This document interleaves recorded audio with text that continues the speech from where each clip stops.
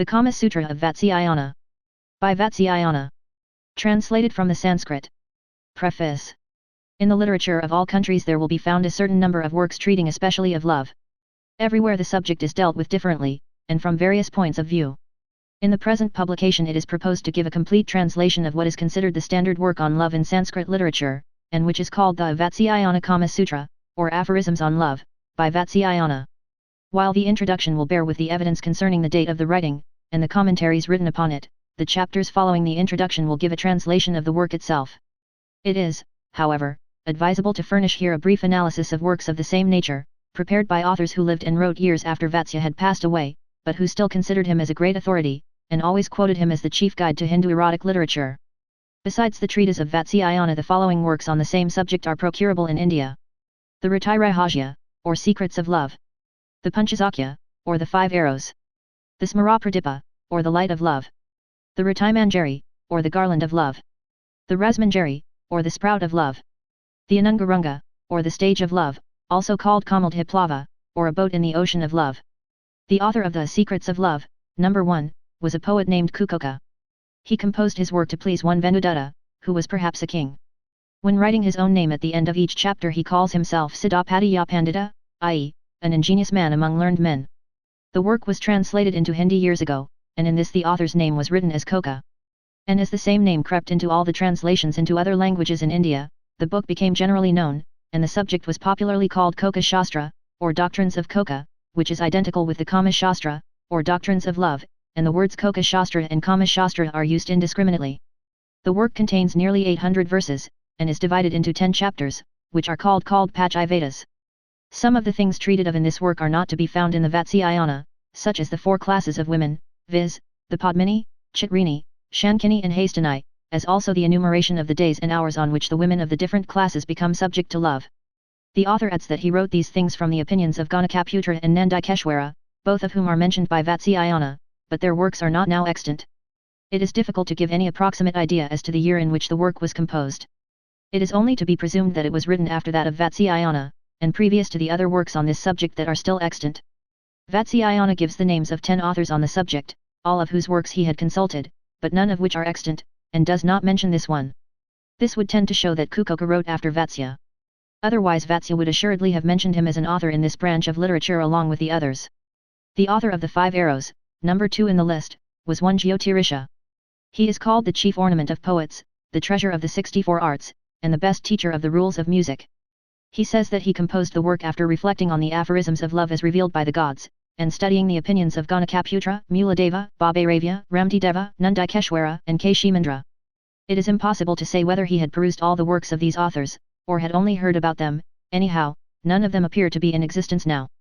This work contains nearly 600 verses, and is divided into 5 chapters, called Sayakas or arrows. The author of The Light of Love, number 3, was the poet Gunakara, the son of Veshapati.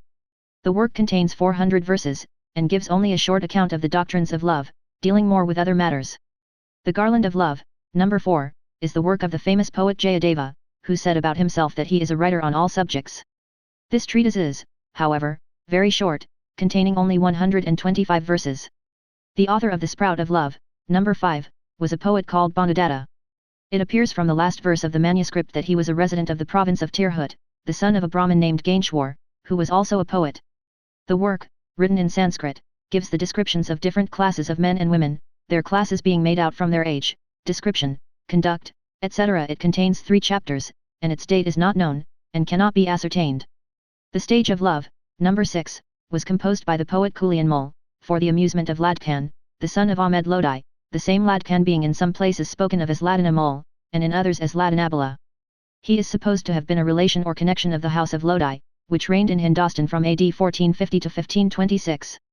The work would, therefore, have been written in the 15th or 16th century. It contains 10 chapters, and has been translated into English, but only 6 copies were printed for private circulation. This is supposed to be the latest of the Sanskrit works on the subject, and the ideas in it were evidently taken from previous writings of the same nature. The contents of these works are in themselves a literary curiosity. There are to be found both in Sanskrit poetry and in the Sanskrit drama a certain amount of poetical sentiment and romance, which have, in every country and in every language, thrown an immortal halo round the subject. But here it is treated in a plain, simple, matter-of-fact sort of way. Men and women are divided into classes and divisions in the same way that Buffon and other writers on natural history have classified and divided the animal world. As Venus was represented by the Greeks to stand forth as the type of the beauty of woman, so the Hindus describe the Padmini or lotus woman as the type of most perfect feminine excellence, as follows. She in whom the following signs and symptoms appear is called a Padmini. Her face is pleasing as the full moon, her body, well clothed with flesh, is soft as the shiris or mustard flower, her skin is fine, tender, and fair as the yellow lotus, never dark-colored. Her eyes are bright and beautiful as the orbs of the fawn, well cut, and with reddish corners. Her bosom is hard, full and high, she has a good neck, her nose is straight and lovely, and 3 folds or wrinkles cross her middle, about the umbilical region. Her yoni resembles the opening lotus bud, and her love seed, Kama Salala, is perfumed like the lily that has newly burst. She walks with swan-like gait, and her voice is low and musical as the note of the kokila bird. She delights in white raiments, in fine jewels, and in rich dresses. She eats little, sleeps lightly, and being as respectful and religious as she is clever and courteous, she is ever anxious to worship the gods, and to enjoy the conversation of Brahmins. Such, then, is the Padmini or lotus woman. Detailed descriptions then follow of the Chitrini or art woman, the Shankani or conch woman, and the Hastani or elephant woman, their days of enjoyment, their various seats of passion, the manner in which they should be manipulated and treated in sexual intercourse, along with the characteristics of the men and women of the various countries in Hindustan. The details are so numerous, and the subjects so seriously dealt with, and at such length, that neither time nor space will permit of their being given here. One work in the English language is somewhat similar to these works of the Hindus. It is called Collagenemia, or the Laws of Female Beauty, being the elementary principles of that science, by T. Bell, M.D., with 24 plates, and printed in London in 1821. It treats of beauty, of love, of sexual intercourse, of the laws regulating that intercourse, of monogamy and polygamy, of prostitution, of infidelity, ending with a catalogue raisonné of the defects of female beauty. Other works in English also enter into great details of private and domestic life. The Elements of Social Science, or Physical, Sexual and Natural Religion, by a Doctor of Medicine, London, 1880, and Every Woman's Book, by D.R. Waters, 1826. To persons interested in the above subjects these works will be found to contain such details as have been seldom before published, and which ought to be thoroughly understood by all philanthropists and benefactors of society. After a perusal of the Hindu work, and of the English books above mentioned, the reader will understand the subject, at all events from a materialistic, realistic, and practical point of view.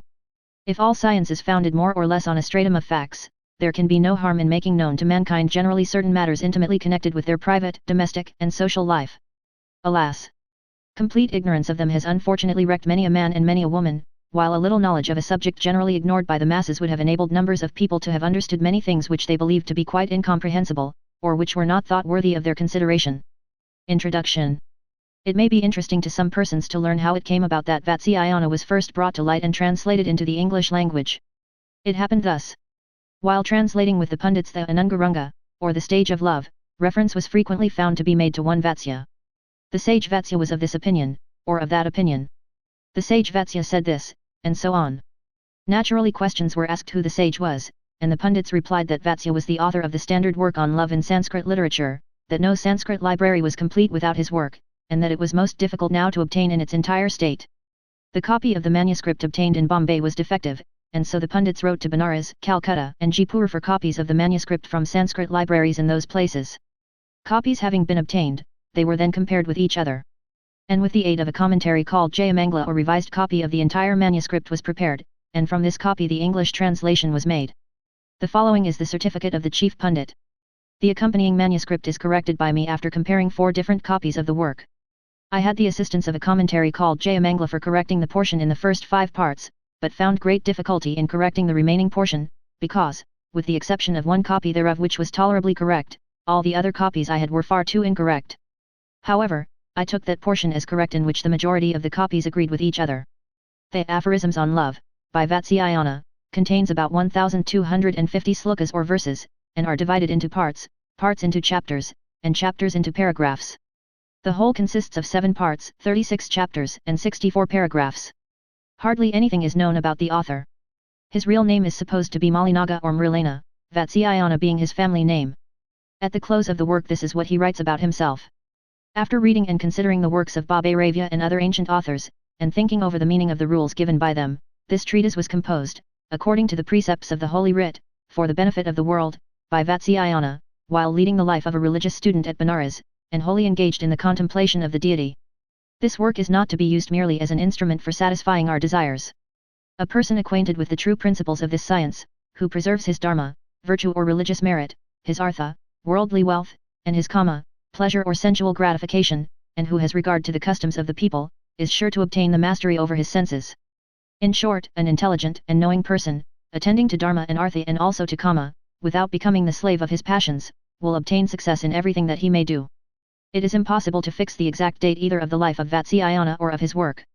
It is supposed that he must have lived between the 1st and the 6th centuries of the Christian era. On the following grounds, he mentions that Satkarni Sritvahan, a king of Kuntal, killed Malayavati his wife with an instrument called cardari by striking her in the passion of love, and Vatsya quotes this case to warn people of the danger arising from some old customs of striking women when under the influence of this passion. Now this king of Kuntal is believed to have lived and reigned during the 1st century AC, and consequently Vatsya must have lived after him.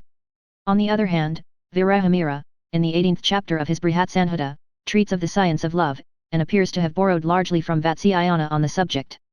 Now Virahamira is said to have lived during the 6th century AD, and as Vatsya must have written his works previously, therefore not earlier than the 1st century AC, and not later than the 6th century AD, must be considered as the approximate date of his existence. On the text of the Aphorisms on Love, by Vatsyayana, only 2 commentaries have been found.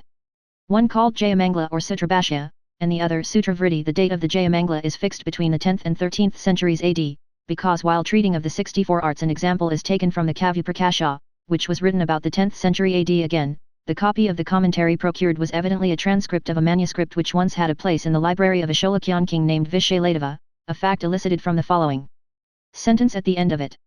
Here ends the part relating to the art of love in the commentary on the Vatsyayana Kama Sutra, a copy from the library of the King of Kings, Vishaladeva, who was a powerful hero, as it were a second Arjuna, and head jewel of the Sholakya family. Now it is well known that this king ruled in Gujarat from 1244 to 1262 AD, and founded a city called Visalnagar. The date, therefore, of the commentary is taken to be not earlier than the 10th and not later than the 13th century. The author of it is supposed to be one Yashodhara, the name given him by his preceptor being Indrapada. He seems to have written it during the time of affliction caused by his separation from a clever and shrewd woman, at least that is what he himself says at the end of each chapter. It is presumed that he called his work after the name of his absent mistress, or the word may have some connection with the meaning of her name. This commentary was most useful in explaining the true meaning of Vatsyayana, for the commentator appears to have had a considerable knowledge of the times of the older author, and gives in some places very minute information. This cannot be said of the other commentary, called Sutra Vritti, which was written about AD, by Narsingh Shastri, a pupil of a Sarveshwar Shastri. The latter was a descendant of Bhaskar, and so also was our author, for at the conclusion of every part he calls himself Bhaskar Narsingh Shastra. He was induced to write the work by order of the learned Raja Vrijalala, while he was residing in Benares, but as to the merits of this commentary it does not deserve much commendation. In many cases the writer does not appear to have understood the meaning of the original author, and has changed the text in many places to fit in with his own explanations. A complete translation of the original work now follows. It has been prepared in complete accordance with the text of the manuscript, and is given, without further comments, as made from it. Part 1. The Vatsyayana Sutra. Introductory Preface. Salutation to Dharma, Artha, and Kama. In the beginning, the Lord of Beings created men and women, and in the form of commandments in 100,000 chapters laid down rules for regulating their existence with regard to Dharma, Artha, and Kama. Some of these commandments, namely those which treated of Dharma, were separately written by Swayambhumanu, those that related to Artha were compiled by Brihaspati, and those that referred to Kama were expounded by Nandi, the follower of Mahadeva, in 1000 chapters. Now these Kama Sutra, aphorisms on love, written by Nandi in 1000 chapters, were reproduced by Shvetakatu, the son of Udvalaka, in an abbreviated form in 500 chapters, and this work was again similarly reproduced in an abridged form, in 150 chapters, by Babe Ravya, an inhabitant of the Punchala, south of Delhi, country. These 150 chapters were then put together under 7 heads or parts named severally. First Sadharana, general topics. Second Samprayajika, embraces, etc. Third Kanya Samprayoktaka, union of males and females. Fourth Buryadhikarika, on one's own wife. Fifth Paradika, on the wives of other people. Sixth Vaisika, on courtesans. Seventh Apamashatika, on the arts of seduction, tonic medicines, etc. The sixth part of this last work was separately expounded by Datika at the request of the public women of Pataliputra, Putna, and in the same way Charayana explained the first part of it. The remaining parts, viz., the second, third, fourth, fifth, and seventh were each separately expounded by Suvarnanabha, second part. Gotakamuka, third part. Ganardiya, fourth part. Ganakaputra, fifth part.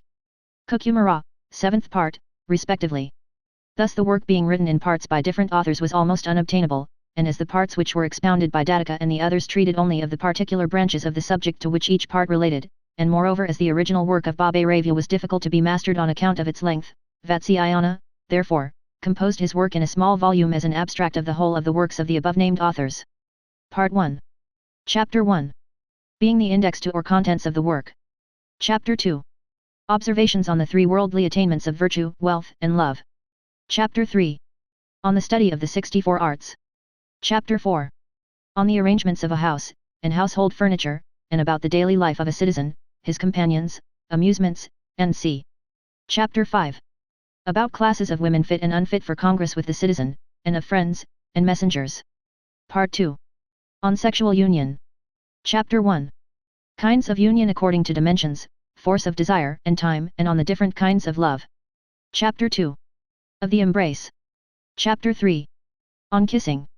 Chapter 4. On pressing or marking with the nails. Chapter 5. On biting, and the ways of love to be employed with regard to women of different countries. Chapter 6.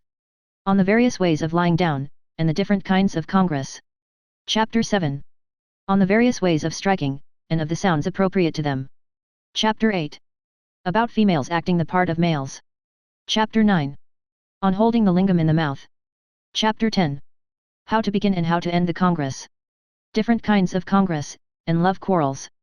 Part 3. About the acquisition of a wife. Chapter 1. Observations on betrothal and marriage. Chapter 2. About creating confidence in the girl. Chapter 3. Courtship, and the manifestations of the feelings by outward signs and deeds. Chapter 4. On things to be done only by the man, and the acquisition of the girl thereby.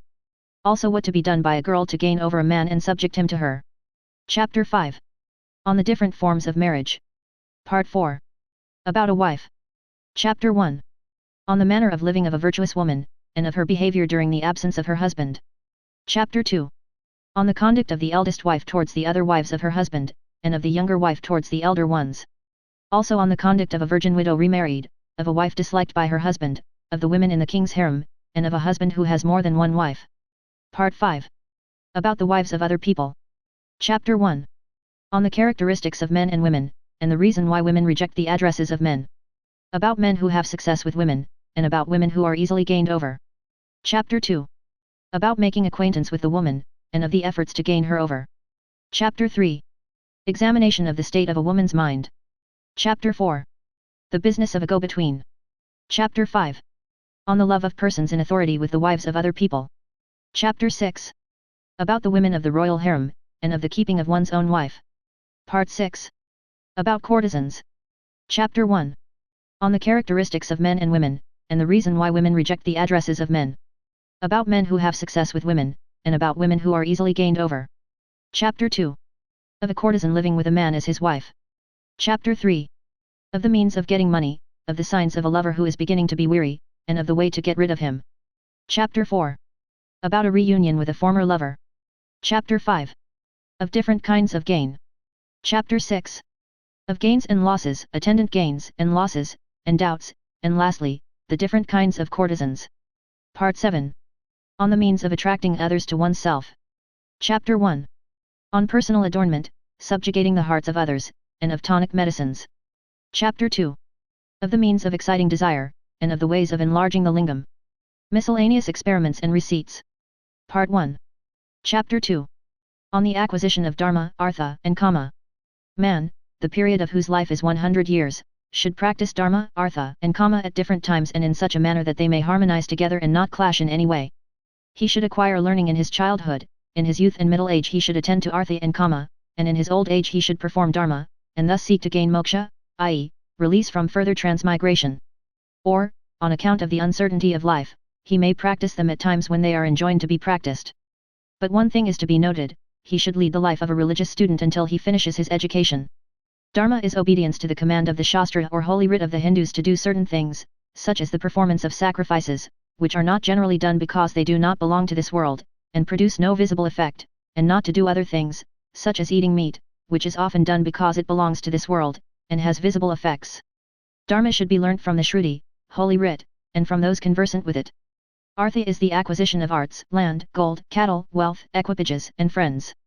It is, further, the protection of what is acquired, and the increase of what is protected. Artha should be learnt from the king's officers, and from merchants who may be versed in the ways of commerce. Kama is the enjoyment of appropriate objects by the five senses of hearing, feeling, seeing, tasting, and smelling, assisted by the mind together with the soul. The ingredient in this is a peculiar contact between the organ of sense and its object, and the consciousness of pleasure which arises from that contact is called Kama. Kama is to be learnt from the Kama Sutra, aphorisms on love, and from the practice of citizens. When all the three, viz., Dharma, Artha, and Kama come together, the former is better than the one which follows it, i.e., Dharma is better than Artha, and Artha is better than Kama. But Artha should be always first practiced by the king, for the livelihood of men is to be obtained from it only. Again, Kama being the occupation of public women, they should prefer it to the other two, and these are exceptions to the general rule. Objection 1. Some learned men say that as Dharma is connected with things not belonging to this world, it is appropriately treated of in a book, and so also is Artha, because it is practiced only by the application of proper means, and a knowledge of those means can only be obtained by study and from books. But Kama being a thing which is practiced even by the brute creation, and which is to be found everywhere, does not want any work on the subject. Answer. This is not so. Sexual intercourse being a thing dependent on man and woman requires the application of proper means by them, and those means are to be learnt from the Kama Shastra. The non-application of proper means, which we see in the brute creation, is caused by their being unrestrained, and by the females among them only being fit for sexual intercourse at certain seasons and no more, and by their intercourse not being preceded by thought of any kind. Objection 2. The Lokayatikas say, religious ordinances should not be observed, for they bear a future fruit, and at the same time it is also doubtful whether they will bear any fruit at all. What foolish person will give away that which is in his own hands into the hands of another? Moreover, it is better to have a pigeon today than a peacock tomorrow, and a copper coin which we have the certainty of obtaining, is better than a gold coin, the possession of which is doubtful. Answer. It is not so. First Holy Writ, which ordains the practice of Dharma, does not admit of a doubt. Second, sacrifices such as those made for the destruction of enemies, or for the fall of rain, are seen to bear fruit. Third, the sun, moon, stars, planets, and other heavenly bodies appear to work intentionally for the good of the world. Fourth, the existence of this world is affected by the observance of the rules respecting the four classes of men and their four stages of life. Fifth, we see that seed is thrown into the ground with the hope of future crops. Vatsyayana is therefore of opinion that the ordinances of religion must be obeyed. Objection 3. Those who believe that destiny is the prime mover of all things say, we should not exert ourselves to acquire wealth, for sometimes it is not acquired although we strive to get it, while at other times it comes to us of itself without any exertion on our part. Everything is therefore in the power of destiny, who is the lord of gain and loss, of success and defeat, of pleasure and pain. Thus we see the Bali was raised to the throne of Indra by destiny, and was also put down by the same power, and it is destiny only that can reinstate him. Answer. It is not right to say so. As the acquisition of every object presupposes at all events some exertion on the part of man, the application of proper means may be said to be the cause of gaining all our ends, and this application of proper means being thus necessary, even where a thing is destined to happen, it follows that a person who does nothing will enjoy no happiness. Objection 4. Those who are inclined to think that Artha is the chief object to be obtained argue thus. Pleasures should not be sought for, because they are obstacles to the practice of Dharma and Artha, which are both superior to them, and are also disliked by meritorious persons. Pleasures also bring a man into distress, and into contact with low persons, they cause him to commit unrighteous deeds, and produce impurity in him, they make him regardless of the future, and encourage carelessness and levity. And lastly, they cause him to be disbelieved by all, received by none, and despised by everybody, including himself. It is notorious, moreover, that many men who have given themselves up to pleasure alone, have been ruined along with their families and relations. Thus, King Dandakya, of the Bhoja dynasty, carried off a Brahmin's daughter with evil intent, and was eventually ruined and lost his kingdom. Indra, too, having violated the chastity of Ahalya, was made to suffer for it. In a like manner the mighty Kikaka, who tried to seduce Draupadi, and Ravana, who attempted to gain over Sita, were punished for their crimes. These and many others fell by reason of their pleasures. Answer. This objection cannot be sustained, for pleasures, being as necessary for the existence and well-being of the body as food, are consequently equally required. They are, moreover, the results of Dharma and Artha.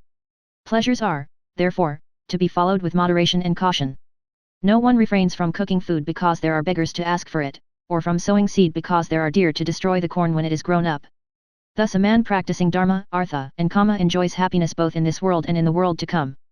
The good perform those actions in which there is no fear as to what is to result from them in the next world, and in which there is no danger to their welfare. Any action which conduces to the practice of dharma, artha, and kama together, or of any two, or even one of them, should be performed, but an action which conduces to the practice of one of them at the expense of the remaining two should not be performed. Chapter 3. On the Arts and Sciences to be studied. Man should study the Kama Sutra and the arts and sciences subordinate thereto, in addition to the study of the arts and sciences contained in Dharma and Artha. Even young maids should study this Kama Sutra along with its arts and sciences before marriage, and after it they should continue to do so with the consent of their husbands. Here some learned men object, and say that females, not being allowed to study any science, should not study the Kama Sutra. But Vatsyayana is of opinion that this objection does not hold good, for women already know the practice of Kama Sutra, and that practice is derived from the Kama Shastra, or the science of Kama itself. Moreover, it is not only in this but in many other cases that though the practice of a science is known to all, only a few persons are acquainted with the rules and laws on which the science is based. Thus the yajnikas or sacrificers, though ignorant of grammar, make use of appropriate words when addressing the different deities, and do not know how these words are framed. Again, persons do the duties required of them on auspicious days, which are fixed by astrology, though they are not acquainted with the science of astrology. In a like manner riders of horses and elephants train these animals without knowing the science of training animals, but from practice only. And similarly the people of the most distant provinces obey the laws of the kingdom from practice, and because there is a king over them. And without further reason. And from experience we find that some women, such as daughters of princes and their ministers, and public women, are actually versed in the Kama Shastra. A female, therefore, should learn the Kama Shastra, or at least a part of it, by studying its practice from some confidential friend. She should study alone in private the 64 practices that form a part of the Kama Shastra.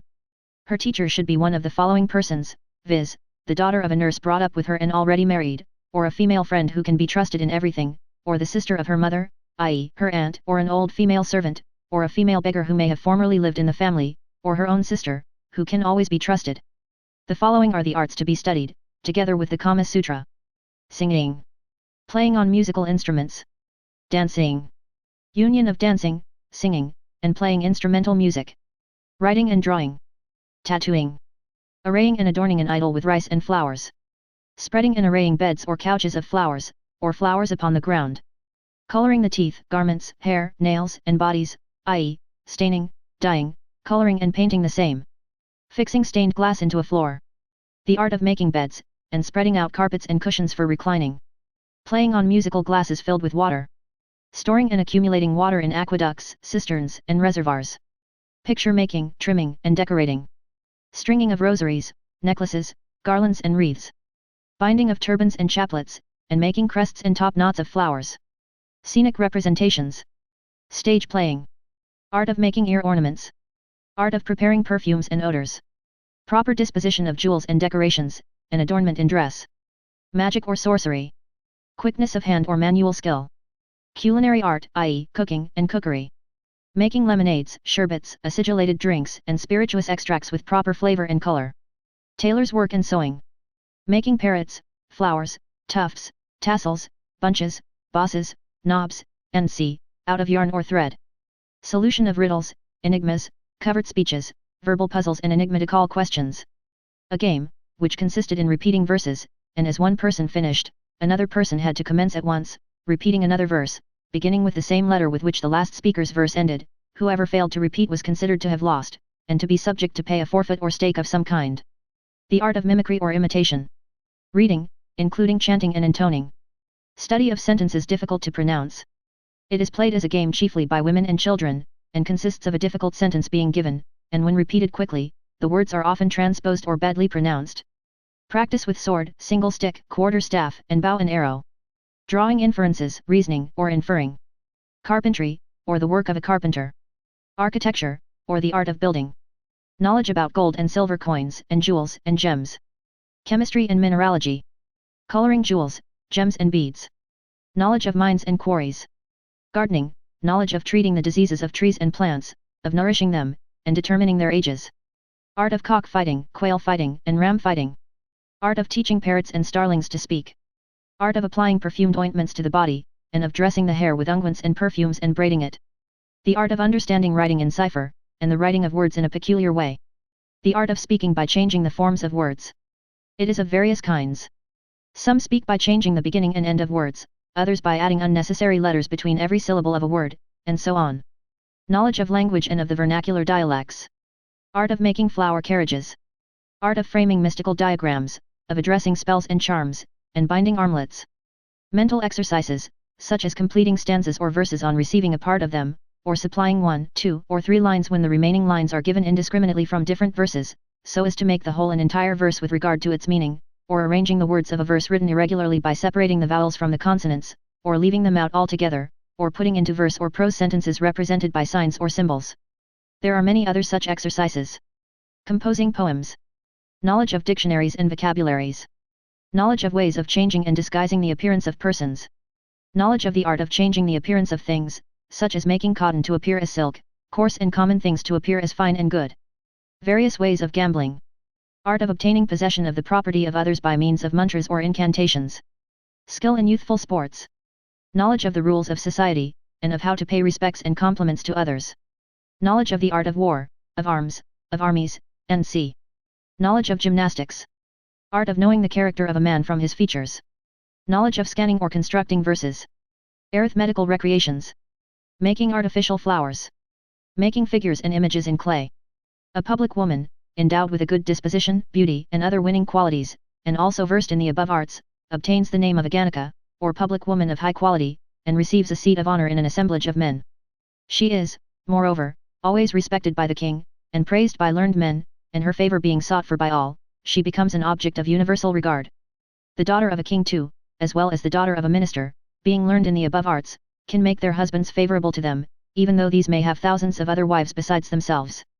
And in the same manner, if a wife becomes separated from her husband, and falls into distress, she can support herself easily, even in a foreign country, by means of her knowledge of these arts.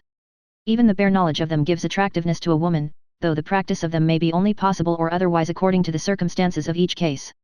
A man who is versed in these arts, who is loquacious and acquainted with the arts of gallantry, gains very soon the hearts of women, even though he is only acquainted with them for a short time. Chapter 4. The life of a citizen. Having thus acquired learning, a man, with the wealth that he may have gained by gift, conquest, purchase, deposit, or inheritance from his ancestors, should become a householder, and pass the life of a citizen. He should take a house in a city, or large village, or in the vicinity of good men, or in a place which is the resort of many persons. This abode should be situated near some water, and divided into different compartments for different purposes.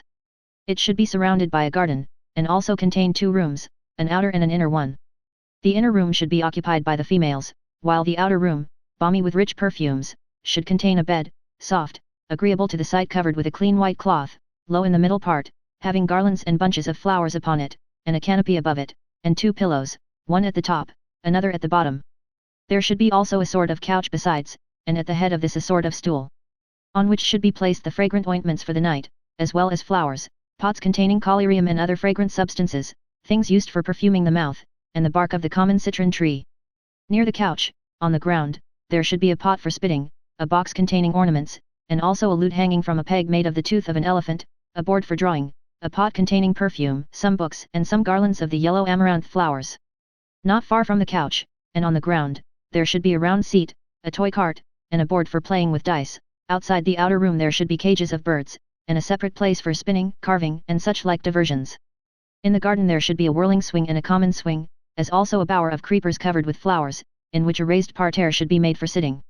Now the householder, having got up in the morning and performed his necessary duties, should wash his teeth, apply a limited quantity of ointments and perfumes to his body, put some ornaments on his person and collyrium on his eyelids and below his eyes, color his lips with a lactaka, and look at himself in the glass. Having then eaten betel leaves, with other things that give fragrance to the mouth, he should perform his usual business. He should bathe daily, anoint his body with oil every other day, apply a lathering substance to his body every 3 days, get his head, including face, shaved every 4 days, and the other parts of his body every 5 or 10 days. All these things should be done without fail, and the sweat of the armpits should also be removed. Meals should be taken in the forenoon, in the afternoon, and again at night, according to Charayana. After breakfast, parrots and other birds should be taught to speak, and the fighting of cocks, quails, and rams should follow. A limited time should be devoted to diversions with Pithamardash, Vedas, and Vijayashekas, and then should be taken the midday sleep. After this the householder, having put on his clothes and ornaments, should, during the afternoon, converse with his friends. In the evening there should be singing, and after that the householder, along with his friend, should await in his room, previously decorated and perfumed, the arrival of the woman that may be attached to him, or he may send a female messenger for her, or go for her himself. After her arrival at his house, he and his friend should welcome her, and entertain her with a loving and agreeable conversation. Thus end the duties of the day. The following are the things to be done occasionally as diversions or amusements. Holding festivals in honor of different deities. Social gatherings of both sexes. Drinking parties. Picnics. Other social diversions. Festivals. On some particular auspicious day, an assembly of citizens should be convened in the temple of Saraswati.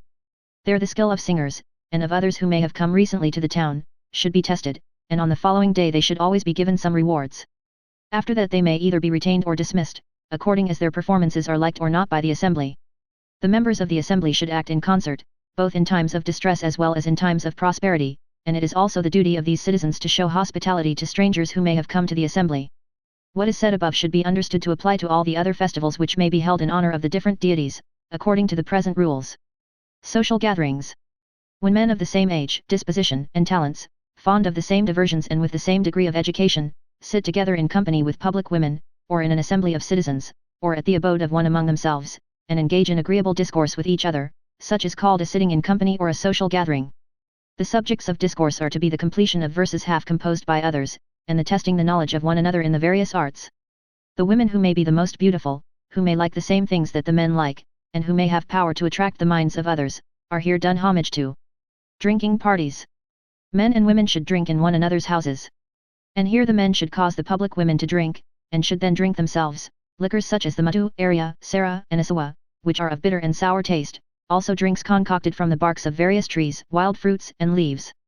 Going to gardens or picnics. In the forenoon, men, having dressed themselves should go to gardens on horseback, accompanied by public women and followed by servants. And having done there all the duties of the day, and passed the time in various agreeable diversions, such as the fighting of quails, cocks and rams, and other spectacles, they should return home in the afternoon in the same manner, bringing with them bunches of flowers, and see. The same also applies to bathing in summer in water from which wicked or dangerous animals have previously been taken out, and which has been built in on all sides. Other social diversions. Spending nights playing with dice. Going out on moonlight nights. Keeping the festive day in honor of spring. Plucking the sprouts and fruits of the mango trees. Eating the fibers of lotuses. Eating the tender ears of corn. Picnicking in the forests when the trees get their new foliage. The udakakashvidika or sporting in the water. Decorating each other with the flowers of some trees. Pelting each other with the flowers of the kadamba tree, and many other sports which may either be known to the whole country, or may be peculiar to particular parts of it. These and similar other amusements should always be carried on by citizens. The above amusements should be followed by a person who diverts himself alone in company with a courtesan, as well as by a courtesan who can do the same in company with her maidservants or with citizens. A pithamarda is a man without wealth, alone in the world, whose only property consists of his malika, some lathering, substance and a red cloth, who comes from a good country, and who is skilled in all the arts, and by teaching these arts is received in the company of citizens, and in the abode of public women. A Vita is a man who has enjoyed the pleasures of fortune, who is a compatriot of the citizens with whom he associates, who is possessed of the qualities of a householder, who has his wife with him, and who is honored in the assembly of citizens, and in the abodes of public women, and lives on their means and on them. A Vijayasheka, also called a Vahasaka, i.e., one who provokes laughter, is a person only acquainted with some of the arts who is a jester, and who is trusted by all. These persons are employed in matters of quarrels and reconciliations between citizens and public women. This remark applies also to female beggars, to women with their heads shaved, to adulterous women, and to old public women skilled in all the various arts. Thus a citizen living in his town or village, respected by all, should call on the persons of his own caste who may be worth knowing. He should converse in company and gratify his friends by his society, and obliging others by his assistance in various matters, he should cause them to assist one another in the same way. There are some verses on this subject as follows. A citizen discoursing, not entirely in the Sanskrit language, nor wholly in the dialects of the country, on various topics in society, obtains great respect. The wise should not resort to a society disliked by the public, governed by no rules, and intent on the destruction of others. But a learned man living in a society which acts according to the wishes of the people, and which has pleasure for its only object is highly respected in this world. Chapter 5. About the kinds of women resorted to by the citizens, and of friends and messengers. When Kama is practiced by men of the four castes according to the rules of the Holy Writ, i.e., by lawful marriage, with virgins of their own caste, it then becomes a means of acquiring lawful progeny and good fame, and it is not also opposed to the customs of the world. On the contrary, the practice of Kama with women of the higher castes, and with those previously enjoyed by others, even though they be of the same caste, is prohibited. But the practice of Kama with women of the lower castes, with women excommunicated from their own caste, with public women, and with women twice married, is neither enjoined nor prohibited. The object of practicing Kama with such women is pleasure only. Nayikas, therefore, are of three kinds, viz., maids, women twice married, and public women. Ganakaputra has expressed an opinion that there is a fourth kind of Nayika, viz., a woman who is resorted to on some special occasion even though she be previously married to another. These special occasions are when a man thinks thus: A. This woman is self-willed, and has been previously enjoyed by many others besides myself. I may, therefore, safely resort to her as to a public woman though she belongs to a higher caste than mine, and in so doing I shall not be violating the ordinances of Dharma. Or thus: B. This is a twice married woman and has been enjoyed by others before me, there is, therefore, no objection to my resorting to her. Or thus: C. This woman has gained the heart of her great and powerful husband, and exercises a mastery over him, who is a friend of my enemy. If, therefore, she becomes united with me, she will cause her husband to abandon my enemy. Or thus: D. This woman will turn the mind of her husband, who is very powerful, in my favor, he being at present disaffected towards me, and intent on doing me some harm. Or thus: E. By making this woman my friend I shall gain the object of some friend of mine, or shall be able to effect the ruin of some enemy, or shall accomplish some other difficult purpose. Or thus: F. By being united with this woman, I shall kill her husband, and so obtain his vast riches which I covet. Or thus: G. The union of this woman with me is not attended with any danger, and will bring me wealth, of which, on account of my poverty and inability to support myself, I am very much in need. I shall, therefore, obtain her vast riches in this way without any difficulty. Or thus: H. This woman loves me ardently, and knows all my weak points. If therefore, I am unwilling to be united with her, she will make my faults public, and thus tarnish my character and reputation. Or she will bring some gross accusation against me, of which it may be hard to clear myself, and I shall be ruined. Or perhaps she will detach from me her husband, who is powerful, and yet under her control, and will unite him to my enemy, or will herself join the latter. Or thus: I, the husband of this woman has violated the chastity of my wives, I shall therefore return that injury by seducing his wives. Or thus: J. By the help of this woman I shall kill an enemy of the king, who has taken shelter with her, and whom I am ordered by the king to destroy. Or thus: K. The woman whom I love is under the control of this woman. I shall, through the influence of the latter, be able to get at the former. Or thus: L. This woman will bring to me a maid, who possesses wealth and beauty, but who is hard to get at, and under the control of another. Or, lastly, thus: M. My enemy is a friend of this woman's husband, I shall therefore cause her to join him, and will thus create an enmity between her husband and him. For these and similar other reasons the wives of other men may be resorted to, but it must be distinctly understood that is only allowed for special reasons, and not for mere carnal desire. Charayana thinks that under these circumstances there is also a fifth kind of Nayika, viz., a woman who is kept by a minister, and who repairs to him occasionally, or a widow who accomplishes the purpose of a man with the person to whom she resorts. Suvarnanapa adds that a woman who passes the life of an ascetic and in the condition of a widow may be considered as a sixth kind of Nayika. Gotakamuka says that the daughter of a public woman, and a female servant, who are still virgins, form a seventh kind of Nayika. Ganardiya puts forth his doctrine that any woman born of good family, after she has come of age, is an eighth kind of Nayika. But these four latter kinds of Nayikas do not differ much from the first four kinds of them, as there is no separate object in resorting to them. Therefore Vatsyayana is of opinion that there are only four kinds of Nayikas, i.e., the maid, the twice married woman, the public woman, and the woman resorted to for a special purpose. The following women are not to be enjoyed: a leper, a lunatic, a woman turned out of caste, a woman who reveals secrets, a woman who publicly expresses desire for sexual intercourse, a woman who is extremely white, a woman who is extremely black, a bad-smelling woman, a woman who is a near relation, a woman who is a female friend, a woman who leads the life of an ascetic, and, lastly, the wife of a relation, of a friend, of a learned Brahmin, and of the king. The followers of Bhabaravya say that any woman who has been enjoyed by 5 men is a fit and proper person to be enjoyed. But Ganakaputra is of opinion that even when this is the case, the wives of a relation, of a learned Brahmin and of a king should be accepted. The following are the kind of friends. One who has played with you in the dust, i.e., in childhood. One who is bound by an obligation. One who is of the same disposition and fond of the same things. One who is a fellow student. One who is acquainted with your secrets and faults, and whose faults and secrets are also known to you.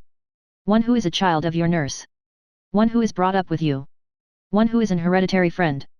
These friends should possess the following qualities. They should tell the truth. They should not be changed by time. They should be favorable to your designs. They should be firm. They should be free from covetousness.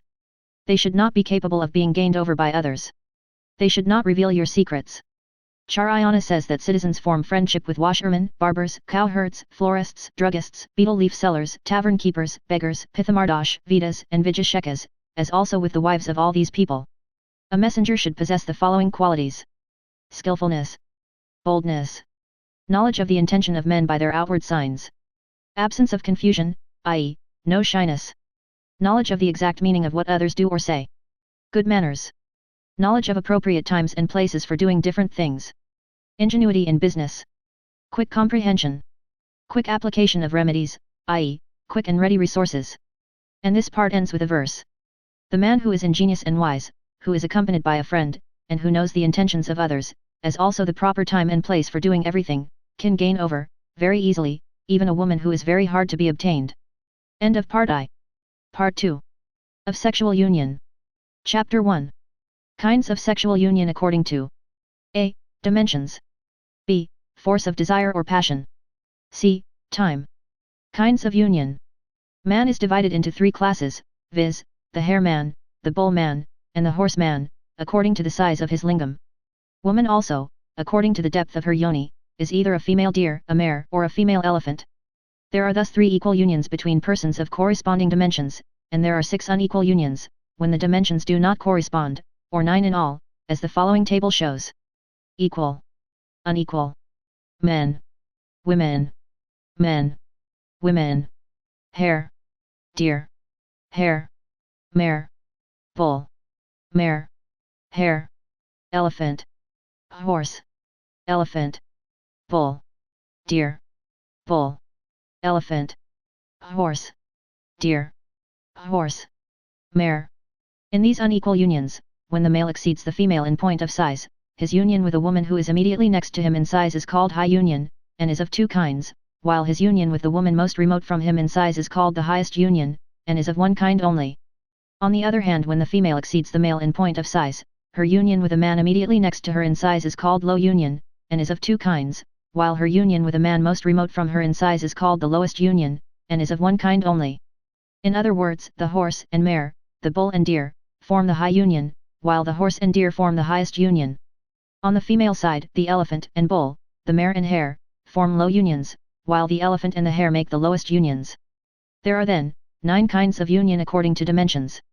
Amongst all these, equal unions are the best, those of a superlative degree, i.e., the highest and the lowest, are the worst, and the rest are middling, and with them the high are better than the low. There are also 9 kinds of union according to the force of passion or carnal desire, as follows. Men. Women. Men. Women. Small. Small. Small. Middling. Middling. Middling. Small. Intense. Intense. Intense. Middling. Small. Middling. Intense. Intense. Small. Intense. Middling.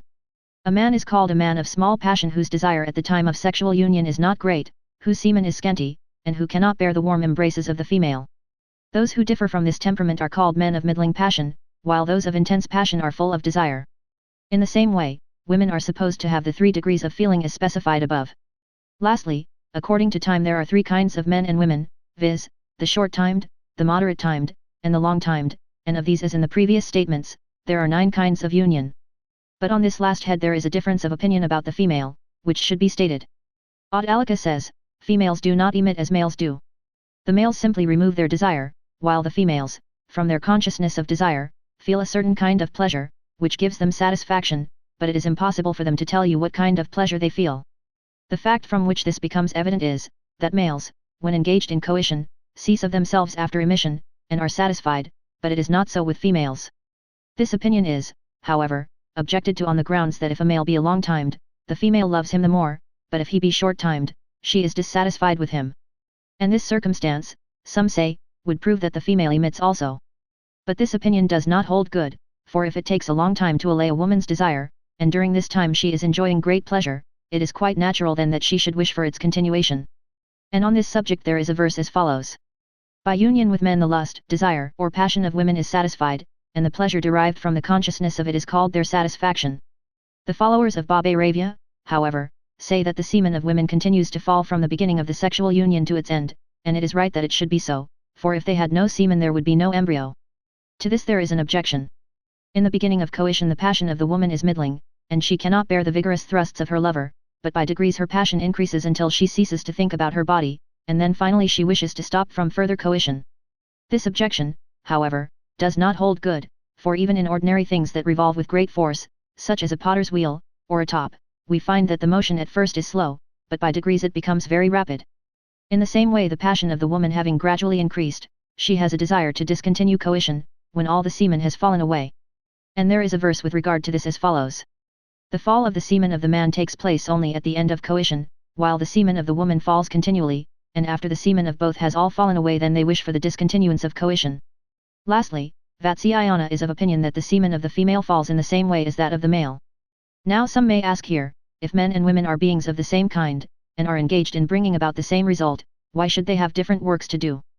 Vatsya says that this is so, because the ways of working as well as the consciousness of pleasure in men and women are different. The difference in the ways of working, by which men are the actors, and women are the persons acted upon, is owing to the nature of the male and the female, otherwise the actor would be sometimes the person acted upon, and vice versa. And from this difference in the ways of working follows the difference in the consciousness of pleasure, for a man thinks, this woman is united with me, and a woman thinks, I am united with this man.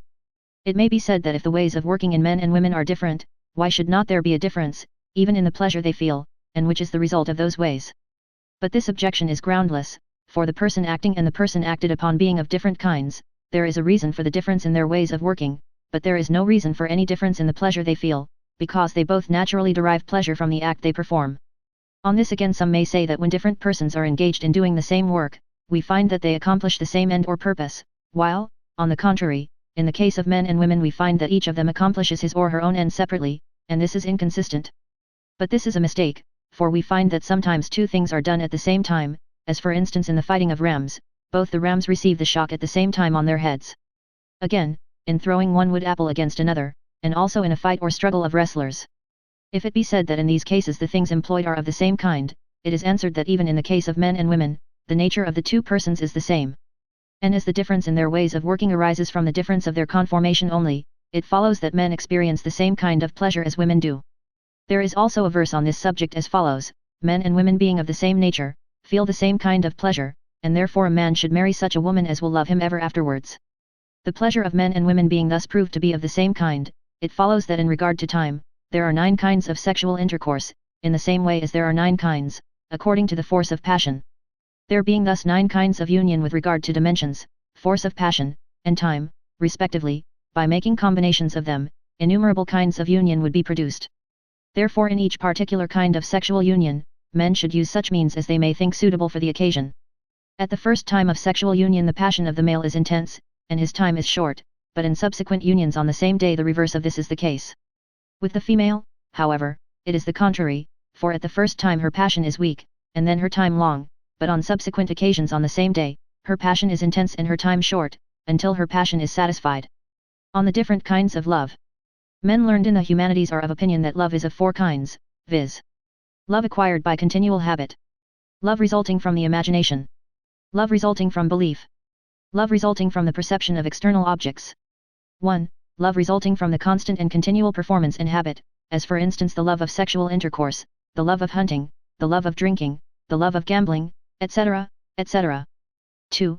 Love which is felt for things to which we are not habituated, and which proceeds entirely from ideas, is called love resulting from imagination, as for instance, that love which some men and women and eunuchs feel for the aparishtaka or mouth congress, and that which is felt by all for such things as embracing, kissing, etc., etc. 3. The love which is mutual on both sides, and proved to be true, when each looks upon the other as his or her very own, such is called love resulting from belief by the learned. 4. The love resulting from the perception of eternal objects is quite evident and well known to the world, because the pleasure which it affords is superior to the pleasure of the other kinds of love, which exists only for its sake. What has been said in this chapter upon the subject of sexual union is sufficient for the learned, but for the edification of the ignorant, the same will now be treated of at length and in detail. Chapter 2. Of the Embrace. This part of the Kama Shastra, which treats of sexual union, is also called 64, Shatashashti. Some old authors say that it is called so, because it contains 64 chapters. Others are of opinion that the author of this part being a person named Panchala, and the person who recited the part of the Rig Veda called Dashatapa, which contains 64 verses, being also called Panchala, the name 64 has been given to the part of the work in honor of the Rig Vedas. The followers of Baba Ravya say on the other hand that this part contains 8 subjects, viz., the embrace, kissing, scratching with the nails or fingers, biting, lying down, making various sounds, playing the part of a man, and the aparishtaka, or mouth congress. Each of these subjects being of 8 kinds, and 8 multiplied by 8 being 64, this part is therefore named 64. But Vatsyayana affirms that as this part contains also the following subjects, viz., striking, crying, the acts of a man during congress, the various kinds of congress, and other subjects, the name 64 is given to it only accidentally. As, for instance, we say this tree is Saptaparna, or 7-leaved, this offering of rice is Panshavarna, or 5-colored, but the tree has not 7 leaves, neither has the rice 5 colors. However, the part 64 is now treated of, and the embrace, being the first subject, will now be considered.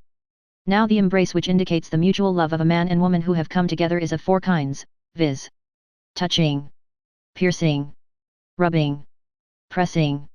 The action in each case is denoted by the meaning of the word which stands for it. 1. When a man under some pretext or other goes in front or alongside of a woman and touches her body with his own, it is called the touching embrace. 2. When a woman in a lonely place bends down, as if to pick up something, and pierces, as it were, a man sitting or standing, with her breasts, and the man in return takes hold of them, it is called a piercing embrace. The above 2 kinds of embrace takes place only between persons who do not, as yet, speak freely with each other. 3. When 2 lovers are walking slowly together, either in the dark, or in a place of public resort, or in a lonely place, and rub their bodies against each other, it is called a rubbing embrace. 4. When on the above occasion one of them presses the other's body forcibly against a wall or pillar, it is called a pressing embrace. These 2 last embraces are peculiar to those who know the intentions of each other. At the time of the meeting the 4 following kinds of embrace are used, viz. Jatavshtitaka, or the twining of a creeper. Vrikshadhiradhaka, or climbing a tree. Tilatanjaleka, or the mixture of sesamum seed with rice. Kashiranaraka, or milk and water embrace. 1. When a woman, clinging to a man as a creeper twines round a tree, bends his head down to hers with the desire of kissing him and slightly makes the sound of sut, embraces him, and looks lovingly towards him, it is called an embrace like the twining of a creeper. 2. When a woman, having placed one of her feet on the foot of her lover, and the other on one of his thighs, passes one of her arms round his back, and the other on his shoulders, makes slightly the sounds of singing and cooing, and wishes, as it were, to climb up him in order to have a kiss, it is called an embrace like the climbing of a tree. These 2 kinds of embrace take place when the lover is standing. 3. When lovers lie on a bed, and embrace each other so closely that the arms and thighs of the one are encircled by the arms and thighs of the other, and are, as it were, rubbing up against them, this is called an embrace like the mixture of sesamum seed with rice.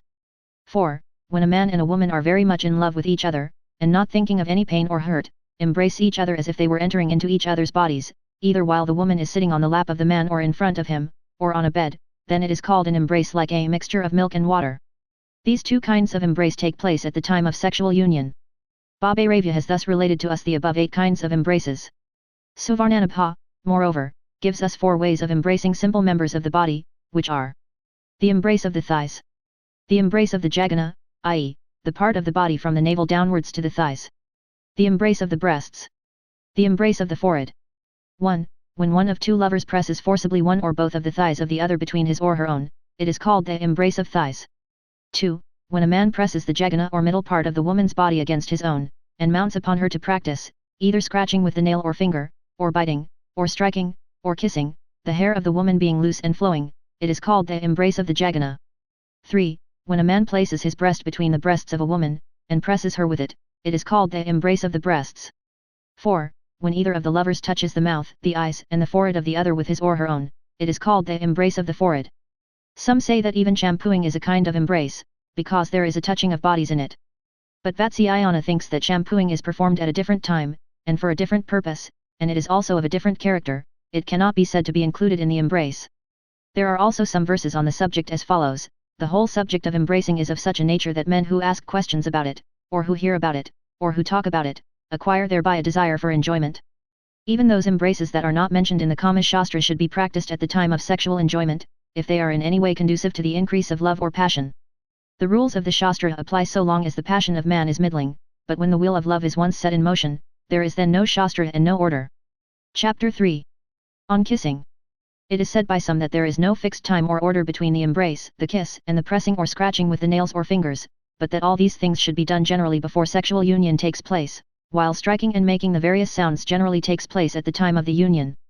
Vatsyayana, however, thinks that anything may take place at any time, for love does not care for time or order. On the occasion of the first congress, kissing and the other things mentioned above should be done moderately, they should not be continued for a long time, and should be done alternately. On subsequent occasions, however, the reverse of all this may take place, and moderation will not be necessary, they may continue for a long time, and for the purpose of kindling love, they may be all done at the same time. The following are the places for kissing, viz., the forehead, the eyes, the cheeks, the throat, the bosom, the breasts, the lips, and the interior of the mouth. Moreover, the people of the Lat country kiss also on the following places, viz., the joints of the thighs, the arms, and the navel. But Vatsyayana thinks that though kissing is practiced by these people in the above places on account of the intensity of their love, and the customs of their country, it is not fit to be practiced by all.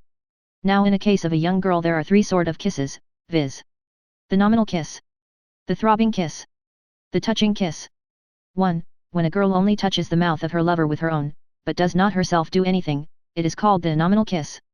2. When a girl, setting aside her bashfulness a little, wishes to touch the lip that is pressed into her mouth, and with that object moves her lower lip, but not the upper one, it is called the throbbing kiss. 3. When a girl touches her lover's lip with her tongue, and having shut her eyes, places her hands on those of her lover, it is called the touching kiss. Other authors describe 4 other kinds of kisses, viz. The straight kiss, the bent kiss, the turned kiss, the pressed kiss. 1. When the lips of two lovers are brought into direct contact with each other, it is called a straight kiss. 2. When the heads of two lovers are bent towards each other, and when so bent kissing takes place, it is called a bent kiss.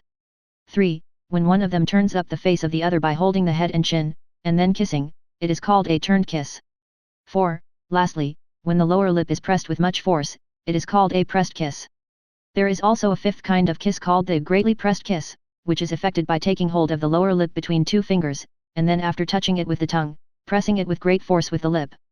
As regards kissing, a wager may be laid as to which will get hold of the lips of the other first.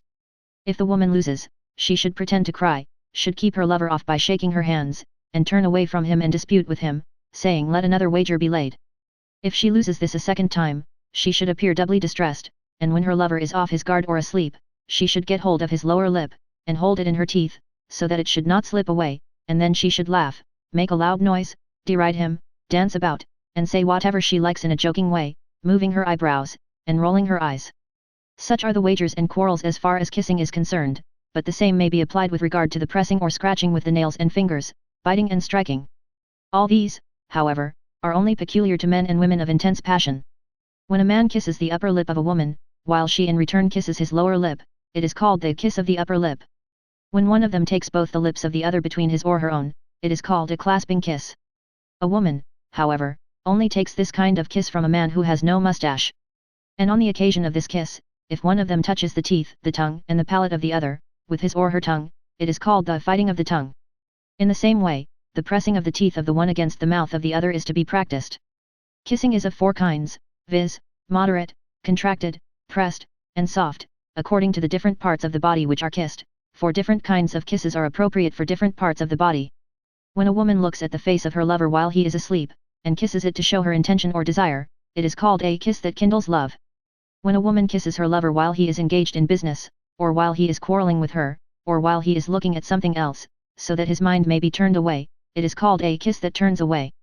When a lover coming home late at night kisses his beloved, who is asleep or in bed, in order to show her his desire, it is called a kiss that awakens. On such an occasion the woman may pretend to be asleep at the time of her lover's arrival, so that she may know his intention and obtain respect from him.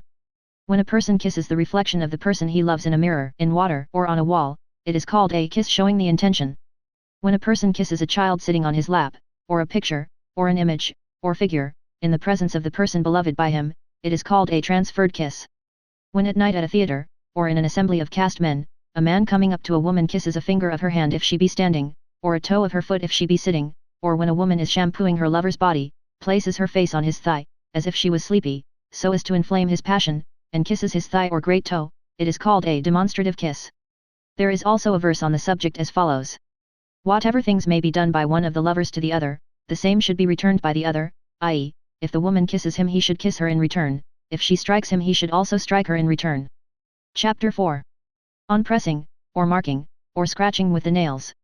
When love becomes intense, pressing with the nails or scratching the body with them is practiced, and it is done on the following occasions: on the first visit, at the time of setting out on a journey, on the return from a journey, at the time when an angry lover is reconciled, and lastly when the woman is intoxicated. But pressing with the nails is not an usual thing except with those who are intensely passionate, i.e., full of passion. It is employed together with biting, by those to whom the practice is agreeable. Pressing with the nails is of the 8 following kinds, according to the forms of the marks which are produced, viz. Sounding. Half moon. A circle. A line. A tiger's nail or claw. A peacock's foot. The jump of a hare. The leaf of a blue lotus. The places that are to be pressed with the nails are as follows: the armpit, the throat, the breasts, the lips, the jagana or middle parts of the body, and the thighs. But Suvarnanapa is of opinion that when the impetuosity of passion is excessive, then the places need not be considered. The qualities of good nails are that they should be bright, well set, clean, entire, convex, soft, and glossy in appearance. Nails are of 3 kinds according to their size, viz. Small, middling, large. Large nails, which give grace to the hands, and attract the hearts of women from their appearance, are possessed by the Bengalese. Small nails, which can be used in various ways, and are to be applied only with the object of giving pleasure, are possessed by the people of the southern districts. Middling nails, which contain the properties of both the above kinds, belong to the people of the Maharashtra. 1. When a person presses the chin, the breasts, the lower lip, or the jagana of another so softly that no scratch or mark is left, but only the hair on the body becomes erect from the touch of the nails, and the nails themselves make a sound, it is called a sounding or pressing with the nails. This pressing is used in the case of a young girl when her lover shampoos her, scratches her head, and wants to trouble or frighten her. 2. The curved mark with the nails, which is impressed on the neck and the breasts, is called the half moon. 3. When the half moons are impressed opposite to each other, it is called a circle. This mark with the nails is generally made on the navel, the small cavities about the buttocks, and on the joints of the thigh. 4. A mark in the form of a small line, and which can be made on any part of the body, is called a line. 5. This same line, when it is curved, and made on the breast, is called a tiger's nail. 6. When a curved mark is made on the breast by means of the 5 nails, it is called a peacock's foot. This mark is made with the object of being praised, for it requires a great deal of skill to make it properly. 7. When 5 marks with the nails are made close to one another near the nipple of the breast, it is called the jump of a hare. 8. A mark made on the breast or on the hips in the form of a leaf of the blue lotus, is called the leaf of a blue lotus. When a person is going on a journey, and makes a mark on the thighs, or on the breast, it is called a token of remembrance. On such an occasion 3 or 4 lines are impressed close to one another with the nails. Here ends the marking with the nails. Marks of other kinds than the above may also be made with the nails, for the ancient authors say, that as there are innumerable degrees of skill among men, the practice of this art being known to all, so there are innumerable ways of making these marks. And as pressing or marking with the nails is independent of love, no one can say with certainty how many different kinds of marks with the nails do actually exist. The reason of this is, Vatsyayana says, that as variety is necessary in love, so love is to be produced by means of variety. It is on this account that courtesans, who are well acquainted with various ways and means, become so desirable, for if variety is sought in all the arts and amusements, such as archery and others, how much more should it be sought after in the present case? The marks of the nails should not be made on married women, but particular kinds of marks may be made on their private parts for the remembrance and increase of love. There are also some verses on the subject, as follows. The love of a woman who sees the marks of nails on the private parts of her body, even though they are old and almost worn out, becomes again fresh and new. If there be no marks of nails to remind a person of the passages of love, then love is lessened in the same way as when no union takes place for a long time. Even when a stranger sees at a distance a young woman with the marks of nails on her breast, he is filled with love and respect for her. A man, also, who carries the marks of nails and teeth on some parts of his body, influences the mind of a woman, even though it be ever so firm. In short, nothing tends to increase love so much as the effects of marking with the nails, and biting. Chapter 5. On biting, and the means to be employed with regard to women of different countries. All the places that can be kissed, are also the places that can be bitten, except the upper lip, the interior of the mouth, and the eyes. The qualities of good teeth are as follows: they should be equal, possessed of a pleasing brightness, capable of being colored, of proper proportions, unbroken, and with sharp ends. The defects of teeth on the other hand are, that they are blunt, protruding from the gums, rough, soft, large, and loosely set. The following are the different kinds of biting, viz. The hidden bite, the swollen bite, the point, the line of points, the coral and the jewel, the line of jewels, the broken cloud, the biting of the boar. 1. The biting which is shown only by the excessive redness of the skin that is bitten, is called the hidden bite. 2. When the skin is pressed down on both sides, it is called the swollen bite. 3. When a small portion of the skin is bitten with 2 teeth only, it is called the point. 4. When such small portions of the skin are bitten with all the teeth, it is called the line of points. 5. The biting which is done by bringing together the teeth and the lips, is called the coral and the jewel. The lip is the coral, and the teeth the jewel.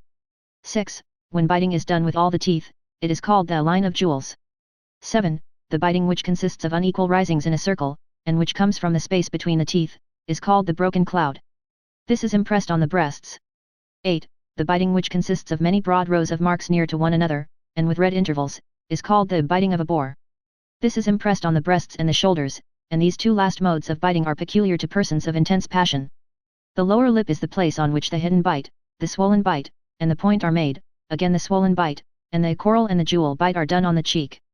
Kissing, pressing with the nails, and biting are the ornaments of the left cheek, and when the word cheek is used it is to be understood as the left cheek.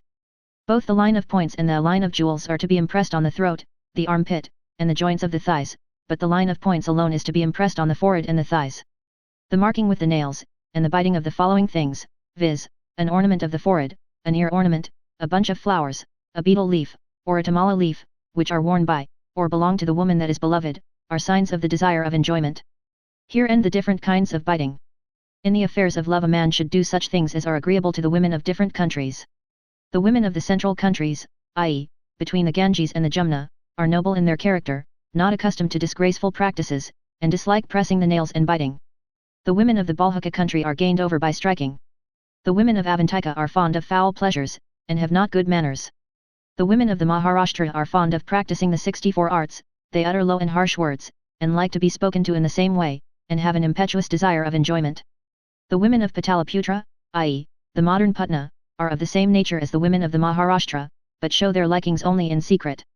The women of the Dravida country, though they are rubbed and pressed about at the time of sexual enjoyment, have a slow fall of semen, that is they are very slow in the act of coition. The women of Vanavasi are moderately passionate, they go through every kind of enjoyment, cover their bodies, and abuse those who utter low, mean and harsh words. The women of Avanti hate kissing, marking with the nails, and biting, but they have a fondness for various kinds of sexual union. The women of Malwa like embracing and kissing, but not wounding, and they are gained over by striking. The women of Abhira, and those of the country about the Indus and 5 rivers, i.e., the Punjab, are gained over by the Aparishtaka or mouth congress. The women of Aparadika are full of passion, and make slowly the sound sit. The women of the Lat country have even more impetuous desire, and also make the sound sit. The women of the Srirajya, and of Koshala, Duday, are full of impetuous desire, their semen falls in large quantities, and they are fond of taking medicine to make it do so. The women of the Adadra country have tender bodies, they are fond of enjoyment, and have a liking for voluptuous pleasures. The women of Ganda have tender bodies, and speak sweetly. Now Savarnanapa is of opinion that that which is agreeable to the nature of a particular person, is of more consequence than that which is agreeable to a whole nation, and that therefore the peculiarities of the country should not be observed in such cases. The various pleasures, the dress, and the sports of one country are in time borrowed by another, and in such a case these things must be considered as belonging originally to that country. Among the things mentioned above, viz., embracing, kissing, etc., those which increase passion should be done first, and those which are only for amusement or variety should be done afterwards. There are also some verses on this subject as follows. When a man bites a woman forcibly, she should angrily do the same to him with double force.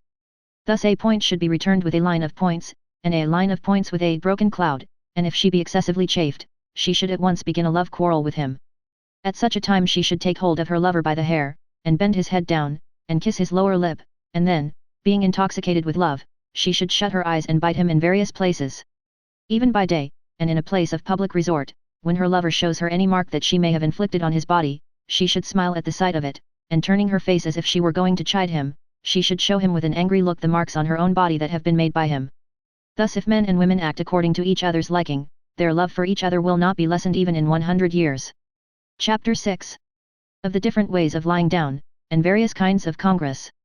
On the occasion of a high congress the mrigi, deer, woman should lie down in such a way as to widen her yoni, while in a low congress the hastani, elephant, woman should lie down so as to contract hers. But in an equal congress they should lie down in the natural position. What is said above concerning the mrigi and the hastani applies also to the vadua, mare, woman. In a low congress the women should particularly make use of medicine, to cause her desires to be satisfied quickly. The deer woman has the following 3 ways of lying down. The widely opened position. The yawning position. The position of the wife of Indra. 1. When she lowers her head and raises her middle parts, it is called the widely opened position. At such a time the man should apply some unguent, so as to make the entrance easy. 2. When she raises her thighs and keeps them wide apart and engages in congress, it is called the yawning position. 3. When she places her thighs with her legs doubled on them upon her sides, and thus engages in congress, it is called the position of Indrani, and this is learnt only by practice. The position is also useful in the case of the highest congress. The clasping position is used in low congress, and in the lowest congress, together with the pressing position, the twining position, and the mare's position. When the legs of both the male and the female are stretched straight out over each other, it is called the clasping position.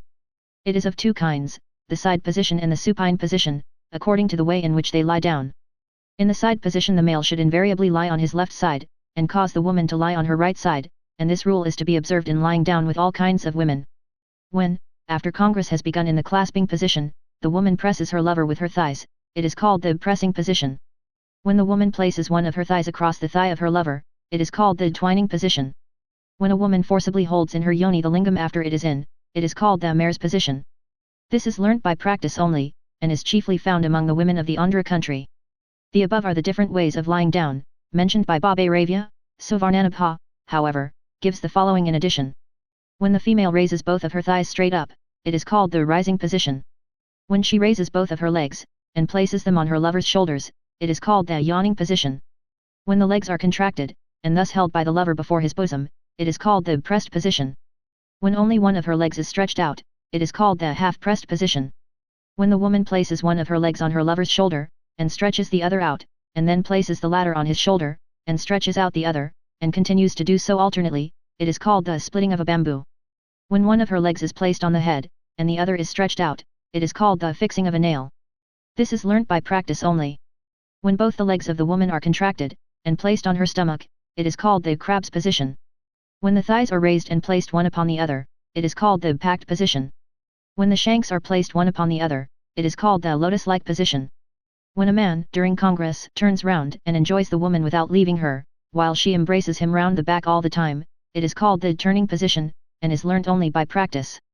Thus says Suvarnanabha, these different ways of lying down, sitting, and standing should be practiced in water, because it is easy to do so therein. But Vatsyayana is of opinion that congress in water is improper, because it is prohibited by the religious law. When a man and a woman support themselves on each other's bodies, or on a wall or pillar, and thus while standing engage in congress, it is called the supported congress.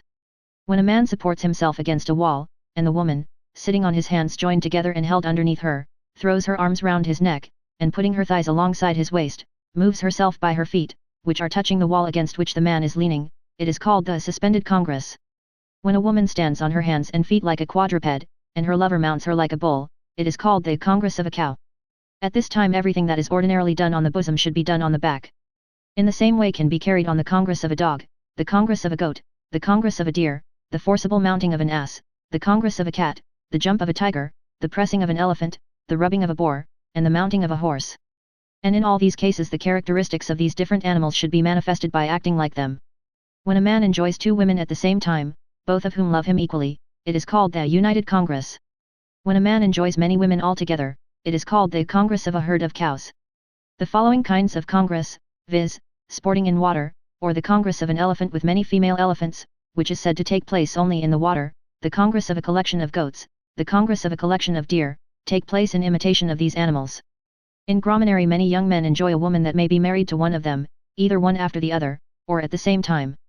Thus one of them holds her, another enjoys her, a third uses her mouth, a fourth holds her middle part, and in this way they go on enjoying her several parts alternately.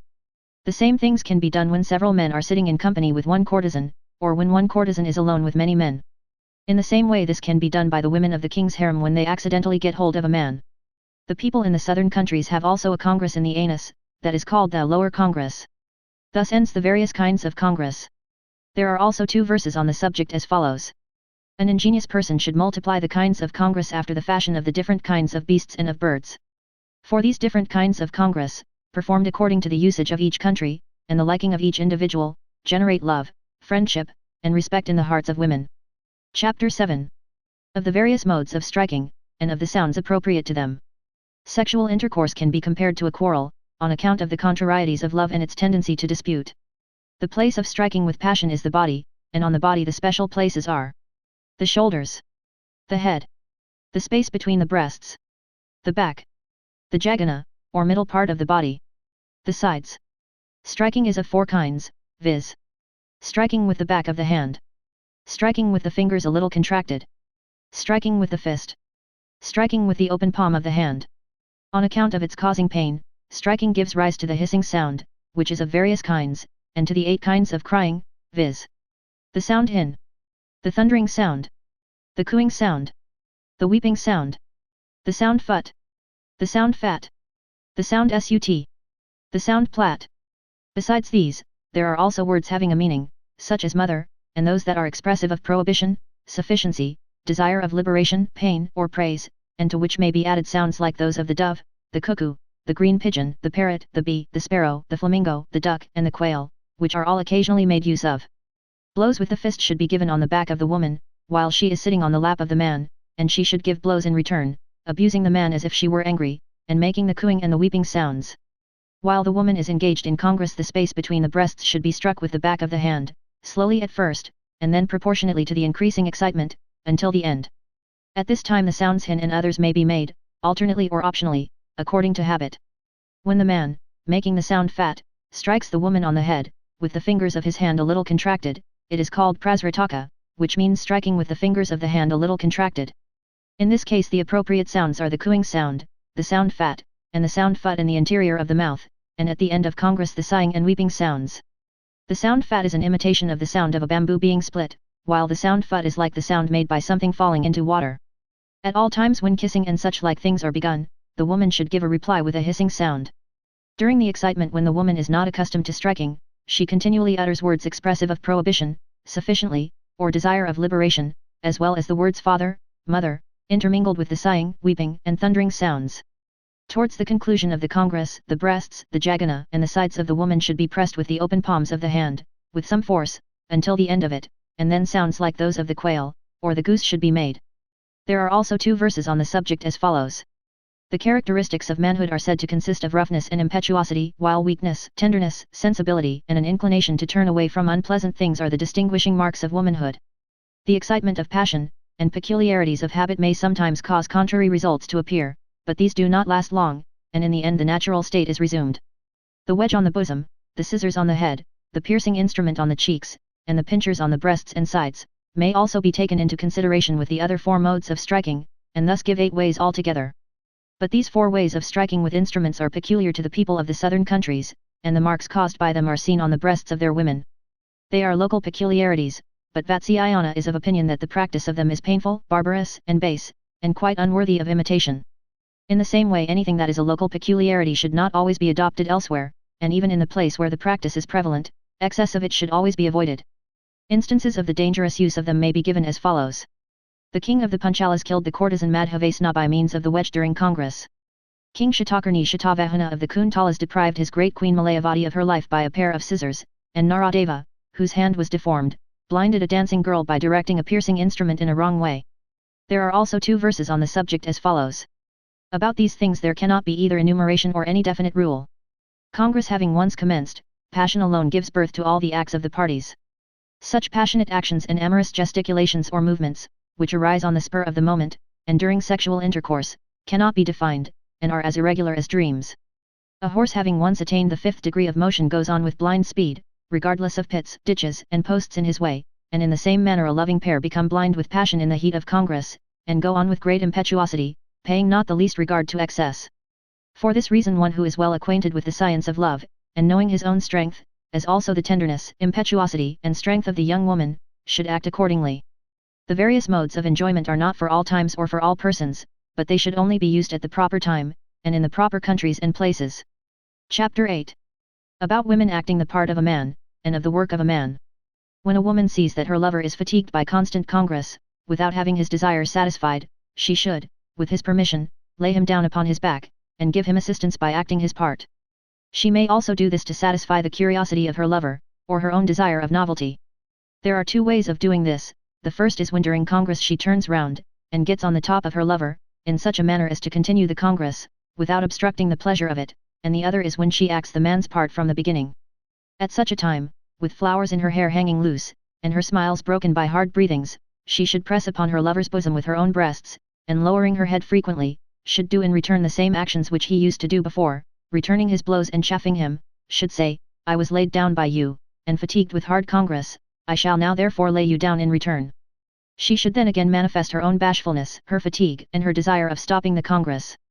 In this way she should do the work of a man, which we shall presently relate. Whatever is done by a man for giving pleasure to a woman is called the work of a man, and is as follows.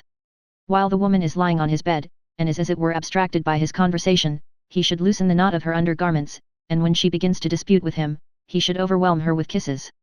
Then when his lingam is erect he should touch her with his hands in various places, and gently manipulate various parts of the body. If the woman is bashful, and if it is the first time that they have come together, the man should place his hands between her thighs, which she would probably keep close together, and if she is a very young girl, he should first get his hands upon her breasts, which she would probably cover with her own hands, and under her armpits and on her neck. If however she is a seasoned woman, he should do whatever is agreeable either to him or to her, and whatever is fitting for the occasion. After this he should take hold of her hair, and hold her chin in his fingers for the purpose of kissing her. On this, if she is a young girl, she will become bashful and close her eyes. Anyhow he should gather from the action of the woman what things would be pleasing to her during congress. Here Savarnanapa says that while a man is doing to the woman what he likes best during congress, he should always make a point of pressing those parts of her body on which she turns her eyes. The signs of the enjoyment and satisfaction of the women are as follows: her body relaxes, she closes her eyes, she puts aside all bashfulness, and shows increased willingness to unite the two organs as closely together as possible. On the other hand, the signs of her want of enjoyment and of failing to be satisfied are as follows: she shakes her hands, she does not let the man get up, feels dejected, bites the man, kicks him, and continues to go on moving after the man has finished. In such cases the man should rub the yoni of the woman with his hand and fingers, as the elephant rubs anything with his trunk, before engaging in congress, until it is softened, and after that is done he should proceed to put his lingam into her. The acts to be done by the man are: moving forward, friction or churning, piercing, rubbing, pressing, giving a blow, the blow of a boar, the blow of a bull, the sporting of a sparrow. 1. When the organs are brought together properly and directly it is called moving the organ forward. 2. When the lingam is held with the hand, and turned all round in the yoni, it is called churning. 3. When the yoni is lowered, and the upper part of it is struck with the lingam, it is called piercing. 4. When the same thing is done on the lower part of the yoni, it is called rubbing. 5. When the yoni is pressed by the lingam for a long time, it is called pressing. 6. When the lingam is removed to some distance from the yoni, and then forcibly strikes it, it is called giving a blow. 7. When only one part of the yoni is rubbed with the lingam, it is called the blow of a boar. 8. When both sides of the yoni are rubbed in this way, it is called the blow of a bull. 9. When the lingam is in the yoni, and moved up and down frequently, and without being taken out, it is called the sporting of a sparrow. This takes place at the end of congress. When a woman acts the part of a man, she has the following things to do in addition to the 9 given above, viz. The pair of tongs, the top, the swing. 1. When the woman holds the lingam in her yoni, draws it in, presses it, and keeps it thus in her for a long time, it is called the pair of tongs. 2. When, while engaged in congress, she turns round like a wheel, it is called the top. This is learnt by practice only. 3. When, on such an occasion, the man lifts up the middle part of his body, and the woman turns round her middle part, it is called the swing. When the woman is tired, she should place her forehead on that of her lover, and should thus take rest without disturbing the union of the organs, and when the woman has rested herself the man should turn round and begin the congress again. There are also some verses on the subject as follows. Though a woman is reserved, and keeps her feelings concealed, yet when she gets on the top of a man, she then shows all her love and desire. A man should gather from the actions of the woman of what disposition she is, and in what way she likes to be enjoyed. A woman during her monthly courses, a woman who has been lately confined, and a fat woman should not be made to act the part of a man. Chapter 9. Of the Auparishtaka or Mouth Congress. There are two kinds of eunuchs, those that are disguised as males, and those that are disguised as females. Eunuchs disguised as females imitate their dress, speech, gestures, tenderness, timidity, simplicity, softness, and bashfulness. The acts that are done on the jagana or middle parts of women, are done in the mouths of these eunuchs, and this is called Auparishtaka. These eunuchs derive their imaginable pleasure, and their livelihood from this kind of congress, and they lead the life of courtesans.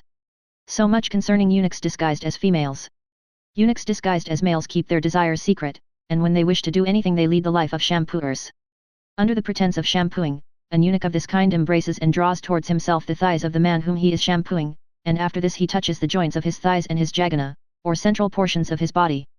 Then, if he finds the lingam of the man erect, he presses it with his hands, and chaffs him for getting into that state. If after this, and after knowing his intention, the man does not tell the eunuch to proceed, then the latter does it of his own accord and begins the congress. If however he is ordered by the man to do it, then he disputes with him, and only consents at last with difficulty. The following 8 things are then done by the eunuch one after the other, viz. The nominal congress. Biting the sides. Pressing outside. Pressing inside. Kissing. Rubbing. Sucking a mango fruit. Swallowing up. At the end of each of these the eunuch expresses his wish to stop, but when one of them is finished, the man desires him to do another, and after that is done, then the one that follows it, and so on. 1. When, holding the man's lingam with his hand, and placing it between his lips, the eunuch moves about his mouth, it is called the nominal congress. 2. When, covering the end of the lingam with his fingers collected together like the bud of a plant or flower, the eunuch presses the sides of it with his lips, using his teeth also, it is called biting the sides. 3. When, being desired to proceed, the eunuch presses the end of the lingam with his lips closed together, and kisses it as if he were drawing it out, it is called the outside pressing. 4. When, being asked to go on, he put the lingam further into his mouth, and presses it with his lips and then takes it out, it is called the inside pressing. 5. When, holding the lingam in his hand, the eunuch kisses it as if he were kissing the lower lip, it is called kissing. 6. When, after kissing it, he touches it with his tongue everywhere, and passes the tongue over the end of it, it is called rubbing.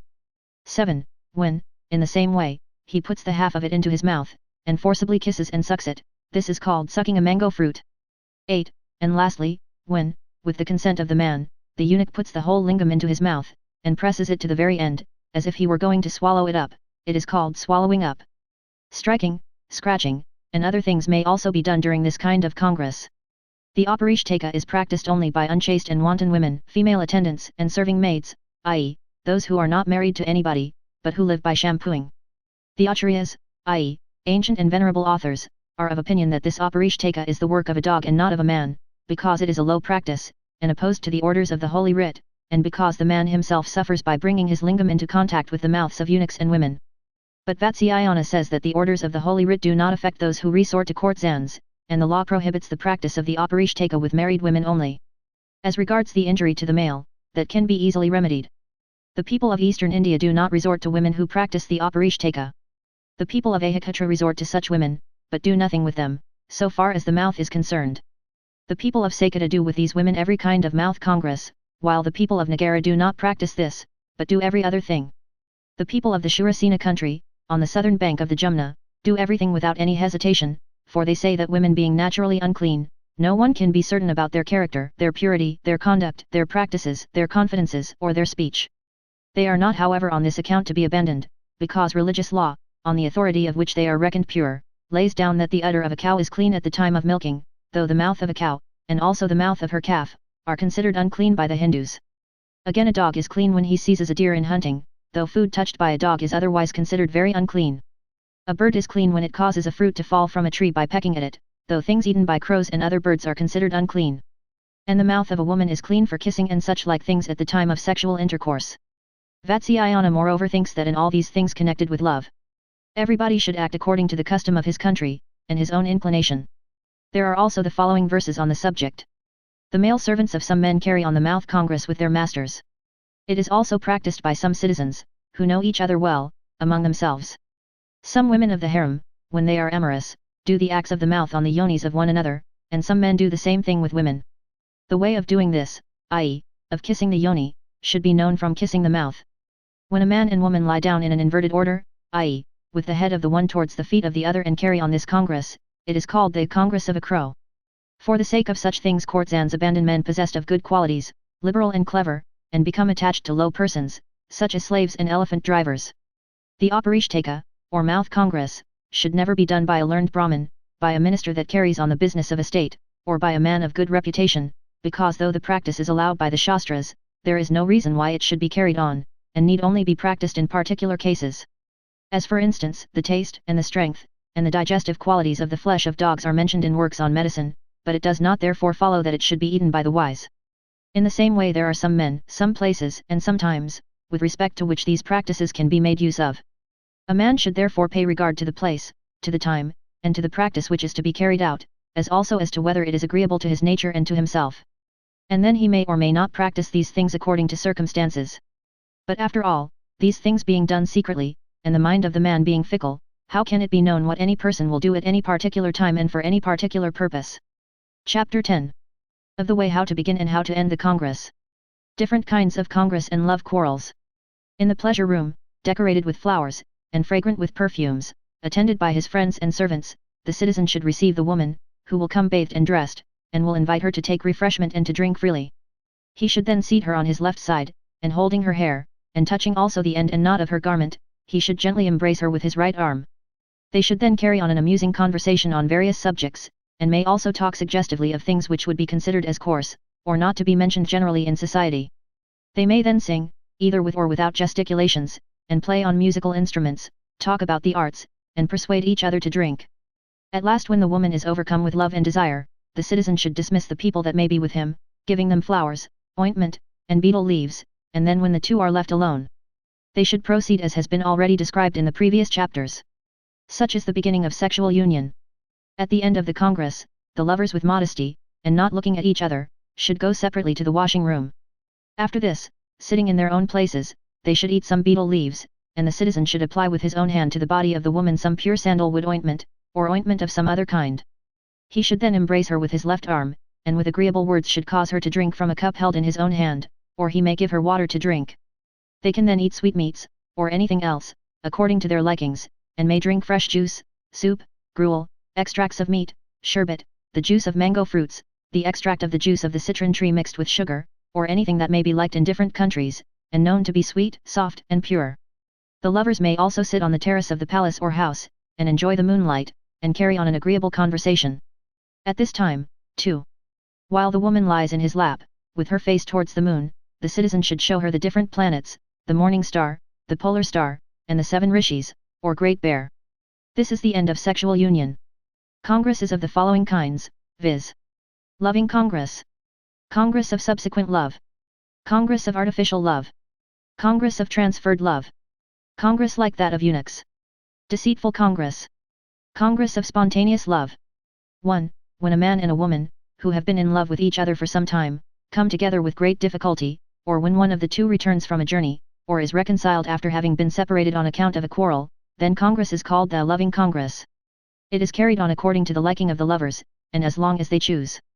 2. When two persons come together, while their love for each other is still in its infancy, their Congress is called the Congress of subsequent love. 3. When a man carries on the Congress by exciting himself by means of the 64 ways, such as kissing, etc., etc., or when a man and a woman come together, though in reality they are both attached to different persons, their Congress is then called Congress of artificial love. At this time all the ways and means mentioned in the Kama Shastras should be used. 4. When a man, from the beginning to the end of the Congress, though having connection with the women, thinks all the time that he is enjoying another one whom he loves, it is called the Congress of transferred love. 5. Congress between a man and a female water carrier, or a female servant of a caste lower than his own, lasting only until the desire is satisfied, is called Congress like that of eunuchs. Here external touches, kisses, and manipulations are not to be employed. 6. The Congress between a courtesan and a rustic, and that between citizens and the women of villages, and bordering countries, is called Deceitful Congress. 7. The Congress that takes place between two persons who are attached to one another, and which is done according to their own liking is called Spontaneous Congress. Thus ends the kinds of Congress. We shall now speak of love quarrels. A woman who is very much in love with a man cannot bear to hear the name of her rival mentioned, or to have any conversation regarding her, or to be addressed by her name through mistake. If such takes place, a great quarrel arises, and the woman cries, becomes angry, tosses her hair about, strikes her lover, falls from her bed or seat, and, casting aside her garlands and ornaments, throws herself down on the ground. At this time, the lover should attempt to reconcile her with conciliatory words, and should take her up carefully and place her on her bed. But she, not replying to his questions, and with increased anger, should bend down his head by pulling his hair, and having kicked him once, twice, or thrice on his arms, head, bosom or back, should then proceed to the door of the room. Dattaka says that she should then sit angrily near the door and shed tears, but should not go out, because she would be found fault with for going away. After a time, when she thinks that the conciliatory words and actions of her lover have reached their utmost, she should then embrace him, talking to him with harsh and reproachful words, but at the same time showing a loving desire for congress. When the woman is in her own house, and has quarreled with her lover, she should go to him and show how angry she is, and leave him. Afterwards the citizen having sent the Vita, the Vijayashaka or the Pithamurta to pacify her, she should accompany them back to the house, and spend the night with her lover. Thus end the love quarrels. In conclusion, a man, employing the 64 means mentioned by Baba Ravya, obtains his object, and enjoys the woman of the first quality. Though he may speak well on other subjects, if he does not know the 64 divisions, no great respect is paid to him in the assembly of the learned. A man, devoid of other knowledge, but well acquainted with the 64 divisions, becomes a leader in any society of men and women. What man will not respect the 64 parts, considering they are respected by the learned, by the cunning, and by the courtesans? As the 64 parts are respected, are charming, and add to the talent of women, they are called by the acharyas dear to women. A man skilled in the 64 parts is looked upon with love by his own wife, by the wives of others, and by courtesans. End of Part 2. Part 3. About the acquisition of a wife. Chapter 1. On marriage. When a girl of the same caste, and a virgin, is married in accordance with the precepts of Holy Writ, the results of such an union are, the acquisition of dharma and artha, offspring, affinity, increase of friends, and untarnished love. For this reason a man should fix his affections upon a girl who is of good family, whose parents are alive, and who is 3 years or more younger than himself. She should be born of a highly respectable family, possessed of wealth, well connected, and with many relations and friends. She should also be beautiful, of a good disposition, with lucky marks on her body, and with good hair, nails, teeth, ears, eyes, and breasts, neither more nor less than they ought to be, and no one of them entirely wanting, and not troubled with a sickly body. The man should, of course, also possess these qualities himself. But at all events, says Gotakamuka, a girl who has been already joined with others, i.e., no longer a maiden, should never be loved. For it would be reproachable to do such a thing. Now in order to bring about a marriage with such a girl as described above, the parents and relations of the man should exert themselves, as also such friends on both sides as may be desired to assist in the matter. These friends should bring to the notice of the girl's parents, the faults, both present and future, of all the other men that may wish to marry her, and should at the same time extol even to exaggeration all the excellencies, ancestral, and paternal, of their friend, so as to endear him to them, and particularly to those that may be liked by the girl's mother. One of the friends should also disguise himself as an astrologer and declare the future good fortune and wealth of his friend by showing the existence of all the lucky omens and signs, the good influence of planets, the auspicious entrance of the sun into a sign of the zodiac, propitious stars, and fortunate marks on his body. Others again should rouse the jealousy of the girl's mother by telling her that their friend has a chance of getting from some other quarter even a better girl than hers. A girl should be taken as a wife, as also given in marriage, when fortune, signs, omens, and the words of others are favorable, for, says Gotakamuka, a man should not marry at any time he likes. A girl who is asleep, crying, or gone out of the house when sought in marriage, or who is betrothed to another, should not be married. The following also should be avoided. One who is kept concealed. One who has an ill-sounding name. One who has her nose depressed. One who has her nostril turned up. One who is formed like a male. One who is bent down. One who has crooked thighs. One who has a projecting forehead. One who has a bald head. One who does not like purity. One who has been polluted by another. One who is afflicted with the gulma. One who is disfigured in any way. One who has fully arrived at puberty. One who is a friend. One who is a younger sister. One who is a varshakari.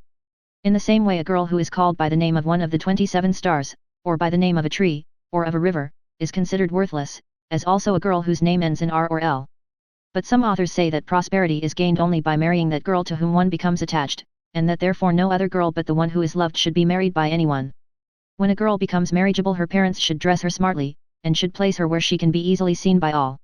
Every afternoon, Having dressed her and decorated her in a becoming manner, they should send her with her female companions to sports, sacrifices and marriage ceremonies, and thus show her to advantage in society, because she is a kind of merchandise.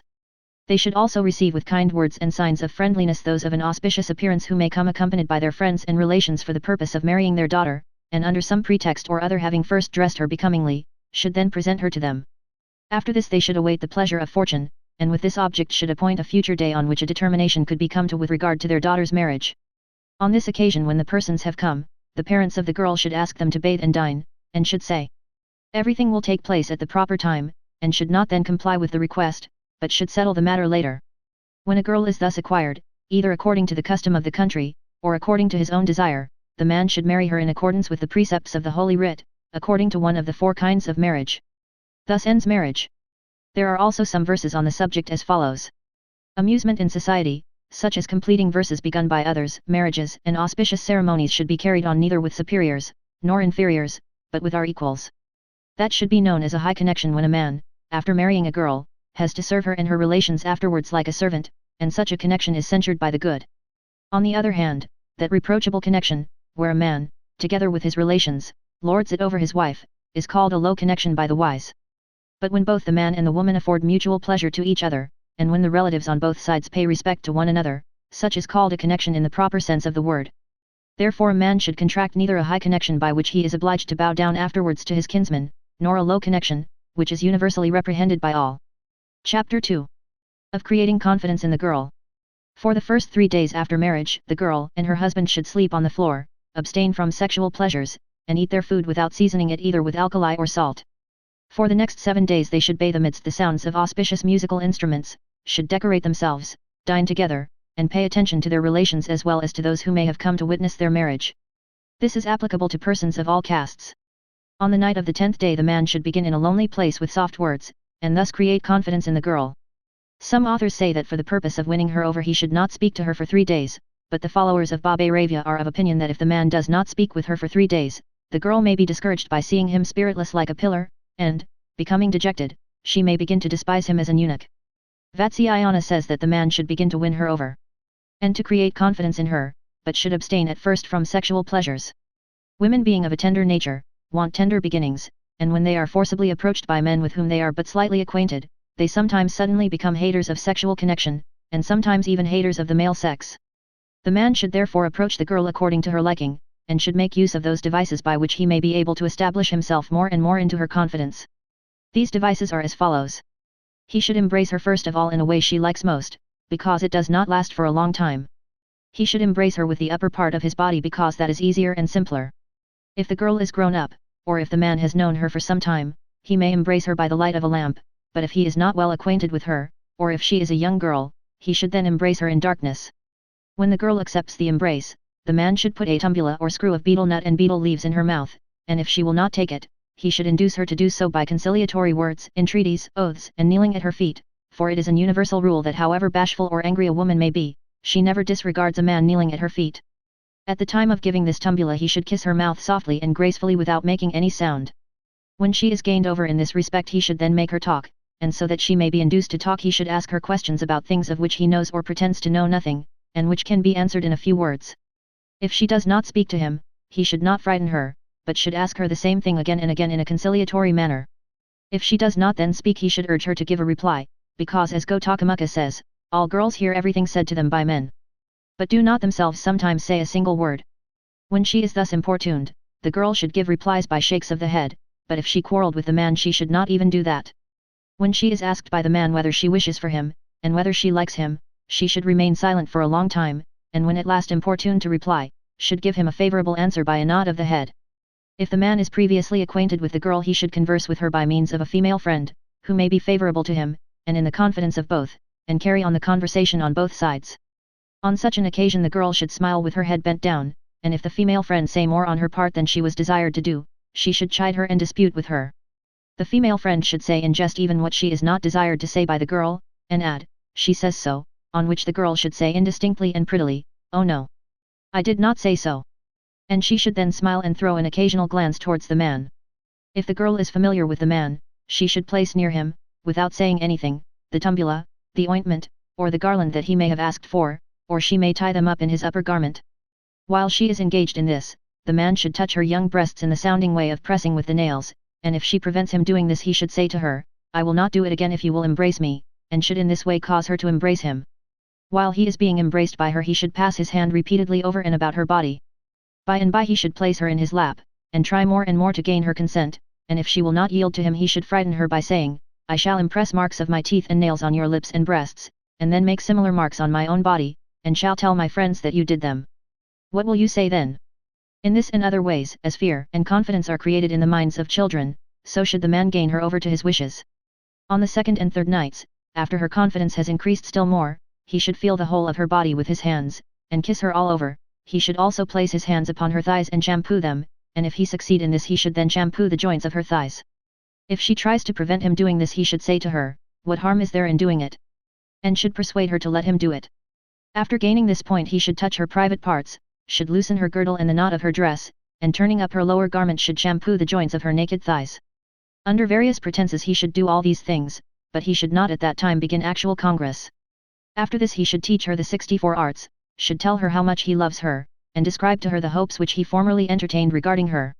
He should also promise to be faithful to her in future, and should dispel all her fears with respect to rival women, and, at last, after having overcome her bashfulness, he should begin to enjoy her in a way so as not to frighten her.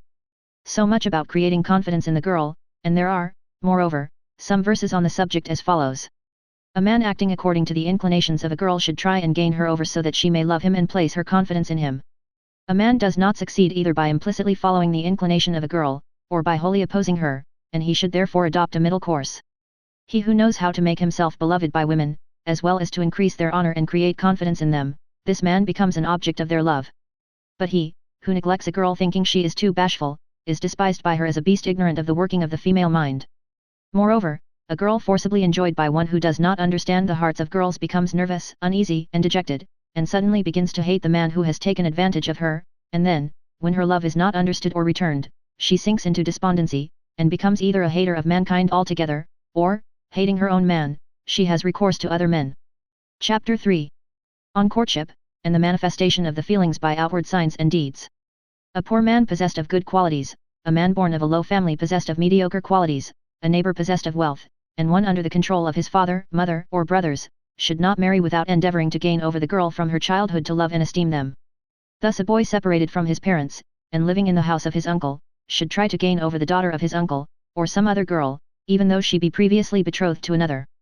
And this way of gaining over a girl, says Gotakamuka, is unexceptional, because dharma can be accomplished by means of it, as well as by any other way of marriage.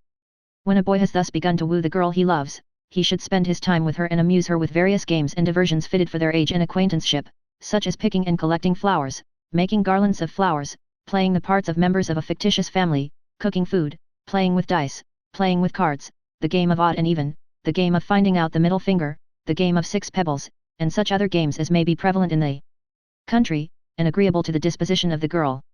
In addition to this, he should carry on various amusing games played by several persons together, such as hide and seek, playing with seeds, hiding things in several small heaps of wheat and looking for them, blind man's buff, gymnastic exercises, and other games of the same sort, in company with the girl, her friends, and female attendants. The man should also show great kindness to any woman whom the girl thinks fit to be trusted, and should also make new acquaintances. But above all he should attach to himself by kindness and little services the daughter of the girl's nurse, for if she be gained over, even though she comes to know of his design, she does not cause any obstruction, but is sometimes even able to effect an union between him and the girl. And though she knows the true character of the man, she always talks of his many excellent qualities to the parents and relations of the girl, even though she may not be desired to do so by him. In this way the man should do whatever the girl takes most delight in, and he should get for her whatever she may have a desire to possess. Thus he should procure for her such playthings as may be hardly known to other girls. He may also show her a ball dyed with various colors, and other curiosities of the same sort, and should give her dolls made of cloth, wood, buffalo horn, ivory, wax, flour, or earth, also utensils for cooking food, and figures in wood, such as a man and woman standing, a pair of rams, or goats, or sheep, also temples made of earth, bamboo, or wood, dedicated to various goddesses, and cages for parrots, cuckoos, starlings, quails, cocks, and partridges, water vessels of different sorts and of elegant forms, machines for throwing water about, guitars, stands for putting images upon, stools, lac, red arsenic, yellow ointment, vermilion and collyrium, as well as sandalwood, saffron, betel nut and betel leaves. Such things should be given at different times whenever he gets a good opportunity of meeting her, and some of them should be given in private, and some in public, according to circumstances.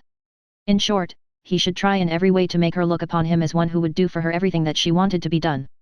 In the next place he should get her to meet him in some place privately, and should then tell her that the reason of his giving presents to her in secret was the fear that the parents of both of them might be displeased, and then he may add that the things which he had given her had been much desired by other people. When her love begins to show signs of increasing he should relate to her agreeable stories if she expresses a wish to hear such narratives. Or if she takes delight in legerdemain, he should amaze her by performing various tricks of jugglery, or if she feels a great curiosity to see a performance of the various arts, he should show his own skill in them. When she is delighted with singing he should entertain her with music, and on certain days, and at the time of going together to moonlight fairs and festivals, and at the time of her return after being absent from home, he should present her with bouquets of flowers, and with chaplets for the head, and with ear ornaments and rings. For these are the proper occasions on which such things should be presented. He should also teach the daughter of the girl's nurse all the 64 means of pleasure practiced by men, and under this pretext should also inform her of his great skill in the art of sexual enjoyment. All this time he should wear a fine dress, and make as good an appearance as possible, for young women love men who live with them, and who are handsome, good-looking and well-dressed. As for the saying that though women may fall in love, they still make no effort themselves to gain over the object of their affections, that is only a matter of idle talk. Now a girl always shows her love by outward signs and actions, such as the following: she never looks the man in the face, and becomes abashed when she is looked at by him, under some pretext or other she shows her limbs to him, she looks secretly at him though he has gone away from her side, hangs down her head when she is asked some question by him, and answers in indistinct words and unfinished sentences, delights to be in his company for a long time, speaks to her attendants in a peculiar tone with the hope of attracting his attention towards her when she is at a distance from him, does not wish to go from the place where he is, under some pretext or other she makes him look at different things, narrates to him tales and stories very slowly so that she may continue conversing with him for a long time, kisses and embraces before him a child sitting in her lap, draws ornamental marks on the foreheads of her female servants, performs sportive and graceful movements when her attendants speak jestingly to her in the presence of her lover, confides in her lover's friends and respects and obeys them, shows kindness to his servants, converses with them, and engages them to do her work as if she were their mistress, and listens attentively to them when they tell stories about her lover to somebody else, enters his house when induced to do so by the daughter of her nurse, and by her assistance manages to converse and play with him, avoids being seen by her lover when she is not dressed and decorated, gives him by the hand of her female friend her ear ornament, ring, or garland of flowers that he may have asked to see, always wears anything that he may have presented to her, become dejected when any other bridegroom is mentioned by her parents, and does not mix with those who may be of her party, or who may support his claims. There are also some verses on the subject as follows. A man, who has seen and perceived the feelings of the girl towards him, and who has noticed the outward signs and movements by which those feelings are expressed, should do everything in his power to effect an union with her. He should gain over a young girl by childlike sports, a damsel come of age by his skill in the arts, and a girl that loves him by having recourse to persons in whom she confides. Chapter 4. About things to be done only by the man, and the acquisition of the girl thereby. Also what is to be done by a girl to gain over a man, and subject him to her. Now when the girl begins to show her love by outward signs and motions, as described in the last chapter, the lover should try to gain her over entirely by various ways and means, such as the following. When engaged with her in any game or sport he should intentionally hold her hand. He should practice upon her the various kinds of embraces, such as the touching embrace, and others already described in a preceding chapter, Part 2 Chapter 2. He should show her a pair of human beings cut out of the leaf of a tree, and such like things, at intervals. When engaged in water sports, he should dive at a distance from her, and come up close to her. He should show an increased liking for the new foliage of trees and such like things. He should describe to her the pangs he suffers on her account. He should relate to her the beautiful dream that he has had with reference to other women. At parties and assemblies of his caste he should sit near her, and touch her under some pretence or other, and having placed his foot upon hers, he should slowly touch each of her toes, and press the ends of the nails. If successful in this, he should get hold of her foot with his hand and repeat the same thing. He should also press a finger of her hand between his toes when she happens to be washing his feet, and whenever he gives anything to her or takes anything from her, he should show her by his manner and look how much he loves her. He should sprinkle upon her the water brought for rinsing his mouth, and when alone with her in a lonely place, or in darkness, he should make love to her, and tell her the true state of his mind without distressing her in any way. Whenever he sits with her on the same seat or bed he should say to her, "I have something to tell you in private," and then, when she comes to hear it in a quiet place, he should express his love to her more by manner and signs than by words. When he comes to know the state of her feelings towards him he should pretend to be ill, and should make her come to his house to speak to him. There he should intentionally hold her hand and place it on his eyes and forehead, and under the pretense of preparing some medicine for him he should ask her to do work for his sake in the following words: "This work must be done by you, and by nobody else." When she wants to go away he should let her go, with an earnest request to come and see him again. This device of illness should be continued for 3 days and 3 nights. After this, when she begins coming to see him frequently, he should carry on long conversations with her, for, says Gotakamuka, though a man loves a girl ever so much, he never succeeds in winning her without a great deal of talking. At last, when the man finds the girl completely gained over, he may then begin to enjoy her. As for the saying that women grow less timid than usual during the evening, and in darkness, and are desirous of congress at those times, and do not oppose men then and should only be enjoyed at these hours, it is a matter of talk only. When it is impossible for the man to carry on his endeavours alone, he should, by means of the daughter of her nurse, or of a female friend in whom she confides, cause the girl to be brought to him without making known to her his design, and he should then proceed with her in the manner above described. Or he should in the beginning send his own female servant to live with the girl as her friend, and should then gain her over by her means. At last, when he knows the state of her feelings by her outward manner and conduct towards him at religious ceremonies, marriage ceremonies, fairs, festivals, theatres, public assemblies, and such like occasions, he should begin to enjoy her when she is alone, for Vatsyayana lays it down, that women, when resorted to at proper times and in proper places, do not turn away from their lovers. When a girl, possessed of good qualities and well-bred, though born in a humble family, or destitute of wealth, and not therefore desired by her equals, or an orphan girl, or one deprived of her parents, but observing the rules of her family and caste, should wish to bring about her own marriage when she comes of age, such a girl should endeavour to gain over a strong and good-looking young man, or a person whom she thinks would marry her on account of the weakness of his mind, and even without the consent of his parents. She should do this by such means as would endear her to the said person, as well as by frequently seeing and meeting him. Her mother also should constantly cause them to meet by means of her female friends, and the daughter of her nurse. The girl herself should try to get alone with her beloved in some quiet place, and at odd times should give him flowers, betel nut, betel leaves and perfumes. She should also show her skill in the practice of the arts, in shampooing, in scratching and in pressing with the nails. She should also talk to him on the subjects he likes best, and discuss with him the ways and means of gaining over and winning the affections of a girl. But old authors say that although the girl loves the man ever so much, she should not offer herself, or make the first overtures, for a girl who does this loses her dignity, and is liable to be scorned and rejected. But when the man shows his wish to enjoy her, she should be favorable to him and should show no change in her demeanor when he embraces her, and should receive all the manifestations of his love as if she were ignorant of the state of his mind. But when he tries to kiss her she should oppose him. When he begs to be allowed to have sexual intercourse with her she should let him touch her private parts only and with considerable difficulty, and though importuned by him, she should not yield herself up to him as if of her own accord, but should resist his attempts to have her. It is only, moreover, when she is certain that she is truly loved, and that her lover is indeed devoted to her, and will not change his mind, that she should then give herself up to him, and persuade him to marry her quickly. After losing her virginity she should tell her confidential friends about it. Here ends the efforts of a girl to gain over a man. There are also some verses on the subject as follows: a girl who is much sought after should marry the man that she likes, and whom she thinks would be obedient to her, and capable of giving her pleasure. But when from the desire of wealth a girl is married by her parents to a rich man without taking into consideration the character or looks of the bridegroom, or when given to a man who has several wives, she never becomes attached to the man, even though he be endowed with good qualities, obedient to her will, active, strong, and healthy, and anxious to please her in every way. A husband who is obedient but yet master of himself, though he be poor and not good-looking, is better than one who is common to many women, even though he be handsome and attractive. The wives of rich men, where there are many wives, are not generally attached to their husbands, and are not confidential with them, and even though they possess all the external enjoyments of life, still have recourse to other men. A man who is of a low mind, who has fallen from his social position, and who is much given to traveling, does not deserve to be married, neither does one who has many wives and children, or one who is devoted to sport and gambling, and who comes to his wife only when he likes. Of all the lovers of a girl he only is her true husband who possesses the qualities that are liked by her, and such a husband only enjoys real superiority over her, because he is the husband of love. Chapter 5. On certain forms of marriage. When a girl cannot meet her lover frequently in private, she should send the daughter of her nurse to him, it being understood that she has confidence in her, and had previously gained her over to her interests.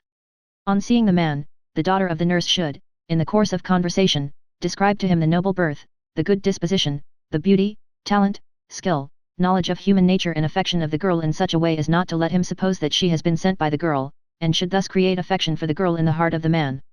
To the girl also she should speak about the excellent qualities of the man, especially of those qualities which she knows are pleasing to the girl. She should, moreover, speak with disparagement of the other lovers of the girl, and talk about the avarice and indiscretion of their parents, and the fickleness of their relations. She should also quote samples of many girls of ancient times, such as Sakuntala and others, who, having united themselves with lovers of their own caste and their own choice, were ever happy afterwards in their society. And she should also tell of other girls who married into great families, and being troubled by rival wives, became wretched and miserable, and were finally abandoned. She should further speak of the good fortune, the continual happiness, the chastity, obedience, and affection of the man, and if the girl gets amorous about him, she should endeavor to allay her shame and her fear as well as her suspicions about any disaster that might result from the marriage. In a word, she should act the whole part of a female messenger by telling the girl all about the man's affection for her, the places he frequented, and the endeavors he made to meet her, and by frequently repeating, "It will be all right if the man will take you away forcibly and unexpectedly." The forms of marriage. When the girl is gained over, and acts openly with the man as his wife, he should cause fire to be brought from the house of a Brahmin, and having spread the kasha grass upon the ground, and offered an oblation to the fire, he should marry her according to the precepts of the religious law. After this he should inform his parents of the fact, because it is the opinion of ancient authors that a marriage solemnly contracted in the presence of fire cannot afterwards be set aside. After the consummation of the marriage, the relations of the man should gradually be made acquainted with the affair, and the relations of the girl should also be apprised of it in such a way that they may consent to the marriage, and overlook the manner in which it was brought about, and when this is done they should afterwards be reconciled by affectionate presence and favourable conduct. In this manner the man should marry the girl according to the Gandharva form of marriage. When the girl cannot make up her mind, or will not express her readiness to marry, the man should obtain her in any one of the following ways. 1. On a fitting occasion, and under some excuse, he should by means of a female friend with whom he is well acquainted, and whom he can trust, and who also is well known to the girl's family, get the girl brought unexpectedly to his house, and he should then bring fire from the house of a Brahmin, and proceed as before described. 2. When the marriage of the girl with some other person draws near, the man should disparage the future husband to the utmost in the mind of the mother of the girl, and then having got the girl to come with her mother's consent to a neighbouring house, he should bring fire from the house of a Brahmin, and proceed as above. 3. The man should become a great friend of the brother of the girl, the said brother being of the same age as himself, and addicted to courtesans, and to intrigues with the wives of other people, and should give him assistance in such matters, and also give him occasional presents. He should then tell him about his great love for his sister, as young men will sacrifice even their lives for the sake of those who may be of the same age, habits, and dispositions as themselves. After this the man should get the girl brought by means of her brother to some secure place, and having brought fire from the house of a Brahmin, should proceed as before. 4. The man should on the occasion of festivals get the daughter of the nurse to give the girl some intoxicating substance, and then cause her to be brought to some secure place under the pretence of some business, and there having enjoyed her before she recovers from her intoxication, should bring fire from the house of a Brahmin, and proceed as before. 5. The man should, with the connivance of the daughter of the nurse, carry off the girl from her house while she is asleep, and then, having enjoyed her before she recovers from her sleep, should bring fire from the house of a Brahmin, and proceed as before. 6. When the girl goes to a garden, or to some village in the neighborhood, the man should, with his friends, fall on her guards, and having killed them, or frightened them away, forcibly carry her off, and proceed as before. There are verses on the subject as follows: in all the forms of marriage given in this chapter of this work, the one that precedes is better than the one that follows it, on account of its being more in accordance with the commands of religion, and therefore it is only when it is impossible to carry the former into practice that the latter should be resorted to.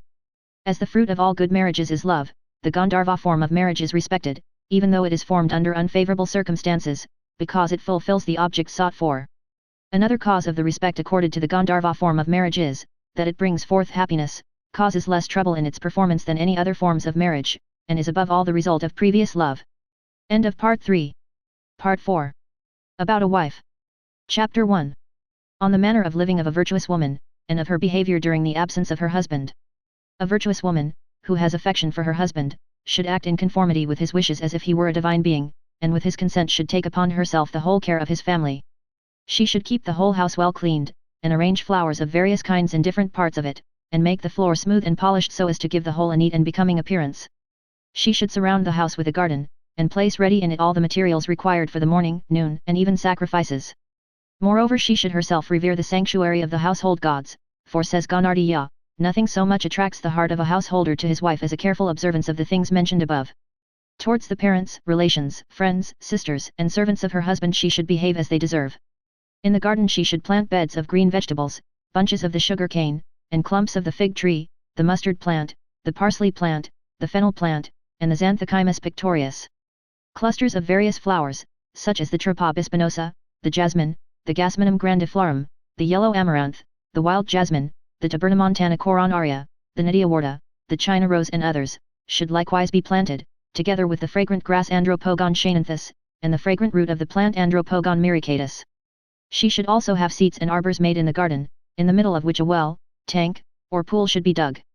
The wife should always avoid the company of female beggars, female buddyish mendicants, unchaste and roguish women, female fortune-tellers and witches.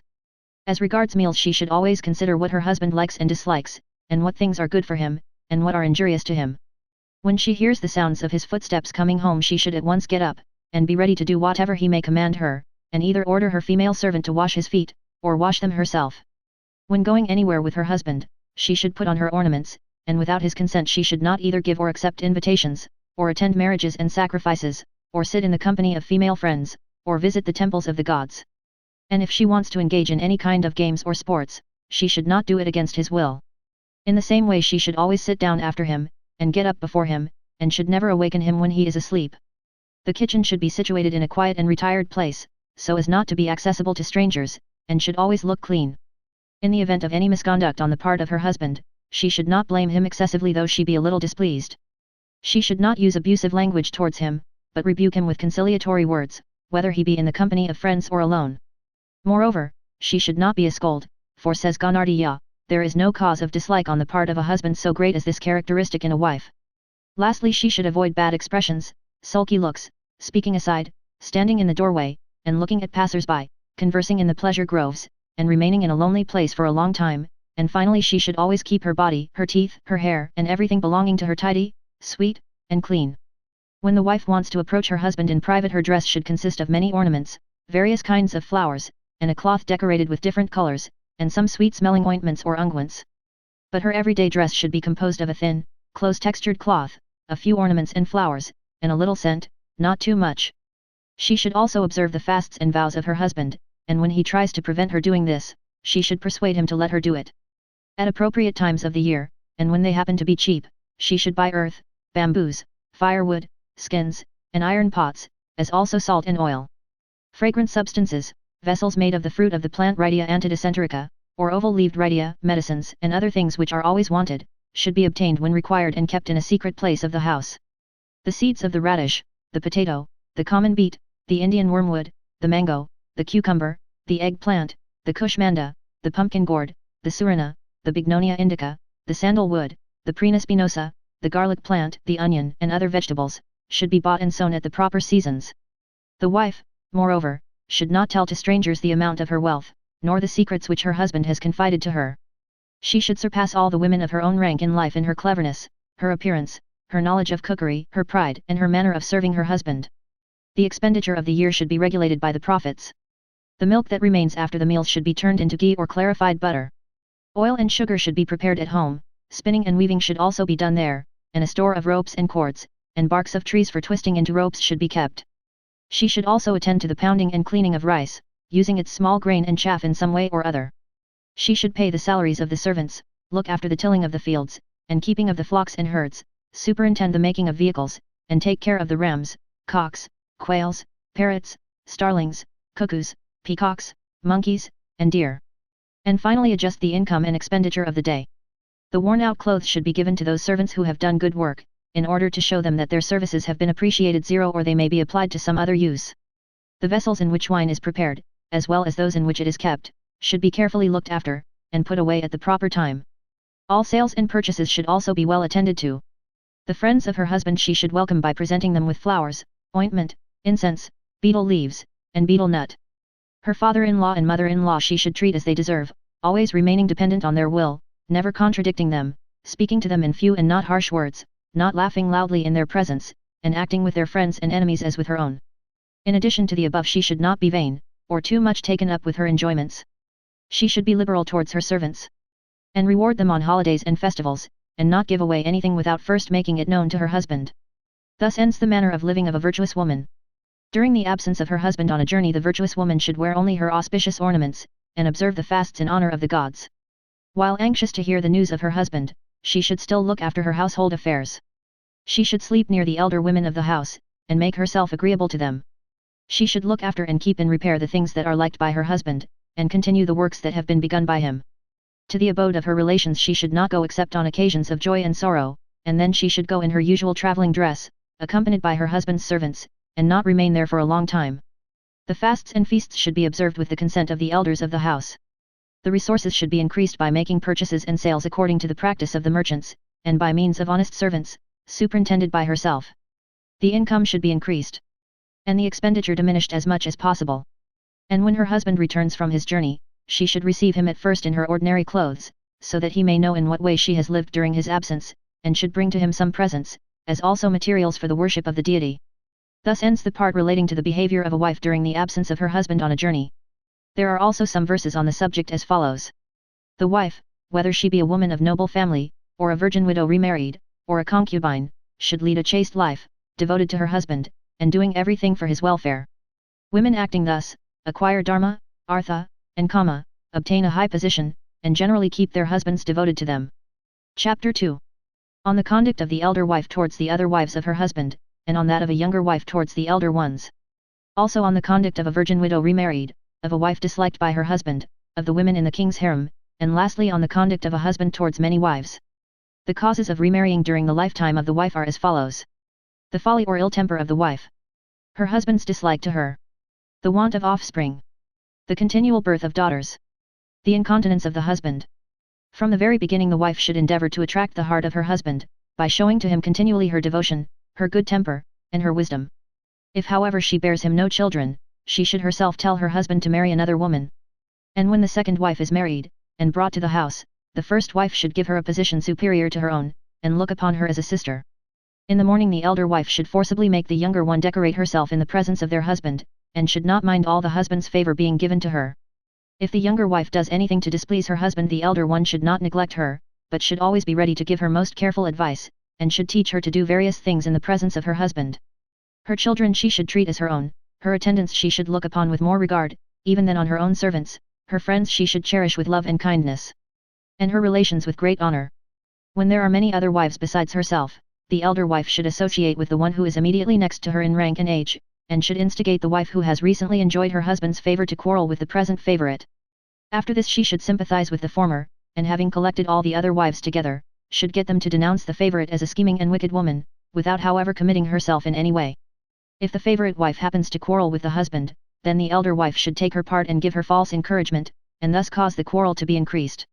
If there be only a little quarrel between the two, the elder wife should do all she can to work it up into a large quarrel. But if after all this she finds the husband still continues to love his favorite wife she should then change her tactics, and endeavor to bring about a conciliation between them, so as to avoid her husband's displeasure. Thus ends the conduct of the elder wife. The younger wife should regard the elder wife of her husband as her mother, and should not give anything away, even to her own relations, without her knowledge. She should tell her everything about herself, and not approach her husband without her permission. Whatever is told to her by the elder wife she should not reveal to others, and she should take care of the children of the senior even more than of her own. When alone with her husband she should serve him well, but should not tell him of the pain she suffers from the existence of a rival wife.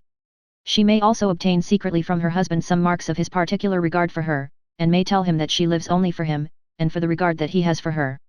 She should never reveal her love for her husband, nor her husband's love for her to any person, either in pride or in anger, for a wife that reveals the secrets of her husband is despised by him.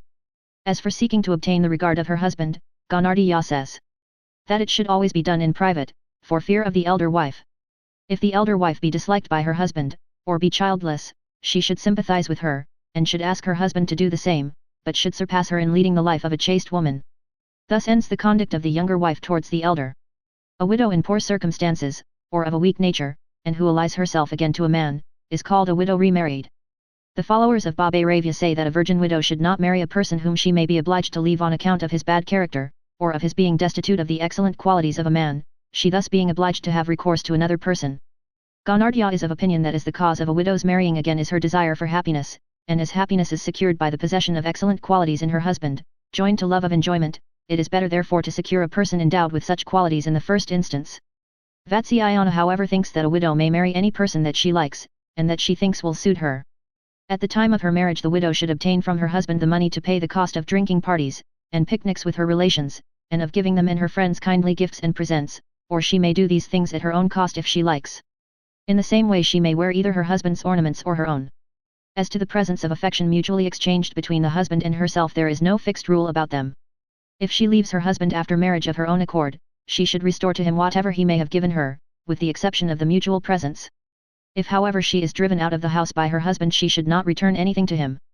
After her marriage she should live in the house of her husband like one of the chief members of the family, but should treat the other ladies of the family with kindness, the servants with generosity, and all the friends of the house with familiarity and good temper. She should show that she is better acquainted with the 64 arts than the other ladies of the house, and in any quarrels with her husband she should not rebuke him severely, but in private do everything that he wishes, and make use of the 64 ways of enjoyment. She should be obliging to the other wives of her husband, and to their children she should give presents, behave as their mistress, and make ornaments and playthings for their use. In the friends and servants of her husband she should confide more than in his other wives, and finally she should have a liking for drinking parties, going to picnics, attending fairs and festivals, and for carrying out all kinds of games and amusements. Thus ends the conduct of a virgin widow remarried. A woman who is disliked by her husband, and annoyed and distressed by his other wives, should associate with the wife who is liked most by her husband, and who serves him more than the others, and should teach her all the arts with which she is acquainted. She should act as the nurse of her husband's children, and having gained over his friends to her side, should through them make him acquainted of her devotion to him. In religious ceremonies she should be a leader, as also in vows and fasts, and should not hold too good an opinion of herself. When her husband is lying on his bed she should only go near him when it is agreeable to him, and should never rebuke him, or show obstinacy in any way. If her husband happens to quarrel with any of his other wives, she should reconcile them to each other, and if he desires to see any woman secretly, she should manage to bring about the meeting between them. She should moreover make herself acquainted with the weak points of her husband's character. But always keep them secret, and on the whole behave herself in such an way as may lead him to look upon her as a good and devoted wife. Here ends the conduct of a wife disliked by her husband. The above sections will show how all the women of the king's seraglio are to behave, and therefore we shall now speak separately only about the king. The female attendants in the harem, called severally Kanhukyas, Mahalarikas and Mahalikas, should bring flowers, ointments, and clothes from the king's wives to the king, and he having received these things should give them as presents to the servants, along with the things worn by him the previous day. In the afternoon the king, having dressed and put on his ornaments, should interview the women of the harem, who should also be dressed and decorated with jewels. Then having given to each of them such a place and such respect as may suit the occasion and as they may deserve, he should carry on with them a cheerful conversation. After that he should see such of his wives as may be virgin widows remarried, and after them the concubines and dancing girls. All of these should be visited in their own private rooms. When the king rises from his noonday sleep, the woman whose duty it is to inform the king regarding the wife who is to spend the night with him should come to him accompanied by the female attendants of that wife whose turn may have arrived in the regular course, and of her who may have been accidentally passed over as her turn arrived, and of her who may have been unwell at the time of her turn. These attendants should place before the king the ointments and unguents sent by each of these wives, marked with the seal of her ring, and their names and their reasons for sending the ointments should be told to the king. After this the king accepts the ointment of one of them, who then is informed that her ointment has been accepted, and that her day has been settled. At festivals, singing parties, and exhibitions, all the wives of the king should be treated with respect and served with drinks. But the women of the harem should not be allowed to go out alone, neither should any women outside the harem be allowed to enter it except those whose character is well known. And lastly the work which the king's wives have to do should not be too fatiguing. Thus ends the conduct of the king towards the women of the harem, and of their own conduct. A man marrying many wives should act fairly towards them all. He should neither disregard nor pass over their faults, and should not reveal to one wife the love, passion, bodily blemishes, and confidential reproaches of the other. No opportunity should be given to any one of them of speaking to him about their rivals, and if one of them should begin to speak ill of another, he should chide her and tell her that she has exactly the same blemishes in her character. One of them he should please by secret confidence, another by secret respect, and another by secret flattery, and he should please them all by going to gardens, by amusements, by presents, by honoring their relations, by telling them secrets, and lastly by loving unions. A young woman who is of a good temper, and who conducts herself according to the precepts of the Holy Writ, wins her husband's attachment, and obtains a superiority over her rivals. Thus ends the conduct of a husband towards many wives. End of Part 4. Part 5. About the wives of other men. Chapter 1. Of the characteristics of men and women, the reasons why women reject the addresses of men, about men who have success with women, and about women who are easily gained over.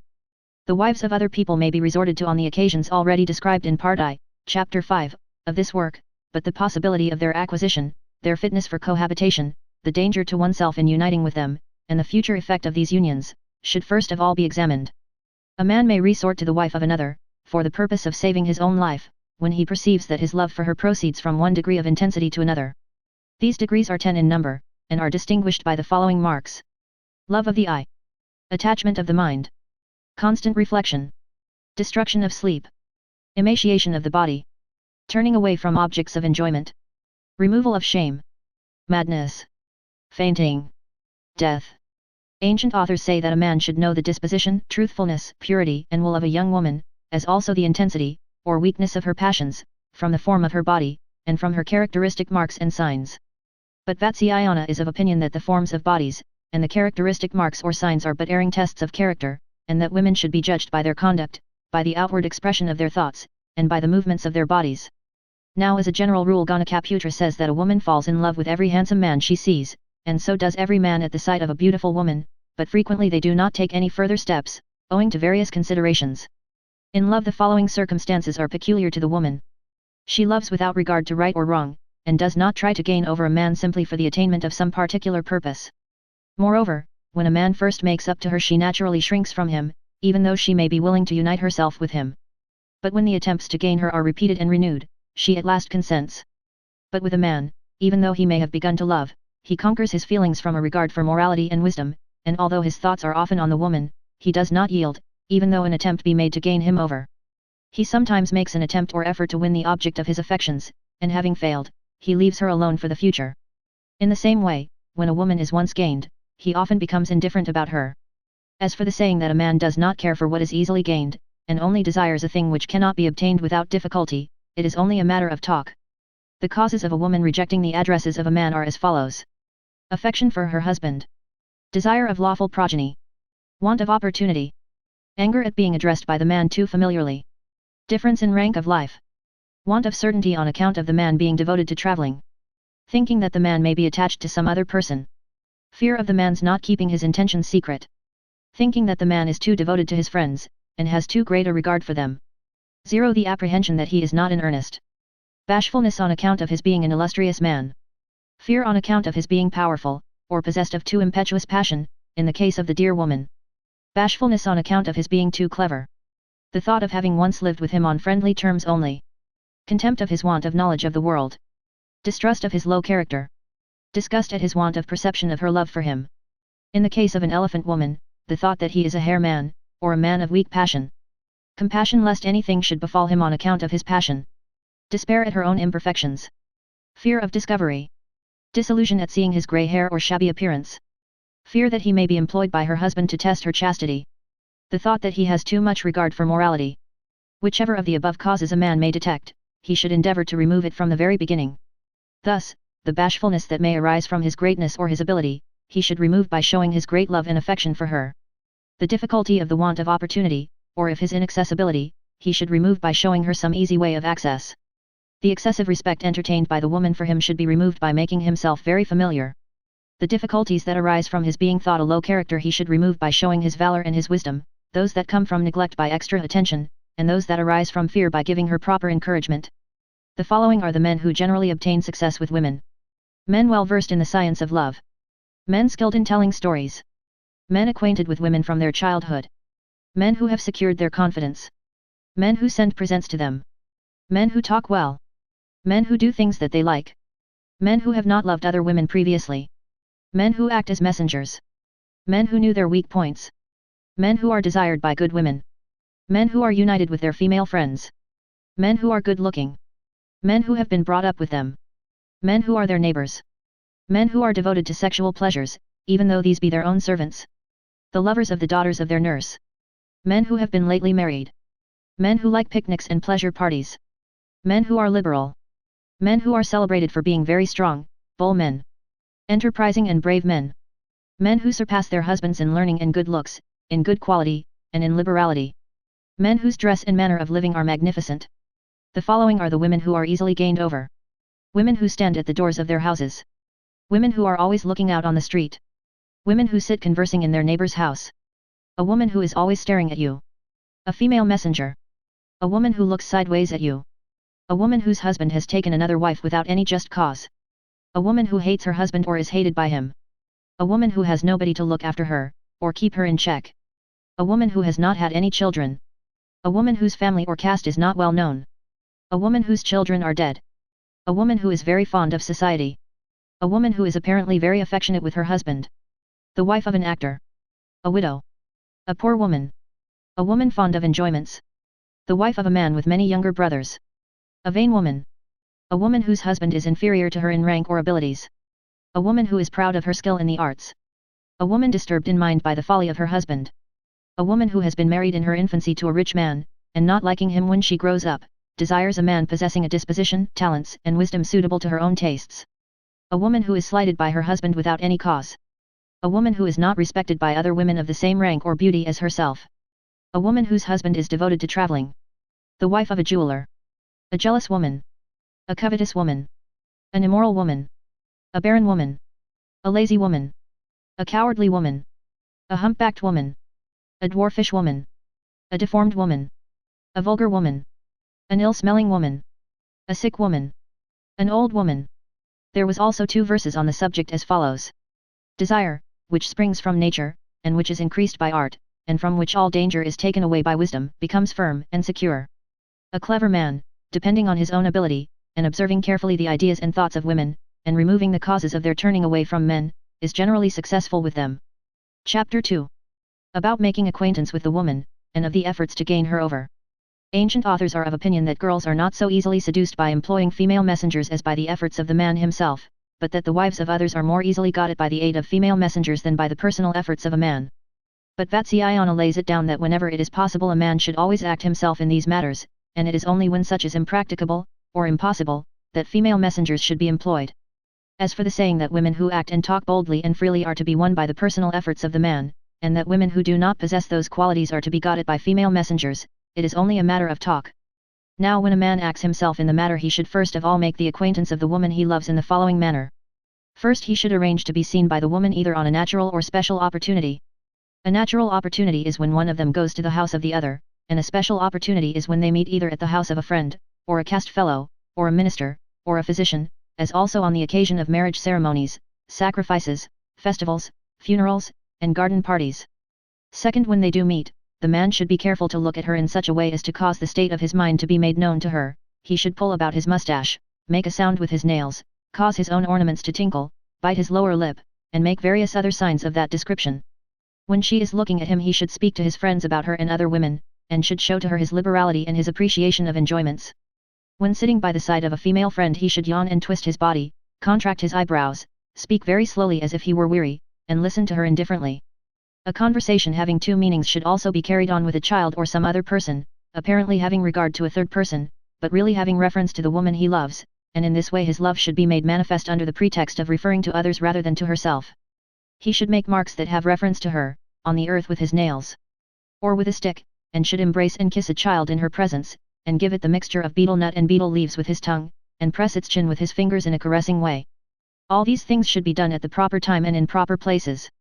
Third, the man should fondle a child that may be sitting on her lap, and give it something to play with, and also take the same back again. Conversation with respect to the child may also be held with her, and in this manner he should gradually become well acquainted with her, and he should also make himself agreeable to her relations.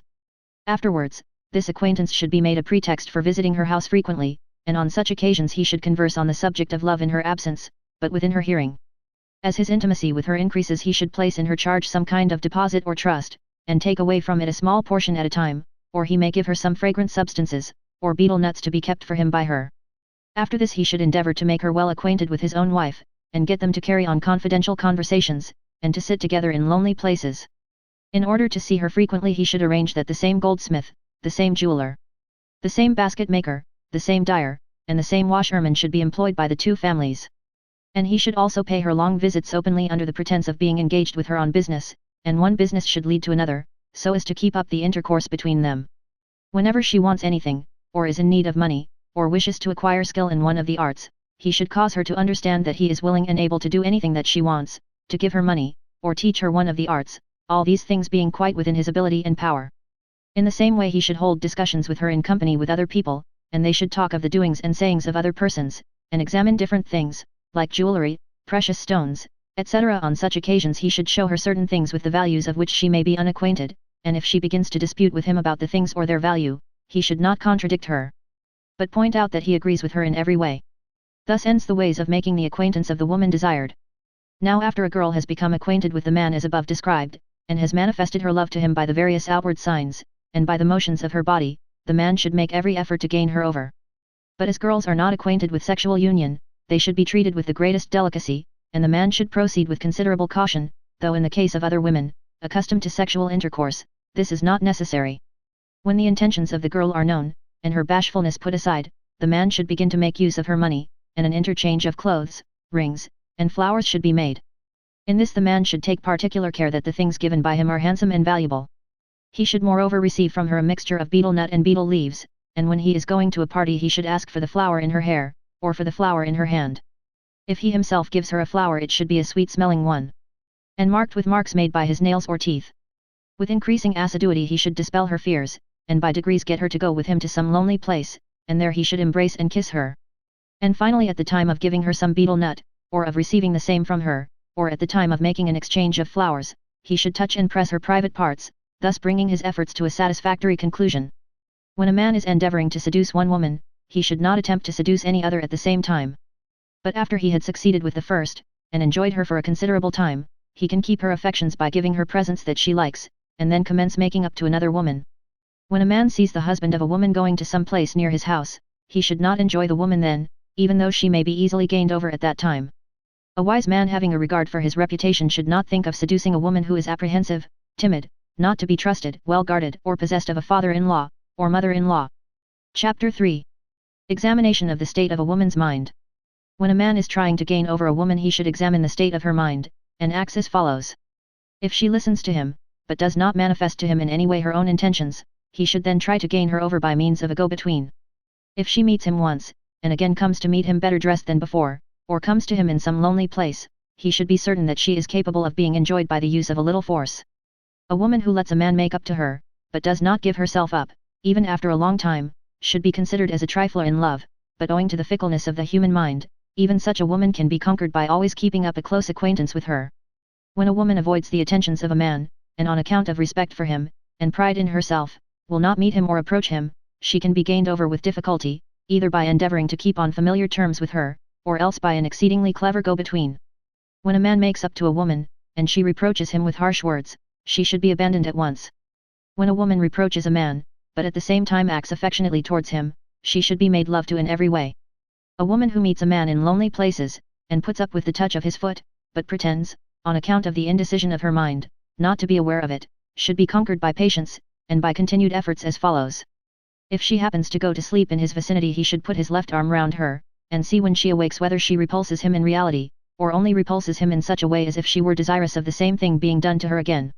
And what is done by the arm can also be done by the foot. If the man succeeds in this point he should embrace her more closely, and if she will not stand the embrace and gets up, but behaves with him as usual the next day, he should consider then that she is not unwilling to be enjoyed by him. If however she does not appear again, the man should try to get over her by means of a go-between, and if, after having disappeared for some time she again appears, and behaves with him as usual, the man should then consider that she would not object to be united with him. When a woman gives a man an opportunity, and makes her own love manifest to him, he should proceed to enjoy her. And the signs of a woman manifesting her love are these. She calls out to a man without being addressed by him in the first instance. She shows herself to him in secret places. She speaks to him tremblingly and inarticulately. She has the fingers of her hand, and the toes of her feet moistened with perspiration, and her face blooming with delight. She occupies herself with shampooing his body and pressing his head. When shampooing him she works with one hand only, and with the other she touches and embraces parts of his body. She remains with both hands placed on his body motionless as if she had been surprised by something, or was overcome by fatigue. She sometimes bends down her face upon his thighs, and when asked to shampoo them does not manifest any unwillingness to do so. She places one of her hands quite motionless on his body, and even though the man should press it between two members of his body, she does not remove it for a long time. Lastly, when she has resisted all the efforts of the man to gain her over, she returns to him next day to shampoo his body as before. When a woman neither gives encouragement to a man, nor avoids him, but hides herself and remains in some lonely place, she must be got at by means of the female servant who may be near her. If when called by the man she acts in the same way, then she should be gained over by means of a skillful go-between. But if she will have nothing to say to the man, he should consider well about her before he begins any further attempts to gain her over. Thus ends the examination of the state of a woman's mind. A man should first get himself introduced to a woman, and then carry on a conversation with her. He should give her hints of his love for her, and if he finds from her replies that she receives these hints favorably, he should then set to work to gain her over without any fear. A woman who shows her love by outward signs to the man at his first interview should be gained over very easily. In the same way, a lascivious woman, who when addressed in loving words replies openly in words expressive of her love, should be considered to have been gained over at that very moment. With regard to all women, whether they be wise, simple, or confiding, this rule is laid down that those who make an open manifestation of their love are easily gained over. Chapter 4. About the business of a go-between.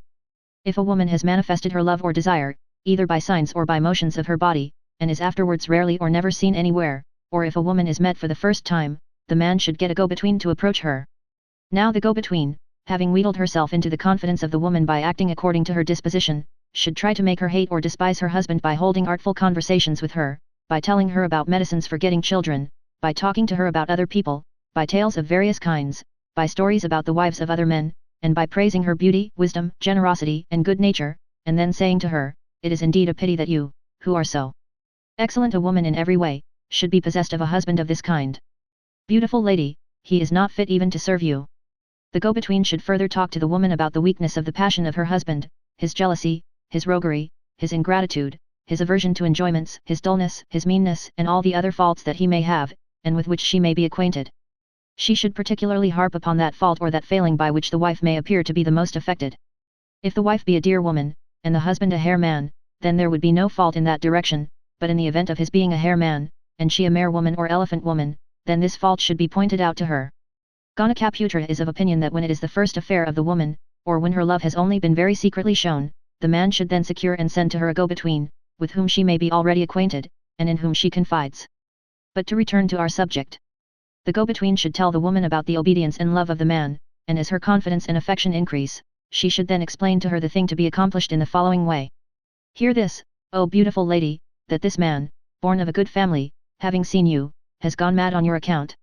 The poor young man, who is tender by nature, has never been distressed in such a way before, and it is highly probable that he will succumb under his present affliction, and experience the pains of death.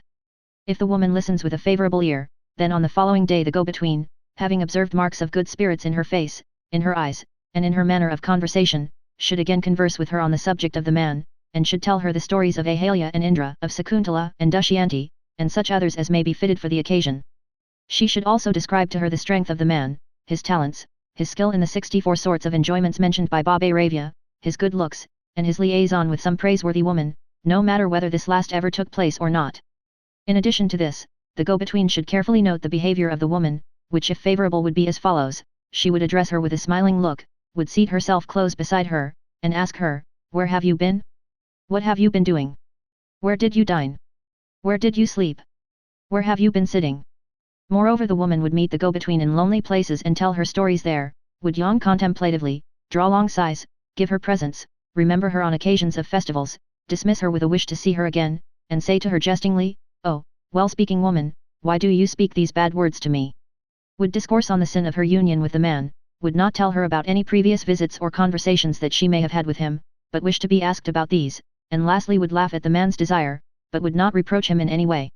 Thus ends the behavior of the woman with the go-between. When the woman manifests her love in the manner above described, the go-between should increase it by bringing to her love tokens from the man. But if the woman be not acquainted with the man personally, the go-between should win her over by extolling and praising his good qualities, and by telling stories about his love for her. Here Adittalaka says that when a man or woman are not personally acquainted with each other, and have not shown each other any signs of affection, the employment of a go-between is useless. The followers of Vatsyayana on the other hand affirm that even though they be personally unacquainted, but have shown each other signs of affection, there is an occasion for the employment of a go-between. Ganakaputra asserts that a go-between should be employed, provided they are acquainted with each other, even though no signs of affection may have passed between them. Vatsyayana however lays it down that even though they may not be personally acquainted with each other, and may not have shown each other any signs of affection, still they are both capable of placing confidence in a go-between.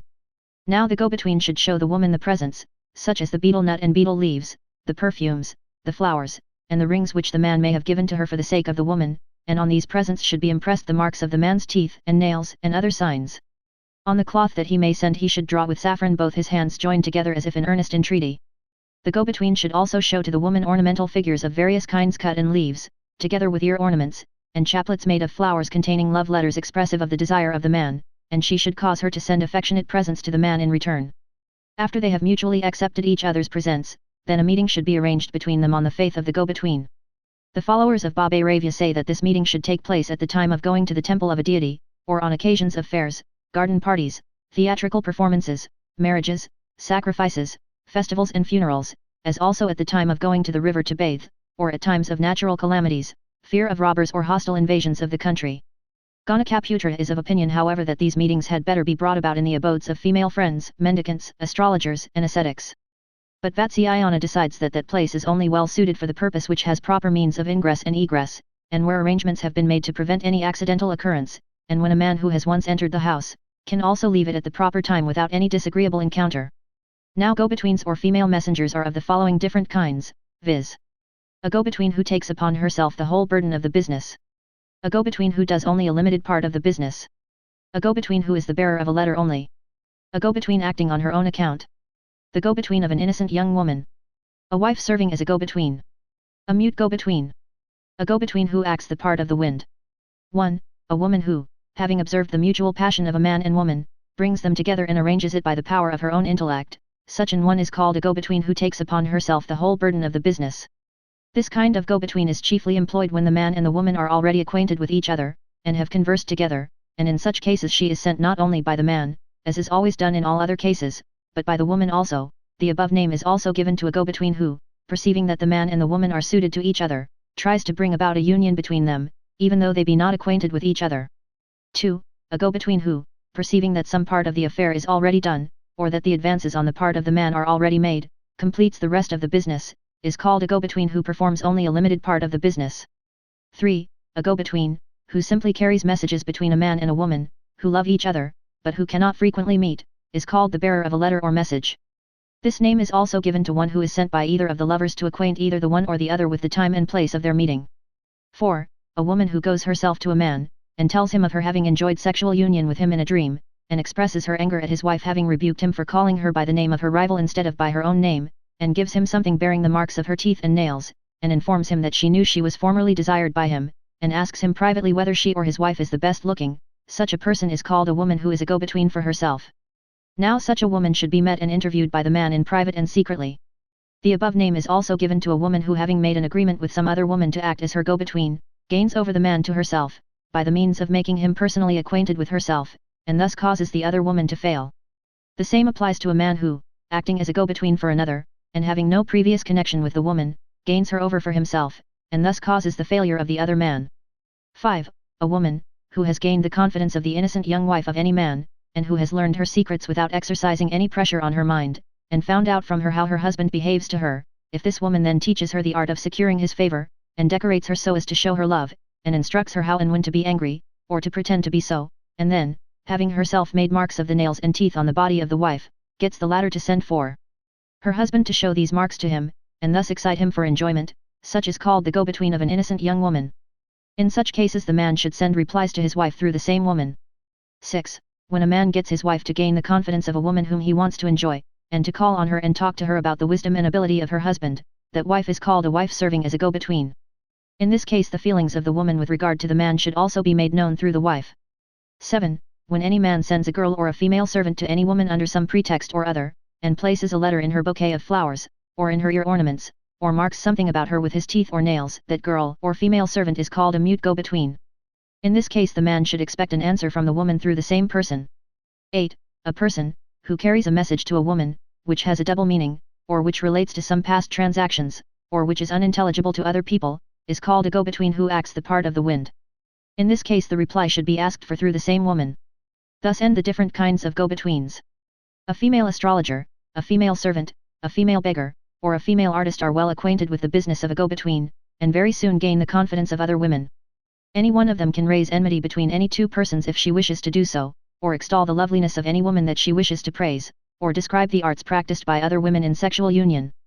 They can also speak highly of the love of a man, of his skill in sexual enjoyment, and of the desire of other women, more beautiful even than the woman they are addressing, for him, and explain the restraint under which he may be at home. Lastly, a go-between can, by the artfulness of her conversation, unite a woman with a man, even though he may not have been thought of by her, or may have been considered beyond his aspirations. She can also bring back a man to a woman, who, owing to some cause or other, has separated himself from her. Chapter 5. About the love of persons in authority for the wives of other men. Kings and their ministers have no access to the abodes of others, and moreover their mode of living is constantly watched and observed and imitated by the people at large, just as the animal world, seeing the sun rise, get up after him, and when he sits in the evening, lie down again in the same way. Persons in authority should not therefore do any improper act in public, as such are impossible from their position, and would be deserving of censure. But if they find that such an act is necessary to be done, they should make use of the proper means as described in the following paragraphs.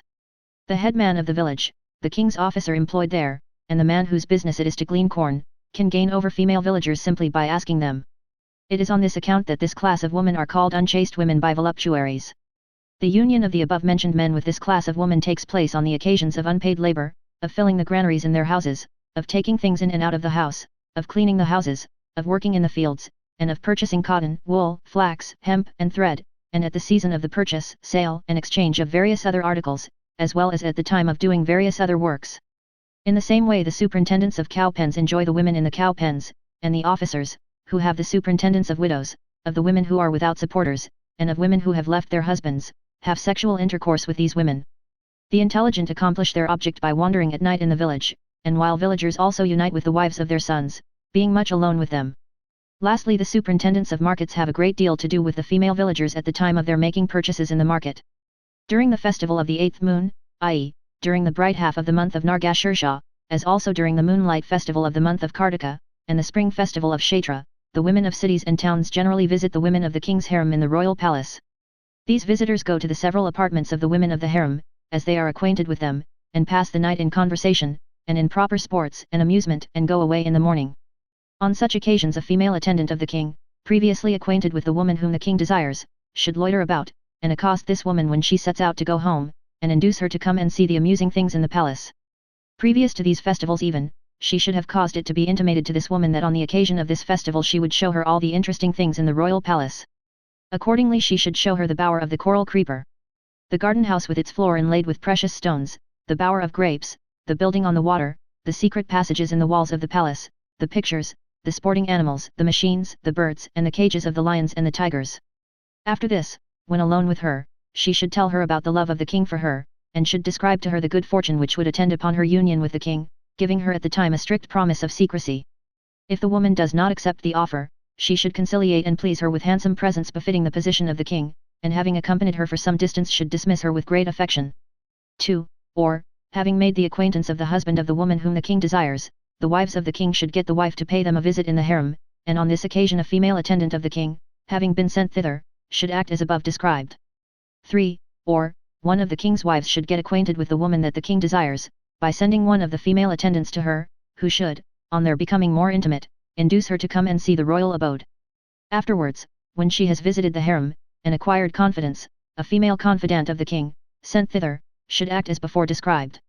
4. Or, the king's wife should invite the woman, whom the king desires, to come to the royal palace, so that she might see the practice of the art in which the king's wife may be skilled, and after she has come to the harem, a female attendant of the king, sent thither, should act as before described. 5. Or, a female beggar, in league with the king's wife, should say to the woman desired by the king, and whose husband may have lost his wealth, or may have some cause of fear from the king, this wife of the king has influence over him, and she is, moreover, naturally kind-hearted, we must therefore go to her in this matter. I shall arrange for your entrance into the harem, and she will do away with all cause of danger and fear from the king. If the woman accepts this offer, the female beggar should take her 2 or 3 times to the harem, and the king's wife there should give her a promise of protection. After this, when the woman, delighted with her reception and promise of protection, again goes to the harem, then a female attendant of the king, sent thither, should act as directed. 6. What has been said above regarding the wife of one who has some cause of fear from the king applies also to the wives of those who seek service under the king, or who are oppressed by the king's ministers, or who are poor, or who are not satisfied with their position, or who are desirous of gaining the king's favor, or who wish to become famous among the people, or who are oppressed by the members of their own caste, or who want to injure their caste fellows, or who are spies of the king, or who have any other object to attain. 7. Lastly, if the woman desired by the king be living with some person who is not her husband, then the king should cause her to be arrested, and having made her a slave, on account of her crime, should place her in the harem. Or the king should cause his ambassador to quarrel with the husband of the woman desired by him, and should then imprison her as the wife of an enemy of the king, and by this means should place her in the harem. Thus end the means of gaining over the wives of others secretly. The above-mentioned ways of gaining over the wives of other men are chiefly practiced in the palaces of kings. But a king should never enter the abode of another person, for Abhira, the king of the Caucasus, was killed by a washerman while in the house of another, and in the same way Jayasana, the king of the Kashis, was slain by the commandment of his cavalry. But according to the customs of some countries there are facilities for kings to make love to the wives of other men. Thus in the country of the Andhras the newly married daughters of the people thereof enter the king's harem with some presents on the 10th day of their marriage, and having been enjoyed by the king are then dismissed. In the country of the Vatsagulmas the wives of the chief ministers approach the king at night to serve him. In the country of the Vedarbhas the beautiful wives of the inhabitants pass a month in the king's harem under the pretense of affection for the king. In the country of the Aparatakas the people gave their beautiful wives as presents to the ministers and the kings. And lastly in the country of the Saurashtras the women of the city and the country enter the royal harem for the king's pleasure either together or separately. There are also 2 verses on the subject as follows. The above and other ways are the means employed in different countries by kings with regard to the wives of other persons. But a king, who has the welfare of his people at heart, should not on any account put them into practice. A king who has conquered the 6 enemies of mankind, becomes the master of the whole earth. Chapter 6. About the women of the royal harem, and of the keeping of one's own wife. The women of the royal harem cannot see or meet any men on account of their being strictly guarded, neither do they have their desires satisfied, because their only husband is common to many wives. For this reason among themselves they give pleasure to each other in various ways as now described. Having dressed the daughters of their nurses, or their female friends, or their female attendants, like men, they accomplish their object by means of bulbs, roots and fruits having the form of the lingam, or they lie down upon the statue of a male figure, in which the lingam is visible and erect. Some kings, who are compassionate, take or apply certain medicines to enable them to enjoy many wives in one night, simply for the purpose of satisfying the desire of their women, though they perhaps have no desire of their own. Others enjoy with great affection only those wives that they particularly like, while others only take them according as the turn of each wife arrives in due course. Such are the ways of enjoyment prevalent in Eastern countries, and what is said about the means of enjoyment of the female is also applicable to the male. By means of their female attendants the ladies of the royal harem generally get men into their apartments in the disguise or dress of women. Their female attendants, and the daughters of their nurses, who are acquainted with their secrets, should exert themselves to get men to come to the harem in this way by telling them of the good fortune attending it, and by describing the facilities of entering and leaving the palace, the large size of the premises, the carelessness of the sentinels, and the irregularities of the attendants about the persons of the royal wives. But these women should never induce a man to enter the harem by telling him falsehoods, for that would probably lead to his destruction. As for the man himself, he had better not enter a royal harem, even though it may be easily accessible, on account of the numerous disasters to which he may be exposed there. If however he wants to enter it, he should first ascertain whether there is an easy way to get out, whether it is closely surrounded by the pleasure garden, whether it has separate enclosures belonging to it, whether the sentinels are careless, whether the king has gone abroad, and then, when he is called by the women of the harem, he should carefully observe the localities, and enter by the way pointed out by them.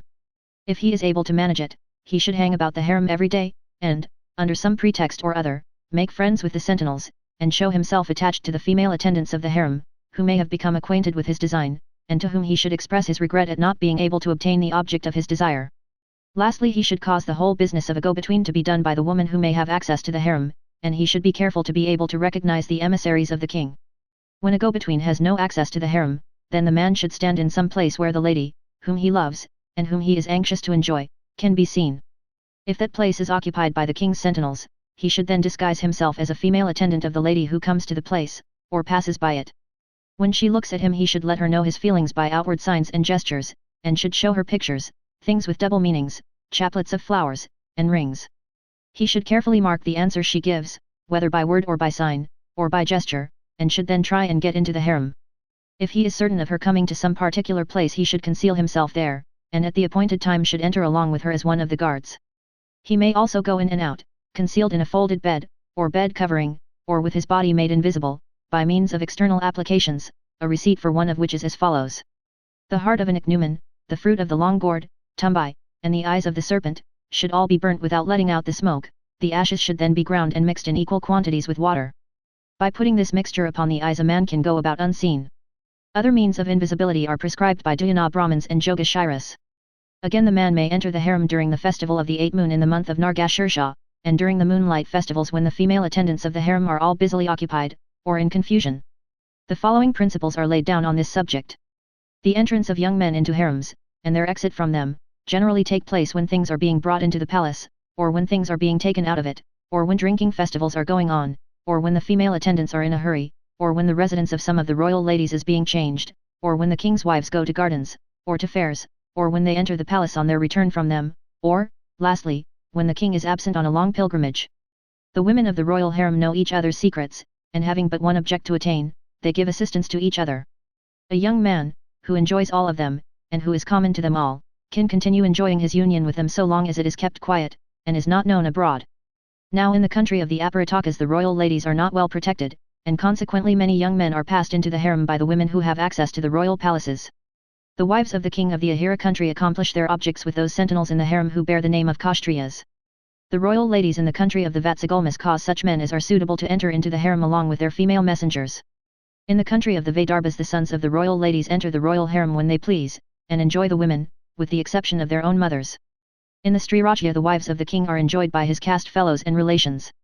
In the Ganda country the royal wives are enjoyed by Brahmins, friends, servants, and slaves. In the Samdhava country, servants, foster children, and other persons like them enjoy the women of the harem. In the country of the Himavatas adventurous citizens bribe the sentinels and enter the harem. In the country of the Vanyas and the Kalmayas, Brahmins, with the knowledge of the king, enter the harem under the pretense of giving flowers to the ladies, and speak with them from behind a curtain, and from such conversation union afterwards takes place. Lastly, the women in the harem of the king of the Prakyas conceal one young man in the harem for every batch of 9 or 10 of the women. Thus act the wives of others. For these reasons a man should guard his own wife. Old authors say that a king should select for sentinels in his harem such men as have their freedom from carnal desires well tested. But such men, though free themselves from carnal desire, by reason of their fear or avarice, may cause other persons to enter the harem, and therefore Ganakaputra says, that kings should place such men in the harem as may have had their freedom from carnal desires, their fears and their avarice well tested. Lastly, Vatsyayana says that under the influence of Dharma people might be admitted, and therefore men should be selected who are free from carnal desires, fear, avarice, and dharma. The followers of Bhabaravya say that a man should cause his wife to associate with a young woman who would tell him the secrets of other people, and thus find out from her about his wife's chastity. But Vatsyayana says, that as wicked persons are always successful with women, a man should not cause his innocent wife to be corrupted by bringing her into the company of a deceitful woman. The following are the causes of the destruction of a woman's chastity. Always going into society, and sitting in company. Absence of restraint. The loose habits of her husband. Want of caution in her relations with other men. Continued and long absence of her husband. Living in a foreign country. Destruction of her love and feelings by her husband. The company of loose women. The jealousy of her husband. There are also the following verses on the subject. A clever man, learning from the Shastras the ways of winning over the wives of other people, is never deceived in the case of his own wives. No one, however, should make use of these ways for seducing the wives of others, because they do not always succeed, and, moreover, often cause disasters, and the destruction of Dharma and Artha. This book, which is intended for the good of the people, and to teach them the ways of guarding their own wives, should not be made use of merely for gaining over the wives of others. End of Part 5. Part 6. About courtesans. Introductory remarks. This Part 6, about courtesans, was prepared by Vatsyayana, from a treatise on the subject, that was written by Dattaka, for the women of Pataliputra, the modern Putna, some 2000 years ago. Dattaka's work does not appear to be extant now, but this abridgment of it is very clever, and quite equal to any of the productions of Émile Zola, and other writers of the realistic school of today. Although a great deal has been written on the subject of the courtesan, nowhere will be found a better description of her belongings, of her ideas, and of the working of her mind, than is contained in the following pages. The details of the domestic and social life of the early Hindus would not be complete without mention of the courtesan, and Part 6 is entirely devoted to this subject. The Hindus have ever had the good sense to recognize courtesans as a part and portion of human society, and so long as they behaved themselves with decency and propriety, they were regarded with a certain respect. Anyhow, they have never been treated in the East with that brutality and contempt so common in the West, while their education has always been of a superior kind to that bestowed upon the rest of womankind in Oriental countries.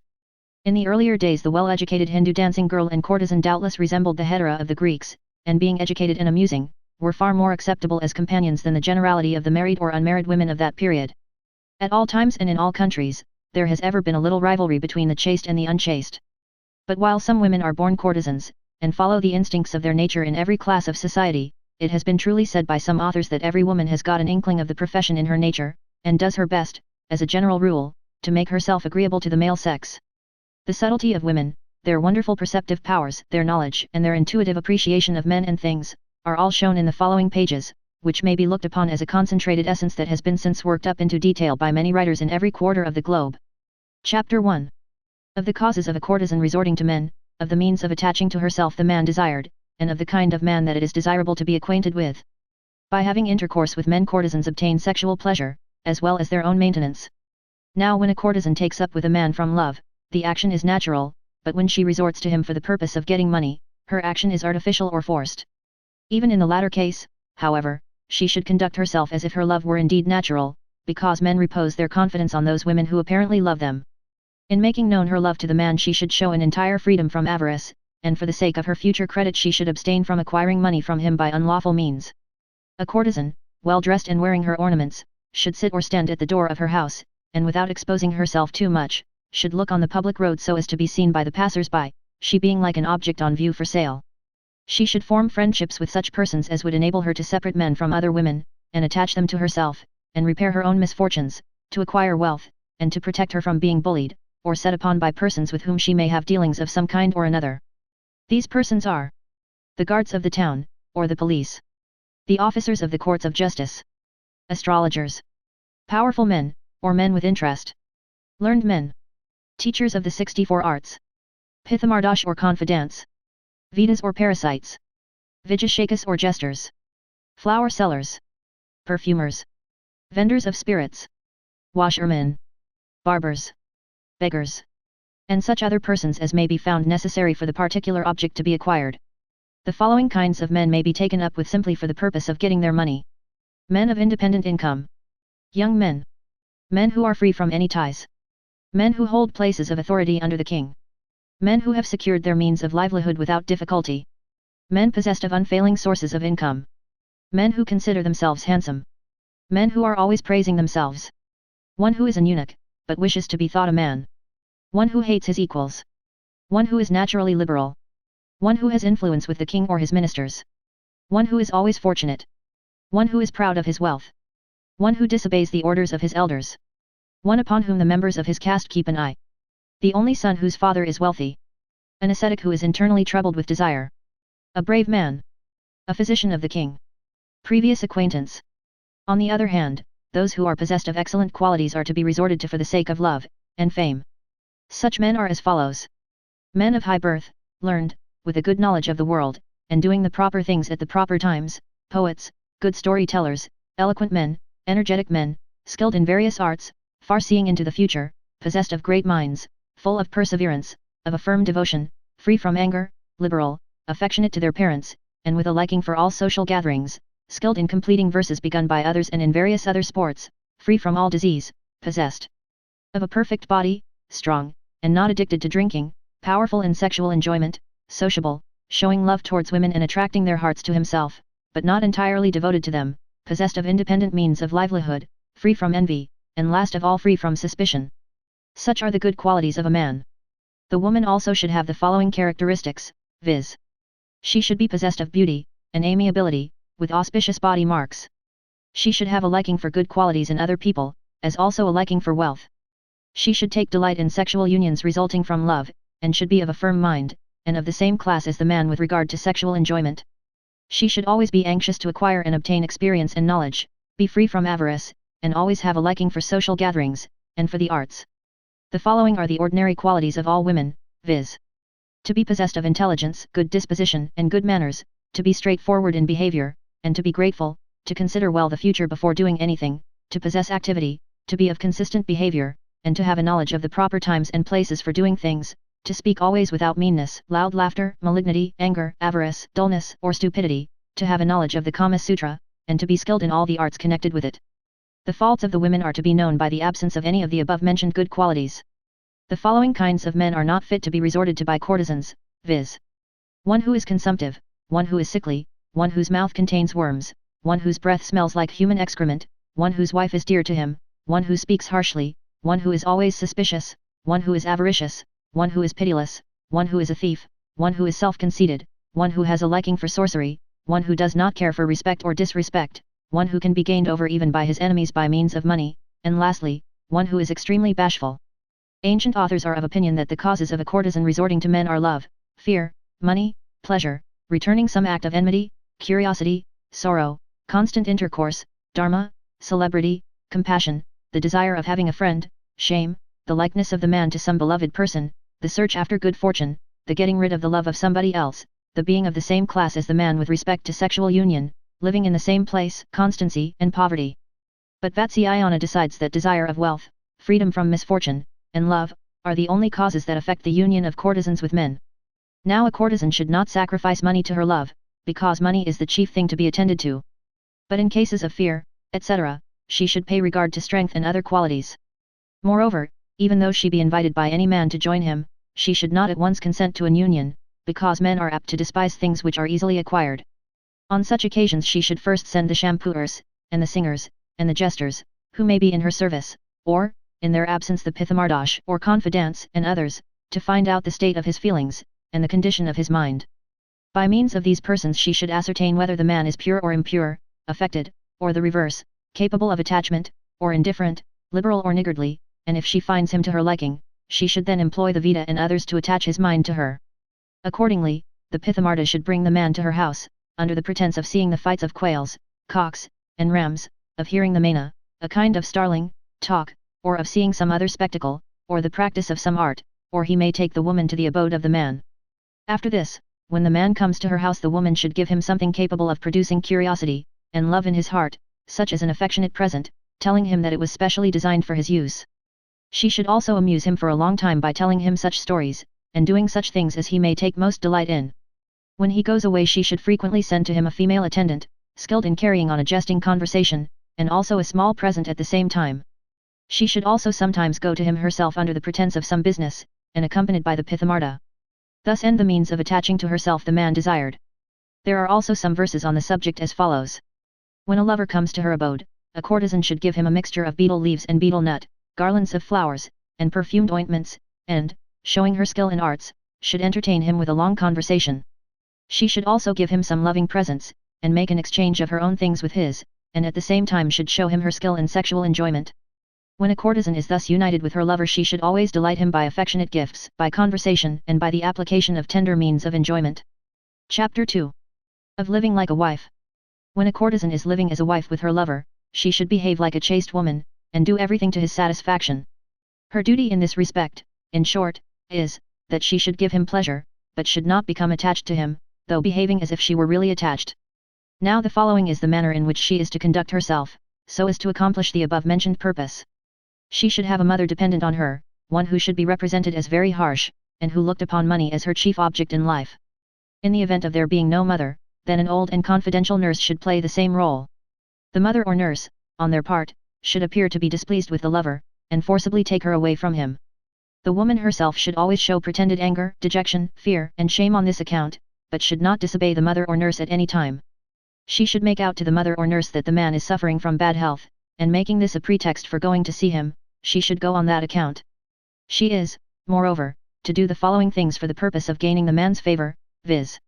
Sending her female attendant to bring the flowers used by him on the previous day, in order that she may use them herself as a mark of affection, also asking for the mixture of betel nut and leaves that have remained uneaten by him, expressing wonder at his knowledge of sexual intercourse, and the several means of enjoyment used by him, learning from him the 64 kinds of pleasure mentioned by Baba Ravya, continually practicing the ways of enjoyment as taught by him, and according to his liking, keeping his secrets, telling him her own desires and secrets, concealing her anger, never neglecting him on the bed when he turns his face towards her, touching any parts of his body according to his wish, kissing and embracing him when he is asleep, looking at him with apparent anxiety when he is wrapped in thought, or thinking of some other subject than herself, showing neither complete shamelessness, nor excessive bashfulness when he meets her, or sees her standing on the terrace of her house from the public road, hating his enemies, loving those who are dear to him, showing a liking for that which he likes, being in high or low spirits according to the state that he is in himself, expressing a curiosity to see his wives, not continuing her anger for a long time, suspecting even the marks and wounds made by herself with her nails and teeth on his body to have been made by some other woman,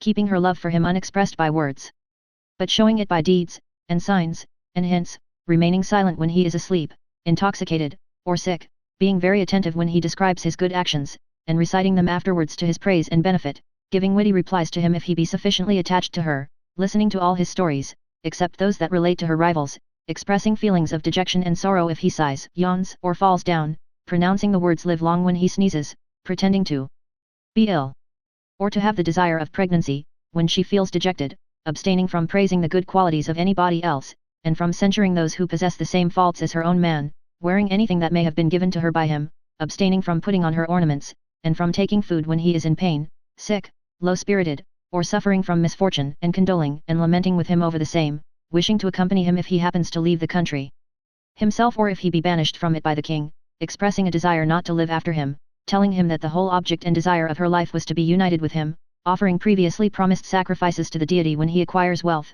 or has some desire fulfilled, or when he has recovered from some illness or disease, putting on ornaments every day, not acting too freely with him, reciting his name and the name of his family in her songs, placing his hand on her loins, bosom, and forehead, and falling asleep after feeling the pleasure of his touch, sitting on his lap and falling asleep there, wishing to have a child by him, desiring not to live longer than he does, abstaining from revealing his secrets to others, dissuading him from vows and fasts by saying let the sin fall upon me, keeping vows and fasts along with him when it is impossible to change his mind on the subject, telling him that vows and fasts are difficult to be observed, even by herself, when she has any dispute with him about them, looking on her own wealth and his without any distinction, abstaining from going to public assemblies without him, and accompanying him when he desires her to do so, taking delight in using things previously used by him, and in eating food that he has left uneaten, venerating his family, his disposition, his skill in the arts, his learning, his caste, his complexion, his native country, his friends, his good qualities, his age and his sweet temper,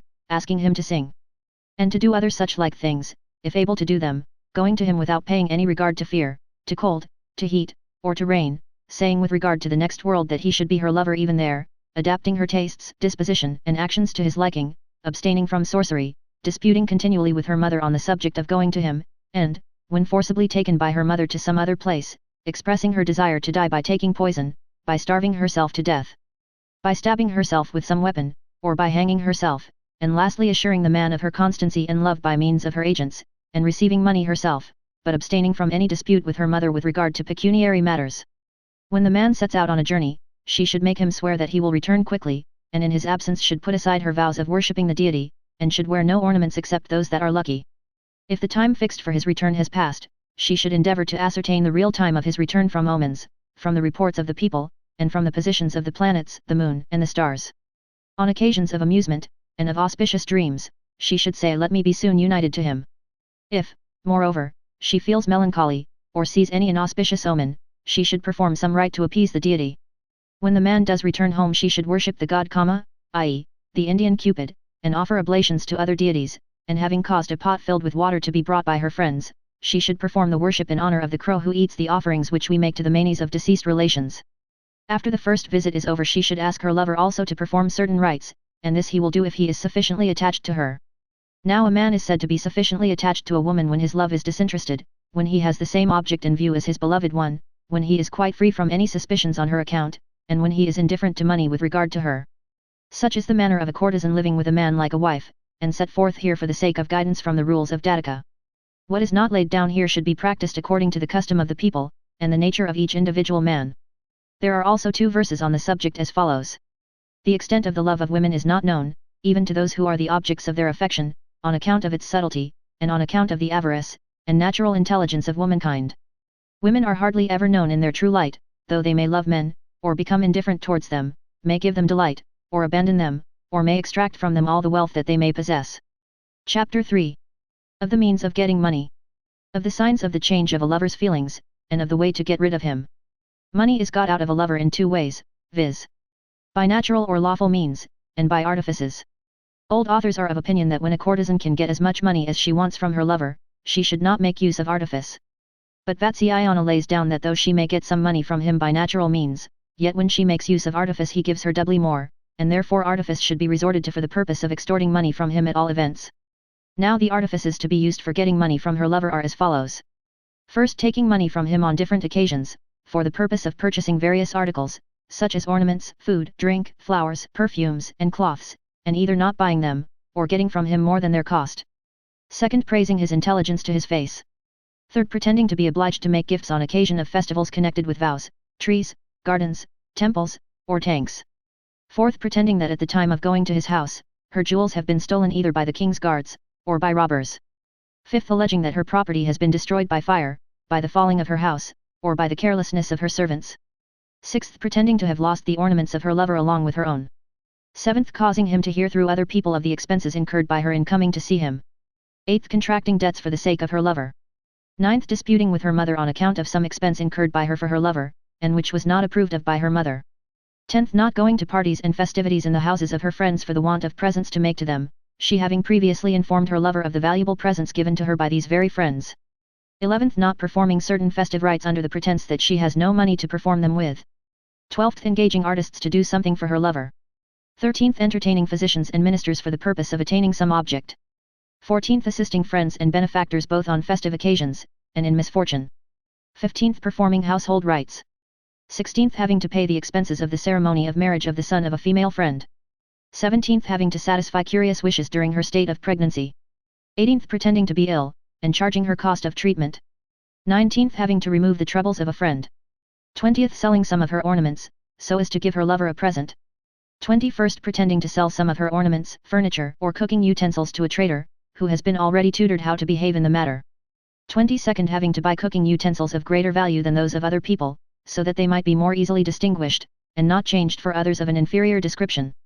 23rd remembering the former favors of her lover, and causing them always to be spoken of by her friends and followers.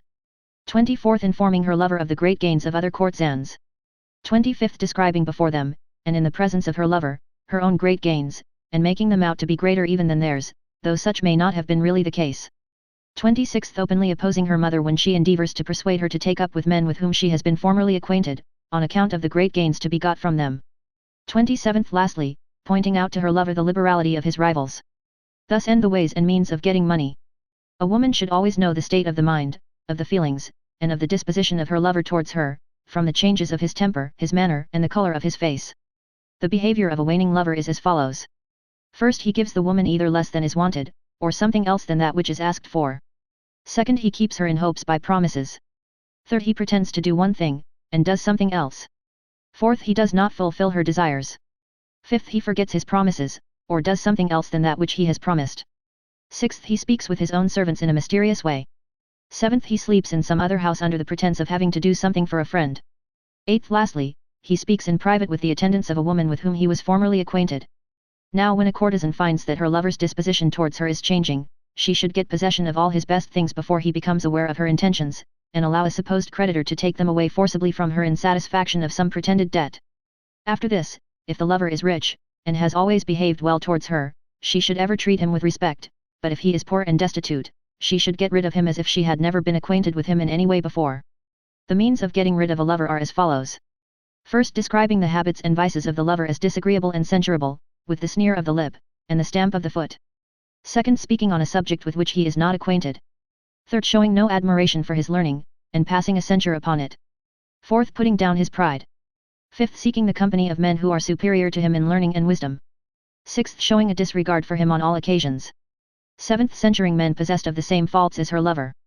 Eighth, expressing dissatisfaction at the ways and means of enjoyment used by him. Ninth, not giving him her mouth to kiss. 10th, refusing access to her jagana, i.e., the part of the body between the navel and the thighs. 11th, showing a dislike for the wounds made by his nails and teeth. 12th, not pressing close up against him at the time when he embraces her. 13th, keeping her limbs without movement at the time of congress.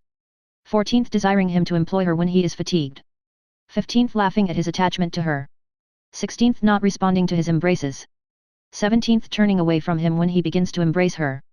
18th, pretending to be sleepy.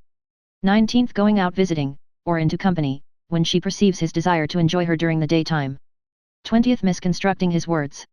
21st, laughing without any joke, or at the time of any joke made by him, laughing under some pretense. 22nd, looking with side glances at her own attendants, and clapping her hands when he says anything. 23rd, interrupting him in the middle of his stories, and beginning to tell other stories herself. 24th, reciting his faults and his vices, and declaring them to be incurable. 25th, saying words to her female attendants calculated to cut the heart of her lover to the quick. 26th, taking care not to look at him when he comes to her. 27th, asking him what cannot be granted. 28th, and, after all, finally dismissing him. There are also 2 verses on this subject as follows.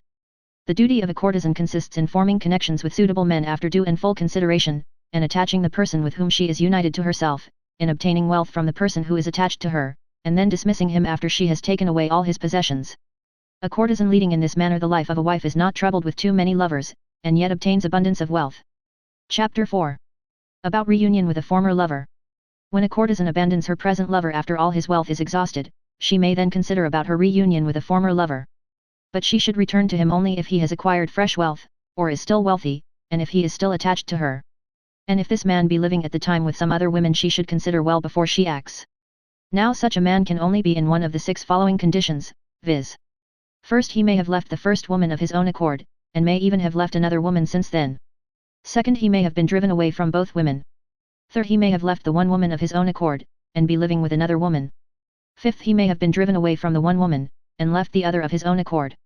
Sixth, he may have been driven away by the one woman, and may be living with another. 1. Now if the man has left both women of his own accord, he should not be resorted to, on account of the fickleness of his mind, and his indifference to the excellencies of both of them. 2. As regards the man who may have been driven away from both women, if he has been driven away from the last one because the woman could get more money from some other man, then he should be resorted to, for if attached to the first woman he would give her more money through vanity and emulation to spite the other woman. But if he has been driven away by the woman on account of his poverty, or stinginess, he should not then be resorted to. 3. In the case of the man who may have left the one woman of his own accord, and been driven away by the other, if he agrees to return to the former and give her plenty of money beforehand, then he should be resorted to. 4. In the case of the man who may have left the one woman of his own accord, and be living with another woman, the former, wishing to take up with him again, should first ascertain if he left her in the first instance in the hope of finding some particular excellence in the other woman, and that not having found any such excellence, he was willing to come back to her, and to give her much money on account of his conduct, and on account of his affection still existing for her. Or, whether, having discovered many faults in the other woman, he would now see even more excellences in herself than actually exist, and would be prepared to give her much money for these qualities. Or, lastly, to consider whether he was a weak man, or a man fond of enjoying many women, or one who liked a poor woman, or one who never did anything for the woman that he was with. After maturely considering all these things, she should resort to him or not, according to circumstances. 5. As regards the man who may have been driven away from the one woman, and left the other of his own accord, the former woman, wishing to reunite with him, should first ascertain whether he still has any affection for her, and would consequently spend much money upon her, or whether, being attached to her excellent qualities, he did not take delight in any other women, or whether, being driven away from her formerly before completely satisfying his sexual desires, he wished to get back to her, so as to be revenged for the injury done to him, or whether he wished to create confidence in her mind, and then take back from her the wealth which she formerly took from him, and finally destroy her, or, lastly, whether he wished first to separate her from her present lover, and then to break away from her himself. If, after considering all these things, she is of opinion that his intentions are really pure and honest, she can reunite herself with him. But if his mind be at all tainted with evil intentions, he should be avoided. 6. In the case of the man who may have been driven away by one woman, and be living with another, if the man makes overtures in return to the first one, the courtesan should consider well before she acts, and while the other woman is engaged in attracting him to herself, she should try in her turn, through keeping herself behind the scenes, to gain him over, on the grounds of any of the following considerations, viz. First, that he was driven away unjustly and for no proper reason, and now that he has gone to another woman, every effort must be used to bring him back to myself. Second, that if he were once to converse with me again, he would break away from the other woman. Third, that the pride of my present lover would be put down by means of the former one. Fourth, that he has become wealthy, has secured a higher position, and holds a place of authority under the king. Fifth, that he is separate from his wife. Sixth, that he is now independent. Seventh, that he lives apart from his father, or brother. Eighth, that by making peace with him I shall be able to get hold of a very rich man, who is now prevented from coming to me by my present lover. Ninth, that as he is not respected by his wife, I shall now be able to separate him from her. 10th, that the friend of this man loves my rival, who hates me cordially, I shall, therefore, by this means separate the friend from his mistress. 11th, and lastly, I shall bring discredit upon him by bringing him back to me, thus showing the fickleness of his mind. When a courtesan is resolved to take up again with a former lover, her pithamurta and other servants should tell him that his former expulsion from the woman's house was caused by the wickedness of her mother, that the woman loved him just as much as ever at that time, but could not help the occurrence on account of her deference to her mother's will, that she hated the union of her present lover, and disliked him excessively. In addition to this, they should create confidence in his mind by speaking to him of her former love for him, and should allude to the mark of that love that she has ever remembered. This mark of her love should be connected with some kind of pleasure that may have been practiced by him, such as his way of kissing her, or manner of having connection with her. Thus end the ways of bringing about a reunion with a former lover. When a woman has to choose between two lovers, one of whom was formerly united with her, while the other is a stranger, the acharyas, sages, are of opinion that the first one is preferable, because his disposition and character being already known by previous careful observation, he can be easily pleased and satisfied, but Vatsyayana thinks that a former lover, having already spent a great deal of his wealth, is not able or willing to give much money again, and is not, therefore, to be relied upon so much as a stranger. Particular cases may, however, arise differing from this general rule on account of the different natures of men. There are also verses on the subject as follows. Reunion with a former lover may be desirable so as to separate some particular woman from some particular man, or some particular man from some particular woman, or to have a certain effect upon the present lover. When a man is excessively attached to a woman, he is afraid of her coming into contact with other men, he does not then regard or notice her faults, and he gives her much wealth through fear of her leaving him. A courtesan should be agreeable to the man who is attached to her, and despise the man who does not care for her. If while she is living with one man a messenger comes to her from some other man, she may either refuse to listen to any negotiations on his part, or appoint a fixed time for him to visit her, but she should not leave the man who may be living with her and who may be attached to her. A wise woman should only renew her connection with a former lover if she is satisfied that good fortune, gain, love, and friendship are likely to be the result of such a reunion. Chapter 5. Of different kinds of gain. When a courtesan is able to realize much money every day, by reason of many customers, she should not confine herself to a single lover. Under such circumstances, she should fix her rate for one night, after considering the place, the season, and the condition of the people, and having regard to her own good qualities and good looks, and after comparing her rates with those of other courtesans. She can inform her lovers, and friends, and acquaintances about these charges. If, however, she can obtain a great gain from a single lover, she may resort to him alone, and live with him like a wife. Now, the sages are of opinion that when a courtesan has the chance of an equal gain from two lovers at the same time, a preference should be given to the one who would give her the kind of thing which she wants. But Vatsyayana says that the preference should be given to the one who gives her gold, because it cannot be taken back like some other things, it can be easily received, and is also the means of procuring anything that may be wished for. Of such things as gold, silver, copper, bell metal, iron, pots, furniture, beds, upper garments, under vestments, fragrant substances, vessels made of gourds, ghee, oil, corn, cattle, and other things of a like nature, the first, viz., gold, is superior to all the others. When the same labor is required to gain any two lovers, or when the same kind of thing is to be got from each of them, the choice should be made by the advice of a friend, or it may be made from their personal qualities, or from the signs of good or bad fortune that may be connected with them.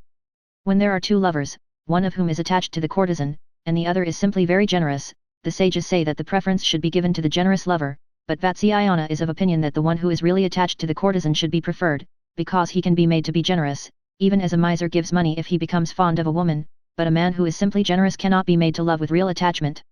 But among those who are attached to her, if there is one who is poor, and one who is rich, the preference is of course to be given to the latter.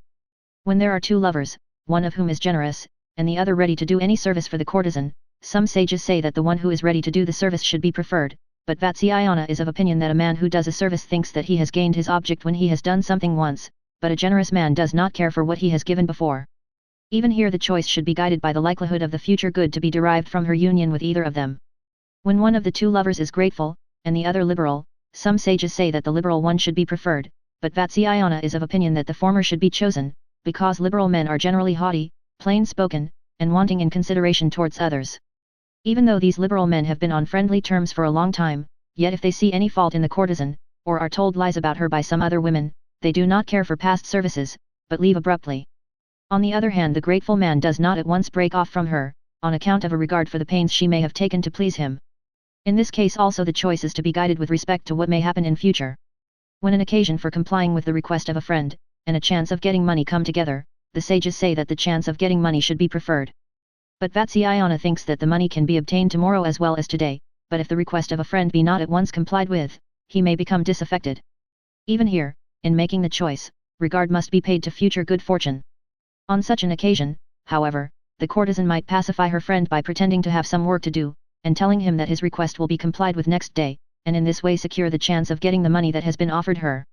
When the chance of getting money, and the chance of avoiding some disaster come at the same time, the sages are of opinion that the chance of getting money should be preferred, but Vatsyayana says that money has only a limited importance, while a disaster that is once averted may never occur again. Here, however, the choice should be guided by the greatness or smallness of the disaster. The gains of the wealthiest and best kind of courtesans are to be spent as follows: building temples, tanks, and gardens, giving 1,000 cows to different Brahmins, carrying on the worship of the gods, and celebrating festivals in their honor, and, lastly, performing such vows as may be within their means. The gains of other courtesans are to be spent as follows. Having a white dress to wear every day, getting sufficient food and drink to satisfy hunger and thirst, eating daily a perfumed tumbula, i.e., a mixture of betel nut and betel leaves, and wearing ornaments gilt with gold.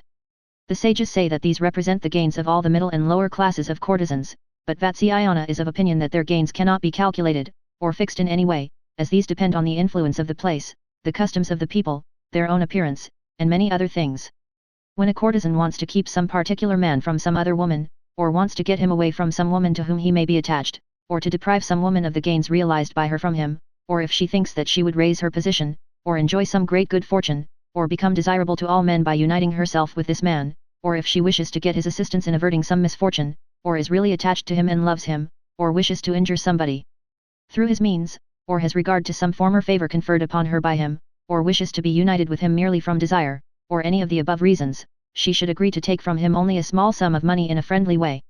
When a courtesan intends to abandon a particular lover, and take up with another one, or when she has reason to believe that her lover will shortly leave her, and return to his wives, or that having squandered all his money, and became penniless, his guardian, or master, or father would come and take him away, or that her lover is about to lose his position, or lastly, that he is of a very fickle mind, she should, under any of these circumstances, endeavor to get as much money as she can from him as soon as possible. On the other hand, when the courtesan thinks that her lover is about to receive valuable presents, or get a place of authority from the king, or be near the time of inheriting a fortune, or that his ship would soon arrive laden with merchandise, or that he has large stocks of corn and other commodities, or that if anything was done for him it would not be done in vain, or that he is always true to his word, then should she have regard to her future welfare, and live with the man like a wife. There are also verses on the subject as follows. In considering her present gains, and her future welfare, a courtesan should avoid such persons as have gained their means of subsistence with very great difficulty, as also those who have become selfish and hard-hearted by becoming the favorites of kings. She should make every endeavor to unite herself with prosperous and well-to-do people, and with those whom it is dangerous to avoid, or to slight in any way. Even at some cost to herself she should become acquainted with energetic and liberal-minded men, who when pleased would give her a large sum of money, even for very little service, or for some small thing. Chapter 6. Of gains and losses, attendant gains and losses, and doubts, as also of the different kinds of courtesans. It sometimes happens that while gains are being sought for, or expected to be realized, that losses only are the result of our efforts. The causes of these losses are weakness of intellect, excessive love, excessive pride, excessive self-conceit, excessive simplicity, excessive confidence, excessive anger, carelessness, recklessness, influence of evil genius, accidental circumstances. The results of these losses are expense incurred without any result, destruction of future good fortune, stoppage of gains about to be realized, loss of what is already obtained, acquisition of a sour temper, becoming unamiable to everybody, injury to health, loss of hair and other accidents. Now gain is of three kinds, viz., gain of wealth, gain of religious merit, and gain of pleasure, and similarly, loss is of three kinds, viz., loss of wealth, loss of religious merit, and loss of pleasure. At the time when gains are sought for, if other gains come along with them, these are called attendant gains. When gain is uncertain, the doubt of its being a gain is called a simple doubt. When there is a doubt whether either of two things will happen or not, it is called a mixed doubt. If while one thing is being done two results take place, it is called a combination of two results, and if several results follow from the same action, it is called a combination of results on every side. We shall now give examples of the above. As already stated, gain is of three kinds, and loss, which is opposed to gain, is also of three kinds. A. When by living with a great man a courtesan acquires present wealth, and in addition to this becomes acquainted with other people, and thus obtains a chance of future fortune, and an accession of wealth, and becomes desirable to all, this is called a gain of wealth attended by other gain. B. When by living with a man a courtesan simply gets money, this is called a gain of wealth not attended by any other gain. C. When a courtesan receives money from other people besides her lover, the results are the chance of the loss of future good from her present lover, the chance of disaffection of a man securely attached to her, the hatred of all, and the chance of a union with some low person, tending to destroy her future good. This gain is called a gain of wealth attended by losses. D. When a courtesan, at her own expense, and without any results in the shape of gain, has connected with a great man, or an avaricious minister, for the sake of diverting some misfortune, or removing some cause that may be threatening the destruction of a great gain, this loss is said to be a loss of wealth attended by gains of the future good which it may bring about. E. When a courtesan is kind, even at her own expense, to a man who is very stingy, or to a man proud of his looks, or to an ungrateful man skilled in gaining the heart of others, without any good resulting from these connections to her in the end, this loss is called a loss of wealth not attended by any gain. F. When a courtesan is kind to any such man as described above, but who in addition are favorites of the king, and moreover cruel and powerful, without any good result in the end, and with a chance of her being turned away at any moment, this loss is called a loss of wealth attended by other losses. In this way gains and losses, and attendant gains and losses in religious merit and pleasures may become known to the reader, and combinations of all of them may also be made. Thus end the remarks on gains and losses, and attendant gains and losses. In the next place we come to doubts, which are again of three kinds, viz., doubts about wealth, doubts about religious merit, and doubts about pleasures. The following are examples. A. When a courtesan is not certain how much a man may give her, or spend upon her, this is called a doubt about wealth. B. When a courtesan feels doubtful whether she is right in entirely abandoning a lover from whom she is unable to get money, she having taken all his wealth from him in the first instance, this doubt is called a doubt about religious merit. C. When a courtesan is unable to get hold of a lover to her liking, and is uncertain whether she will derive any pleasure from a person surrounded by his family, or from a low person, this is called a doubt about pleasure. D. When a courtesan is uncertain whether some powerful but low-principled fellow would cause loss to her on account of her not being civil to him, this is called a doubt about the loss of wealth. E. When a courtesan feels doubtful whether she would lose religious merit by abandoning a man who is attached to her without giving him the slightest favor, and thereby causing him unhappiness in this world and the next, this doubt is called a doubt about the loss of a religious merit. F. When a courtesan is uncertain as to whether she might create disaffection by speaking out, and revealing her love and thus not get her desire satisfied, this is called a doubt about the loss of pleasure. Thus end the remarks on doubts. Mixed doubts. A. The intercourse or connection with a stranger, whose disposition is unknown, and who may have been introduced by a lover, or by one who possessed authority, may be productive either of gain or loss, and therefore this is called a mixed doubt about the gain and loss of wealth. B. When a courtesan is requested by a friend, or is impelled by pity to have intercourse with a learned Brahmin, a religious student, a sacrificer, a devotee, or an ascetic who may have all fallen in love with her, and who may be consequently at the point of death, by doing this she might either gain or lose religious merit, and therefore this is called a mixed doubt about the gain and loss of religious merit. C. If a courtesan relies solely upon the report of other people, i.e., hearsay, about a man, and goes to him without ascertaining herself whether he possesses good qualities or not, she may either gain or lose pleasure in proportion as he may be good or bad, and therefore this is called a mixed doubt about the gain and loss of pleasure. Uddalika has described the gains and losses on both sides as follows. A. If, when living with a lover, a courtesan gets both wealth and pleasure from him, it is called a gain on both sides. B. When a courtesan lives with a lover at her own expense without getting any profit out of it, and the lover even takes back from her what he may have formerly given her, it is called a loss on both sides. C. When a courtesan is uncertain whether a new acquaintance would become attached to her, and, moreover, if he became attached to her, whether he would give her anything, it is then called a doubt on both sides about gains. D. When a courtesan is uncertain whether a former enemy, if made up by her at her own expense, would do her some injury on account of his grudge against her, or, if becoming attached to her, would take away angrily from her anything that he may have given to her, this is called a doubt on both sides about loss. Bhabaravya has described the gains and losses on both sides as follows. A. When a courtesan can get money from a man whom she may go to see, and also money from a man whom she may not go to see, this is called a gain on both sides. B. When a courtesan has to incur further expense if she goes to see a man, and yet runs the risk of incurring an irremediable loss if she does not go to see him, this is called a loss on both sides. C. When a courtesan is uncertain, whether a particular man would give her anything on her going to see him, without incurring expense on her part, or whether on her neglecting him another man would give her something, this is called a doubt on both sides about gain. D. When a courtesan is uncertain, whether, on going at her own expense to see an old enemy, he would take back from her what he may have given her, or whether by her not going to see him he would cause some disaster to fall upon her, this is called a doubt on both sides about loss. By combining the above, the following 6 kinds of mixed results are produced, viz. A. Gain on one side, and loss on the other. B. Gain on one side, and doubt of gain on the other. C. Gain on one side, and doubt of loss on the other. D. Loss on one side, and doubt of gain on the other. E. Doubt of gain on one side, and doubt of loss on the other. F. Doubt of loss on one side, and loss on the other. A courtesan, having considered all the above things, and taken counsel with her friends, should act so as to acquire gain, the chances of great gain, and the warding off of any great disaster. Religious merit and pleasure should also be formed into separate combinations like those of wealth, and then all should be combined with each other, so as to form new combinations. When a courtesan consorts with men she should cause each of them to give her money as well as pleasure. At particular times, such as the spring festivals, etc., she should make her mother announce to the various men, that on a certain day her daughter would remain with the man who would gratify such and such a desire of hers. When young men approach her with delight, she should think of what she may accomplish through them. The combination of gains and losses on all sides are, gain on one side, and loss on all others, loss on one side and gain on all others, gain on all sides, loss on all sides. A courtesan should also consider doubts about gain and doubts about loss with reference both to wealth, religious merit, and pleasure. Thus ends the consideration of gain, loss, attendant gains, attendant losses, and doubts.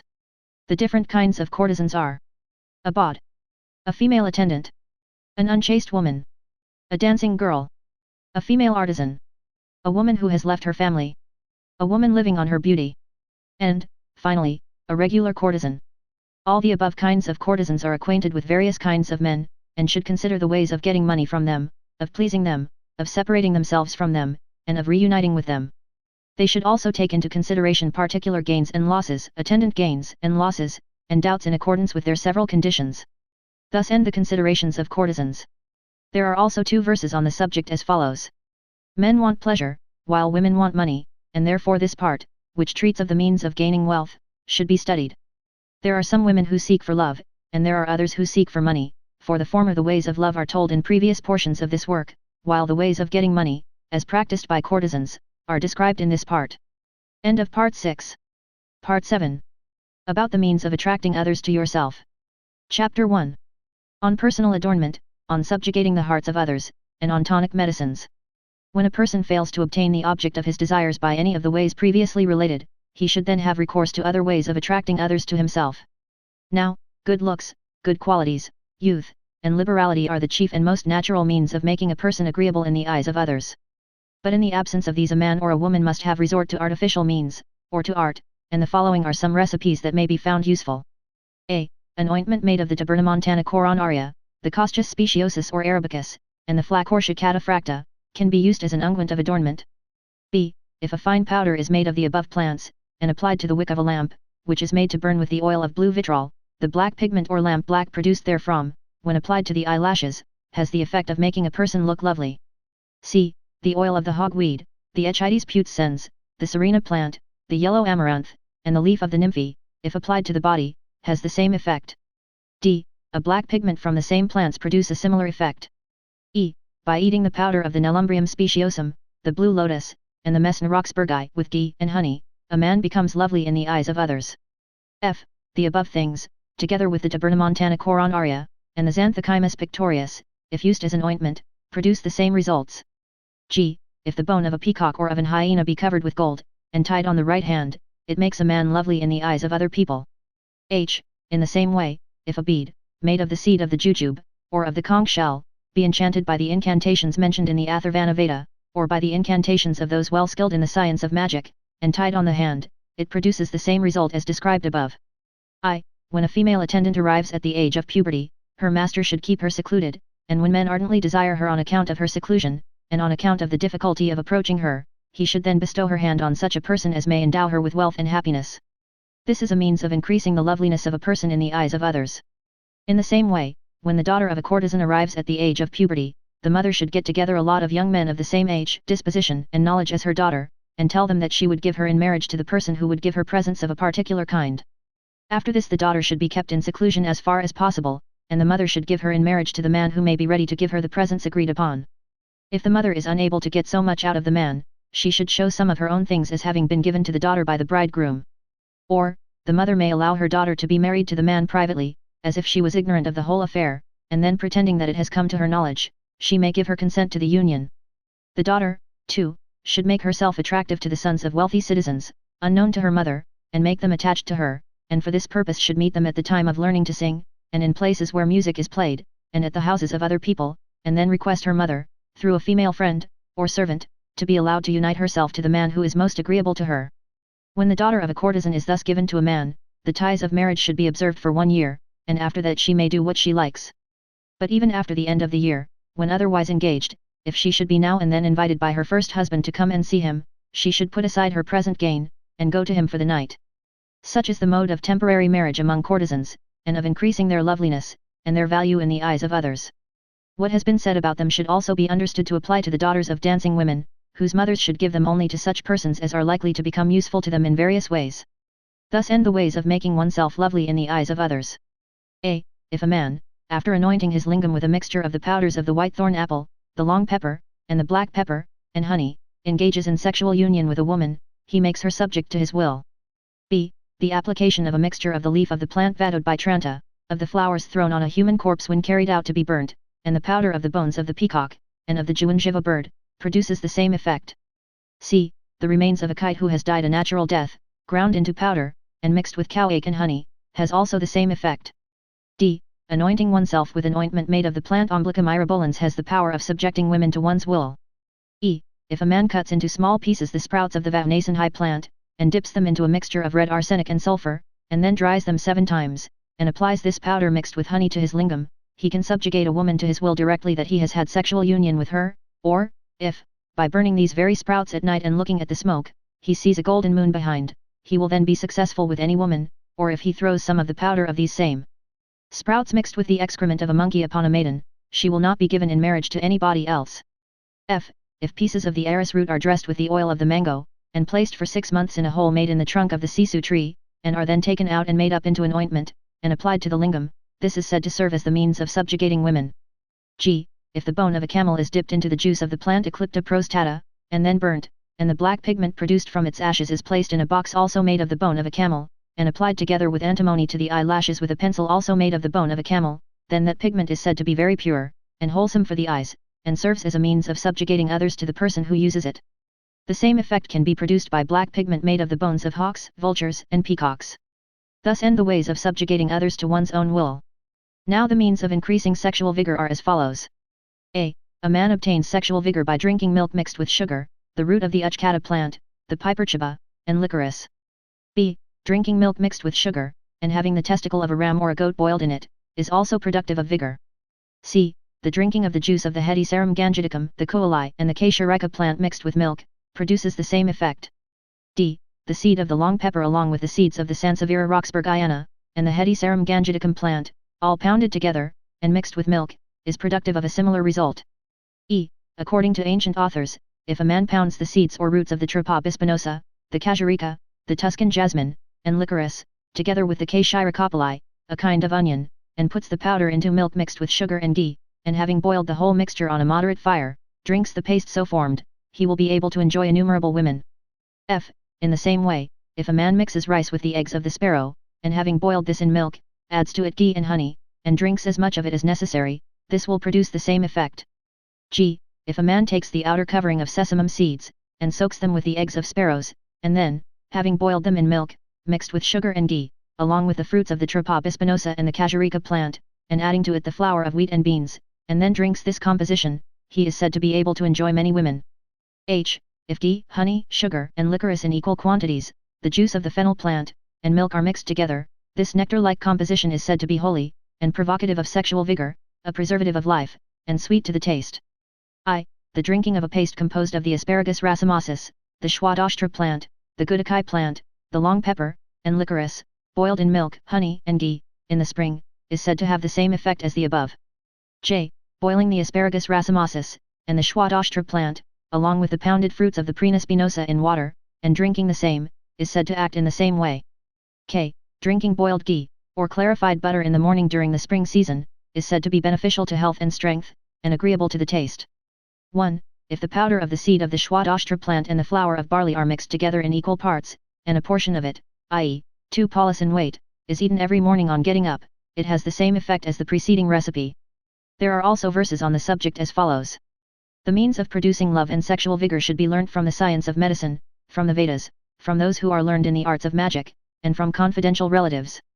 No means should be tried which are doubtful in their effects, which are likely to cause injury to the body, which involve the death of animals, and which bring us in contact with impure things. Such means should only be used as are holy, acknowledged to be good, and approved of by Brahmins, and friends. Chapter 2. Of the ways of exciting desire, and miscellaneous experiments, and recipes. If a man is unable to satisfy a Hastani, or elephant woman, he should have recourse to various means to excite her passion.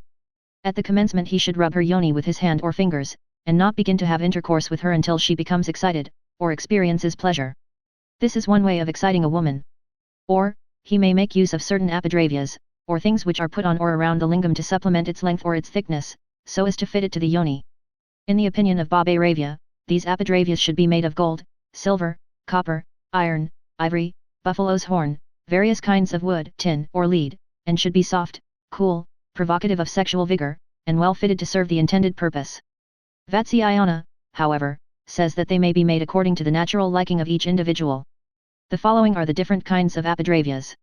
The armlet, valaya, should be of the same size as the lingam, and should have its outer surface made rough with globules. The couple, sanghati, is formed of 2 armlets. The bracelet, chodaka, is made by joining 3 or more armlets, until they come up to the required length of the lingam. The single bracelet is formed by wrapping a single wire around the lingam, according to its dimensions. The kantuka or jalaka is a tube open at both ends, with a hole through it, outwardly rough and studded with soft globules, and made to fit the side of the yoni, and tied to the waist. When such a thing cannot be obtained, then a tube made of the wood apple, or tubular stalk of the bottle gourd, or a reed made soft with oil and extracts of plants, and tied to the waist with strings, may be made use of, as also a row of soft pieces of wood tied together. The above are the things that can be used in connection with or in the place of the lingam. The people of the southern countries think that true sexual pleasure cannot be obtained without perforating the lingam, and they therefore cause it to be pierced like the lobes of the ears of an infant pierced for earrings. Now, when a young man perforates his lingam he should pierce it with a sharp instrument, and then stand in water so long as the blood continues to flow. At night he should engage in sexual intercourse, even with vigor, so as to clean the hole. After this he should continue to wash the hole with decoctions, and increase the size by putting into it small pieces of cane, and the rhydia antidysenterica, and thus gradually enlarging the orifice. It may also be washed with licorice mixed with honey, and the size of the hole increased by the fruit stalks of the Simapatra plant. The hole should be anoint with a small quantity of oil. In the hole made in the lingam a man may put apadravyas of various forms, such as the round on one side, the wooden mortar, the flower, the armlet, the bone of the heron, the goad of the elephant, the collection of 8 balls, the lock of hair, the place where 4 roads meet, and other things named according to their forms and means of using them. All these apadravyas should be rough on the outside according to their requirements. The ways of enlarging the lingam must be now related. When a man wishes to enlarge his lingam, he should rub it with the bristles of certain insects that live in trees, and then, after rubbing it for 10 nights with oils, he should again rub it with the bristles as before. By continuing to do this a swelling will be gradually produced in the lingam, and he should then lie on a cot, and cause his lingam to hang down through a hole in the cot. After this he should take away all the pain from the swelling by using cool concoctions. The swelling, which is called sukha, and is often brought about among the people of the Dravida country, lasts for life. If the lingam is rubbed with the following things, viz., the plant Physicalis flexuosa, the Shavaracandaka plant, the Jalasukha plant, the fruit of the egg plant, the butter of a she-buffalo, the Hastri churma plant, and the juice of the Vajrarasa plant, a swelling lasting for 1 month will be produced. By rubbing it with oil boiled in the concoctions of the above things, the same effect will be produced, but lasting for 6 months. The enlargement of the lingam is also effected by rubbing it or moistening it with oil boiled on a moderate fire along with the seeds of the pomegranate, and the cucumber, the juices of the Valyaka plant, the Hasti churma plant, and the egg plant. In addition to the above, other means may be learnt from experienced and confidential persons. The miscellaneous experiments and recipes are as follows. A. If a man mixes the powder of the milk hedge plant, and the Kantika plant with the excrement of a monkey, and the powdered root of the Lanjalalika plant, and throws this mixture on a woman, she will not love anybody else afterwards. B. If a man thickens the juice of the fruits of the Cassia fistula, and the Eugenia jamolana by mixing them with the powder of the Soma plant, the Vernonia antalmintica, the Eclipta prostata, and the Lohopa jahirka, and applies this composition to the yoni of a woman, and then has sexual intercourse with her, his love for her will be destroyed. C. The same effect is produced if a man has connection with a woman who has bathed in the buttermilk of a she-buffalo mixed with the powders of the Gopalika plant, the Banupadika plant, and the yellow amaranth. D. An ointment made of the flowers of the Nakli kadamba, the hog plum, and the Eugenia jamolana, and used by a woman, causes her to be disliked by her husband. E. Garlands made of the above flowers, when worn by the woman, produce the same effect. F.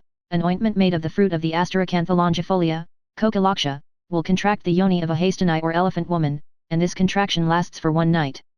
G. An ointment made by pounding the roots of the Nelumbrium speciosum, and of the blue lotus, and the powder of the plant Physicalis flexuosa mixed with ghee and honey, will enlarge the yoni of the mrigi or deer woman. H. An ointment made of the fruit of the Omblicum myrobolans soaked in the milky juice of the milk hedge plant, of the Soma plant, the Calotropis gigantea, and the juice of the fruit of the Vernonia antalmintica, will make the hair white. I. The juice of the roots of the Madayantaka plant, the yellow amaranth, the Anjanika plant, the Clitoria ternatia, and the Shlakshnaparni plant, used as a lotion, will make the hair grow. J. An ointment made by boiling the above roots in oil, and rubbed in, will make the hair black, and will also gradually restore hair that has fallen off. K. If lac is saturated 7 times in the sweat of the testicle of a white horse, and applied to a red lip, the lip will become white. L. The color of the lips can be regained by means of the Madhyantika and other plants mentioned above under I. M. A woman who hears a man playing on a reed pipe which has been dressed with the juices of the Bahupadika plant, the Tabernamontana coronaria, the Costus speciosus or arabicus, the Pinus deodora, the Euphorbia antiquorum, the Vatra and the Cantica plant, becomes his slave. N. If food be mixed with the fruit of the thorn apple, Dathura, it causes intoxication. O. If water be mixed with oil and the ashes of any kind of grass except the kasha grass, it becomes the color of milk. P. If yellow myrabolans, the hog plum, the shrawana plant, and the pryangu plant be all pounded together, and applied to iron pots, these pots become red. Q. If a lamp, trimmed with oil extracted from the shrawana and pryangu plants, its wick being made of cloth and the slough of the skins of snakes, is lighted, and long pieces of wood placed near it, those pieces of wood will resemble so many snakes. R. Drinking the milk of a white cow who has a white calf at her feet is auspicious, produces fame, and preserves life. S. The blessings of venerable Brahmins, well propitiated, have the same effect. There are also some verses in conclusion. Thus have I written in a few words the science of love, after reading the texts of ancient authors, and following the ways of enjoyment mentioned in them. He who is acquainted with the true principles of this science pays regard to dharma, artha, kama, and to his own experiences, as well as to the teachings of others, and does not act simply on the dictates of his own desire. As for the errors in the science of love which I have mentioned in this work, on my own authority as an author, I have, immediately after mentioning them, carefully censured and prohibited them. An act is never looked upon with indulgence for the simple reason that it is authorized by the science, because it ought to be remembered that it is the intention of the science, that the rules which it contains should only be acted upon in particular cases. After reading and considering the works of Bhairava and other ancient authors, and thinking over the meaning of the rules given by them, the Kama Sutra was composed, according to the precepts of Holy Writ, for the benefit of the world, by Vatsyayana, while leading the life of a religious student, and wholly engaged in the contemplation of the deity. This work is not intended to be used merely as an instrument for satisfying our desires. A person, acquainted with the true principles of this science, and who preserves his dharma, artha, and kama, and has regard for the practices of the people, is sure to obtain the mastery over his senses. In short, an intelligent and prudent person, attending to dharma and artha, and attending to kama also, without becoming the slave of his passions, obtains success in everything that he may undertake. End of Part 7. Concluding remarks. Thus ends, in 7 parts, the Kama Sutra of Vatsyayana, which might otherwise be called a treatise on men and women, their mutual relationship, and connection with each other. It is a work that should be studied by all, both old and young. The former will find in it real truths, gathered by experience, and already tested by themselves, while the latter will derive the great advantage of learning things, which some perhaps may otherwise never learn at all, or which they may only learn when it is too late those immortal words of Mirabeau, to profit by the learning. It can also be fairly commended to the student of social science and of humanity, and above all to the student of those early ideas, which have gradually filtered down through the sands of time, and which seem to prove that the human nature of today is much the same as the human nature of the long ago. It has been said of Balzac the Great, if not the greatest of French novelists, that he seemed to have inherited a natural and intuitive perception of the feelings of men and women, and has described them with an analysis worthy of a man of science. The author of the present work must also have had a considerable knowledge of the humanities. Many of his remarks are so full of simplicity and truth, that they have stood the test of time, and stand out still as clear and true as when they were first written, some 1800 years ago. As a collection of facts, told in plain and simple language, it must be remembered that in those early days there was apparently no idea of embellishing the work, either with a literary style, a flow of language, or a quantity of superfluous padding. The author tells the world what he knows in very concise language, without any attempt to produce an interesting story. From his facts how many novels could be written? Indeed, much of the matter contained in parts 3, 4v and 6, has formed the basis of many of the stories and the tales of past centuries. There will be found in part 7, some curious recipes. Many of them appear to be as primitive as the book itself, but in later works of the same nature these recipes and prescriptions appear to have increased, both as regards quality and quantity. In the Anungarunga or the Stage of Love, mentioned at page 5 of the preface in part I, there are found no less than 33 different subjects for which 130 recipes and prescriptions are given. As the details may be interesting, these subjects are described as follows. For hastening the paroxysm of the woman. For delaying the organs of the man. Aphrodisiacs. For thickening and enlarging the lingam, rendering it sound and strong, hard and lusty. For narrowing and contracting the yoni. For perfuming the yoni. For removing and destroying the hair of the body. For removing the sudden stopping of the monthly ailment. For abating the immoderate appearance of the monthly ailment. For purifying the womb. For causing pregnancy. For preventing miscarriage and other accidents. For ensuring easy labor and ready deliverance. For limiting the number of children. For thickening and beautifying the hair. For obtaining a good black color to it. For whitening and bleaching it. For renewing it. For clearing the skin of the face from eruptions that break out and leave black spots upon it. For removing the black color of the epidermis. For enlarging the breasts of women. For raising and hardening pendulous breasts. For giving a fragrance to the skin. For removing the evil savor of perspiration. For anointing the body after bathing. For causing a pleasant smell to the breath. Drugs and charms for the purposes of fascinating, overcoming, and subduing either men or women. Recipes for enabling a woman to attract and preserve her husband's love. Magical collyriums for winning love and friendship. Prescriptions for reducing other persons to submission. Filter pills, and other charms. Fascinating incense, or fumigation. Magical verses which have the power of fascination. Of the 130 recipes given, many of them are absurd, but not more perhaps than many of the recipes and prescriptions in use in Europe not so very long ago. Love philters, charms, and herbal remedies have been, in early days, as freely used in Europe as in Asia, and doubtless some people believe in them still in many places. And now, one word about the author of the work, the good old sage Vatsyayana. It is much to be regretted that nothing can be discovered about his life, his belongings, and his surroundings. At the end of part 7.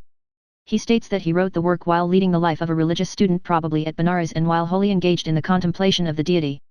He must have arrived at a certain age at that time, for throughout he gives us the benefit of his experience, and of his opinions, and these bear the stamp of age rather than of youth. Indeed the work could hardly have been written by a young man. In a beautiful verse of the Vedas of the Christians it has been said of the peaceful dead, that they rest from their labors, and that their works do follow them. Yes indeed, the works of men of genius do follow them, and remain as a lasting treasure. And though there may be disputes and discussions about the immortality of the body or the soul, nobody can deny the immortality of genius, which ever remains as a bright and guiding star to the struggling humanities of succeeding ages. This work, then, which has stood the test of centuries, has placed Vatsyayana among the immortals, and on this, and on him no better elegy or eulogy can be written than the following lines. So long as lips shall kiss, and eyes shall see. So long lives this, and this gives life to thee.